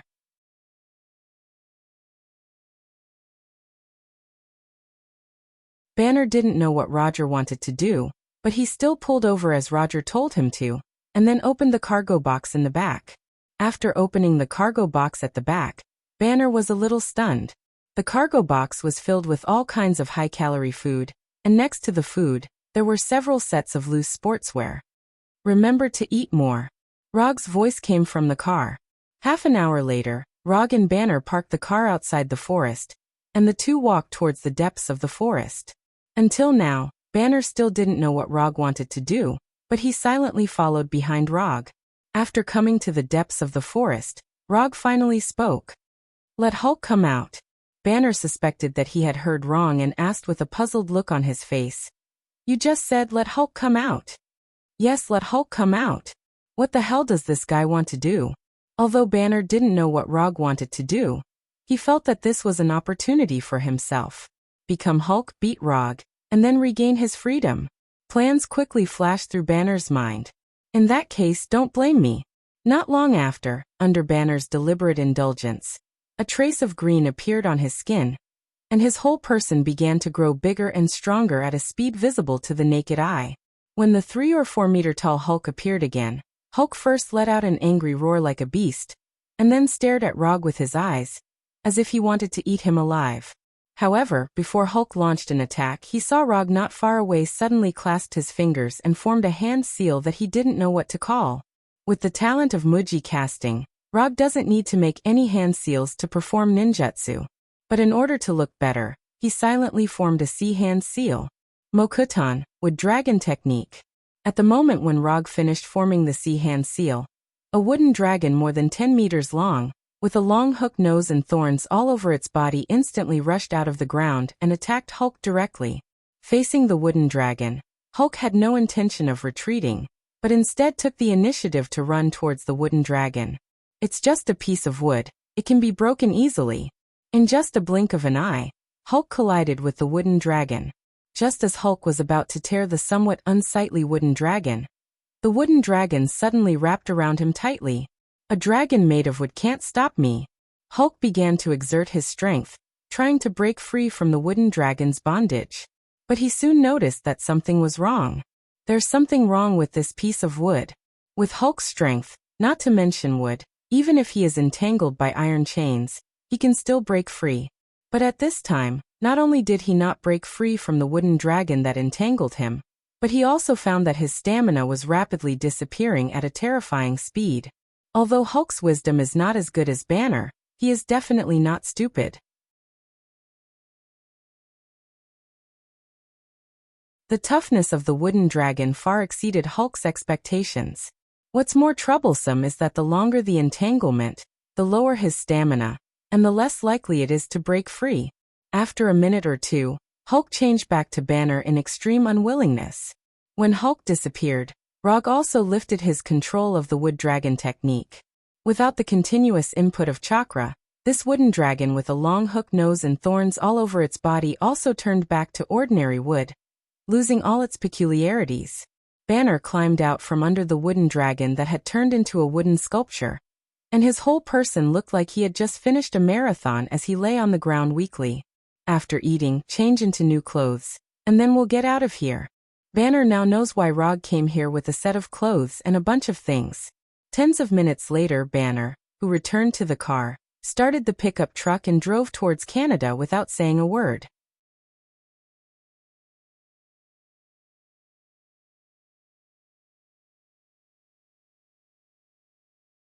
Chapter 76. When Rog and Banner drove towards Canada in a pickup truck, General Ross also received a piece of information about his daughter.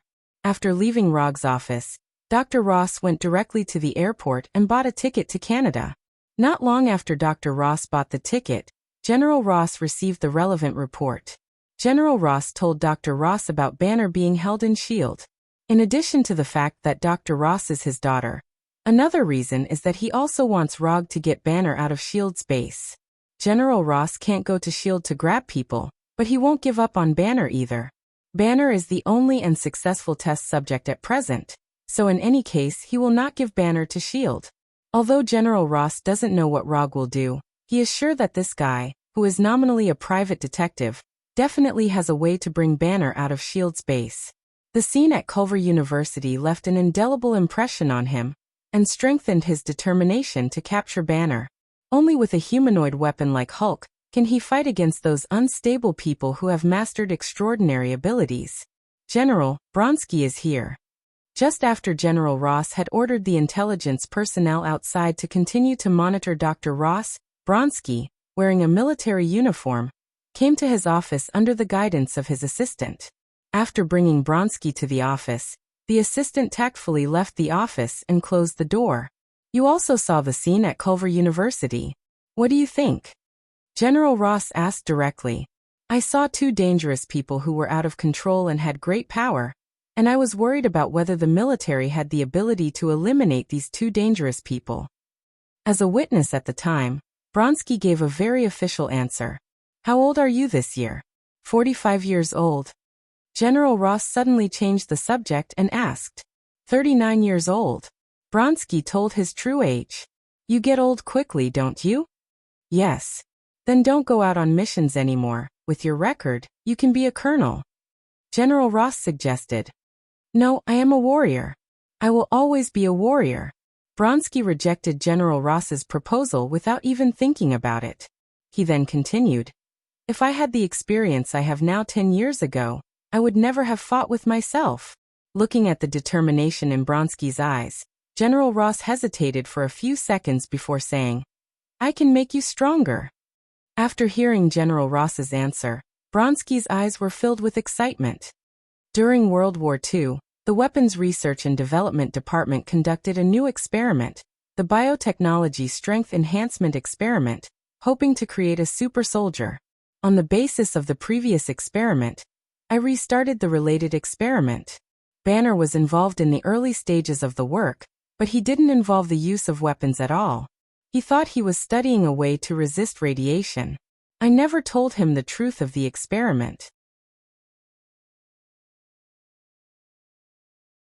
But he was so confident that he actually carried out human experiments privately.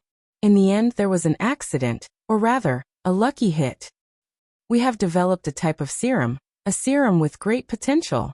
I will arrange for you to be injected with this serum. After the injection, you will lead a team to arrest a man named Mr. Lon. We suspect that he is the one who helped Banner escape. Since Banner returned to the car, he hasn't said a word to Rog, and just silently drove in the direction of Canada. Rog didn't take Banner's silence to heart. He is now thinking about how to maximize the effect of the wood dragon technique. When he was fighting against Hulk just now, he didn't use the wood dragon technique to the limit. The wood dragon he can currently make can reach a maximum length of more than 30 meters.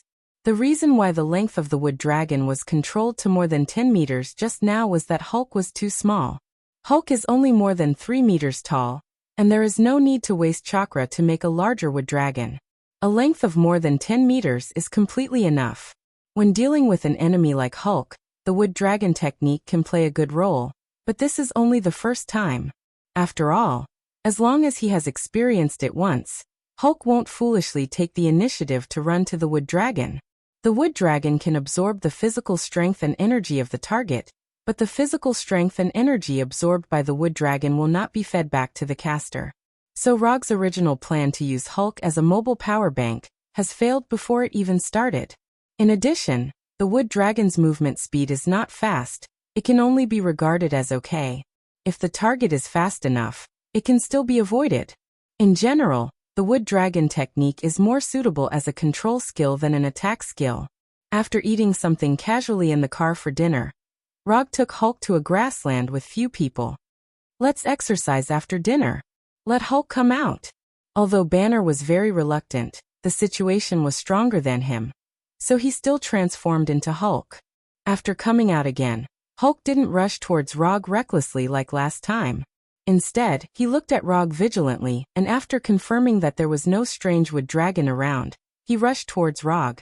Rog made a hand seal again, but this time he didn't make a sea hand seal, but a way hand seal. No matter what kind of hand seal he makes, it won't affect him from casting the ninjutsu he wants to cast. Wood release. Wood dragon technique. A long hook-nosed wood dragon more than 10 meters long emerged from the ground and rushed directly to Hulk, who was running wildly.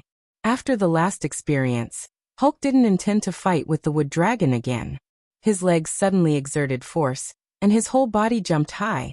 And then under the influence of gravity, he smashed towards Rog like a green meteorite.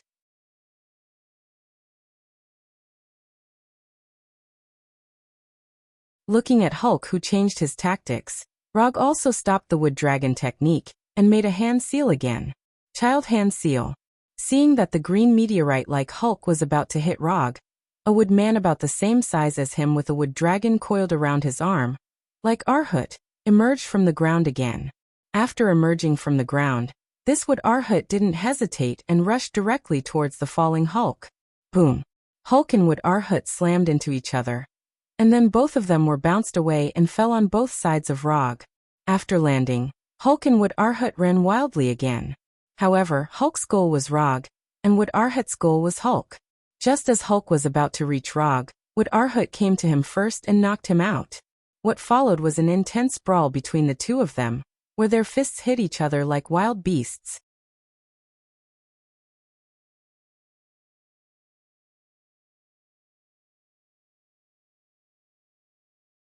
Chapter 77. Hulk is a typical example of high attack, high defense, high HP, combining the characteristics of a fighter and a tank. In the face of such an enemy, meeting force with force is not a very wise choice. However, Rog didn't care about this. He just wanted to test the power of the wood puppet technique. For this reason, he also deliberately controlled the size of Arhut, to avoid the situation of bullying the weak. The current wooden Arhut was only 3 meters tall, which was the same height as Hulk. If he exerts his full strength, the size of Arhut can directly reach about 10 meters. Although Hulk's physical attack power is very strong, but the wood Arhut in front of him is also not weak. In his peak state, Arhut can catch a 9-tailed beast Dama with one hand. Even in the face of the complete Susanoo, he is not at a disadvantage. However, this peak state of wood Arhut, Rog has no way to display it for the time being. Increasing the size of wood Arhut to about 10 meters is already the limit he can reach now. After controlling wood Arhut and Hulk to fight for more than 10 minutes, Rog had the intention to end the fight. Under his control, wood Arhut, who was just randomly punching, suddenly took a step back, avoiding Hulk's fist. Then, before Hulk realized what happened, wood Arhut showed his exquisite and seasoned fighting skills. The wooden Arhut moved forward and directly arrived in front of Hulk. It launched a set of attacks that seemed simple but were extremely powerful. Chest, left shoulder, lower abdomen, right shoulder, head straight punch, uppercut, left hook, elbow, rushing knee, moving left, piercing punch, hugging knee. Facing the sudden change in attack style and rhythm of wood Arhut, Hulk was like a human sandbag, being constantly repelled by wood Arhut. Boom! Hulk, who was unstable, had no time to make any defense, and was sent flying by Wood Arhut. After rolling a few times on the ground, Hulk stood up again. Then he saw Wood Arhut, who was clasping his fists and falling from the sky. Wood Arhut is not a real creature, and it is impossible for him to make movements that are too dexterous. But even so, the fighting skills he displayed still made Hulk realize the difference between a professional and an amateur. A few minutes later, the angry and unwilling Hulk once again changed back into Banner. When Hulk disappeared and Banner returned, Rog also stopped controlling Wood Arhut, turning the powerful Wood Arhut into a lifelike wood carving. The set of fighting style just now was not Rog's own original creation, but he learned it from Purple Potato. However, he was different from the Purple Potato spirit, who was able to knock Hulk unconscious in a few moves. He was still lacking in this aspect. After finishing the wood puppet, he checked the wood chakra, and checked the wood carvings. The wood dragon jutsu and the wood puppet jutsu consumed almost 20 calories of his chakra.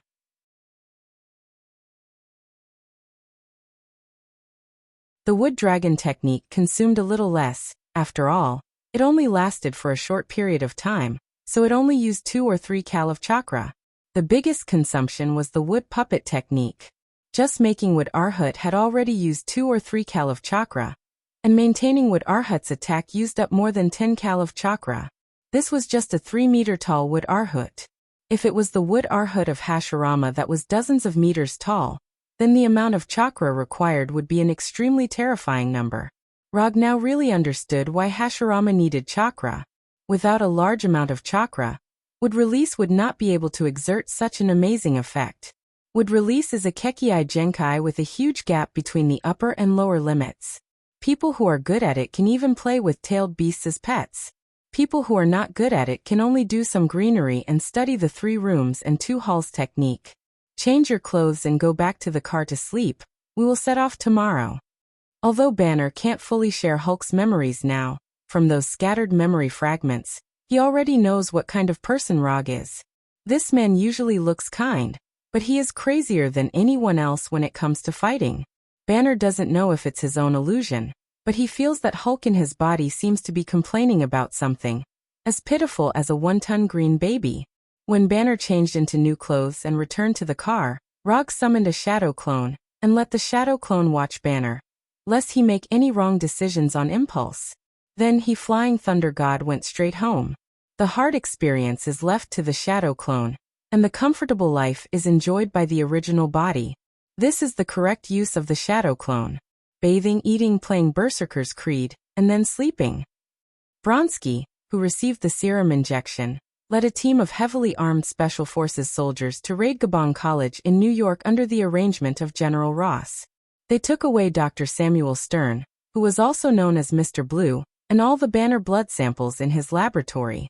Looking at the Banner blood samples in one cabinet after another, a complicated look appeared on Bronsky's face. In a military base in New York. You can't treat me like this. I'm a cell biologist. I want to contact my lawyer. After he was brought to the interrogation room, Dr. Samuel Stern kept repeating his rights. He doesn't look like someone who helped Banner escape. Bronsky, who was outside the interrogation room, looked at the anxious Dr. Stern through the one-sided glass and expressed his opinion.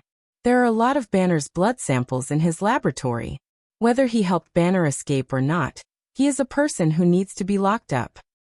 And I have a hunch that he can help us, General Ross said casually, quickly deciding Dr. Stone's fate. As for Dr. Stern's identity as a cell biologist, he didn't care at all. After General Ross left, Bronsky stood alone in front of the one-sided glass and looked seriously at Dr. Stern, who was getting more and more uneasy inside. After standing motionless like a puppet for more than 10 minutes, Bronsky took a deep breath and went directly to the door of the interrogation room. Sir, the general ordered that no one can enter without his permission. The soldier guarding the door said in a serious tone. Then, the soldier felt a severe pain in his heart. Before he could scream, Bronsky covered his mouth in advance, and then watched the soldier's pupils begin to dilate. After doing all this, Bronsky opened the door, threw the soldier's body in, and went straight to Dr. Stern. How can you kill your own people?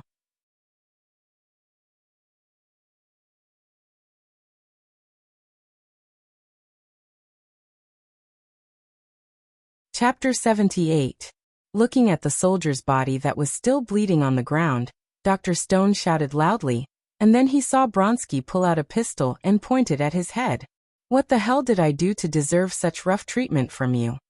Under the threat of the pistol, Dr. Stone's tone changed and became extremely gentle. "Not what you have done, but what you are about to do. I want to be as strong as Banner." Hearing this, Dr. Stone stood up from his chair and said slowly, "It seems that you have injected something.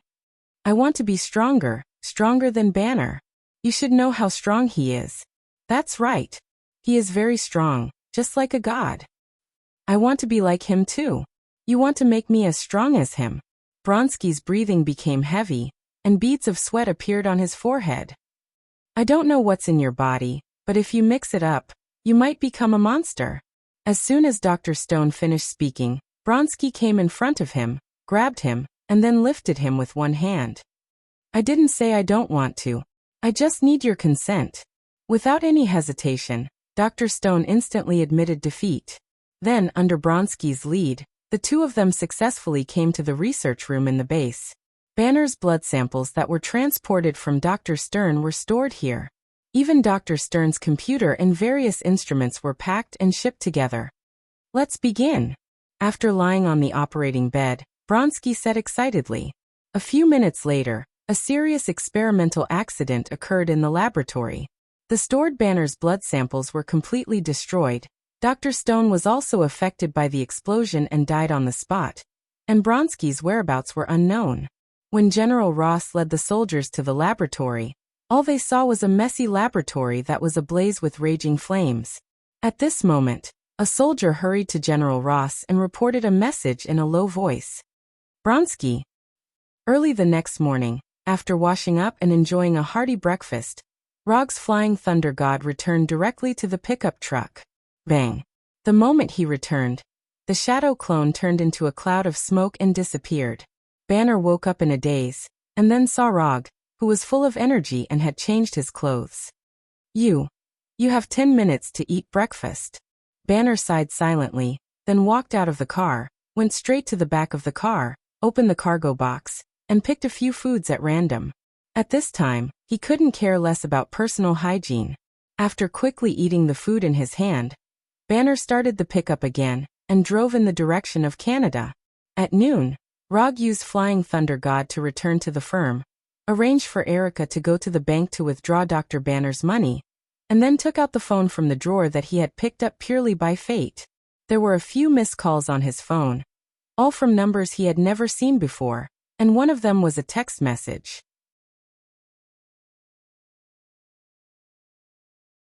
The call was from Dr. Ross, and the text was also from her. The content of the text message was also very simple. It was the address of a hotel in Ottawa, the capital of Canada. After reading the message, Rog called Dr. Ross back and asked her to take the Flying Thor to the forest or park on the outskirts of Ottawa, and then inform him. After doing all this, he returned to the pickup truck with the Flying Thunder God. Banner was already used to Rog's ability to disappear and reappear in an instant, and he didn't even turn his head to look at Rog. "Stop here, and let Hulk out." After 2 experiences, Banner already knew what Rog wanted to do, so he got out of the car without saying a word and then took off his coat. Under Banner's guidance, Hulk appeared again. When he saw Rog again, Hulk did not attack as before, but silently stepped back a few steps, looking at Rog with great vigilance. "Don't worry, I won't hit you today." After saying that, Rog went to the container behind the car, filled a large travel bag with fruits and vacuum-packed meat that he had prepared in advance, and then took the Kusanagi sword to a grassland not far from the road and sat down directly. After casting a super small wood dragon technique and a super small fire extinguisher, he had a pile of burning bonfire. Then, under Hulk's gaze, he inserted the meat on the Kusanagi sword and began to barbecue it. "The barbecue will take a while. If you are hungry, you can eat some fruit first. If you don't like fruit, you can also go to the container and get something else." After saying that, Rog didn't care about Hulk anymore, as if all his mind was on the barbecue in front of him.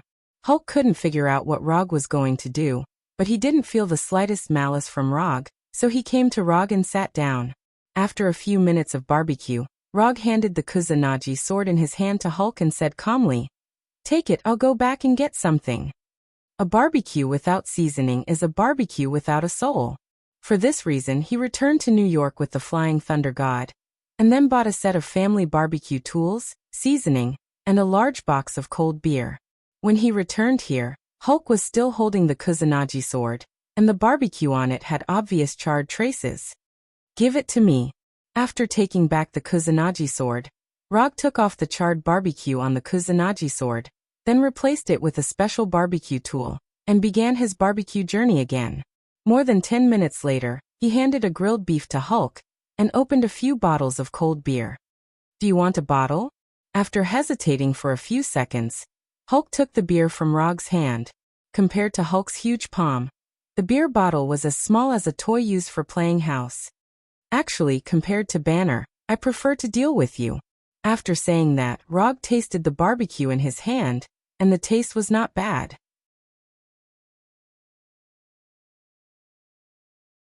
Banner is too smart, and he is more like a scholar than a warrior.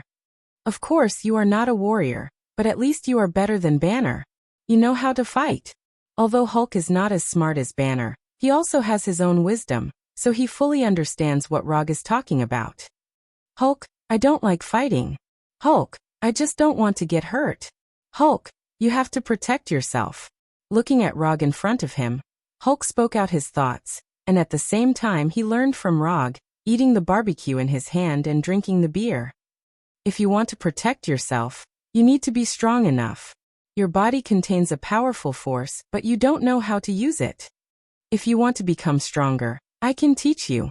That you're tuning in to the Li Mei's Wuxia Whispers YouTube channel.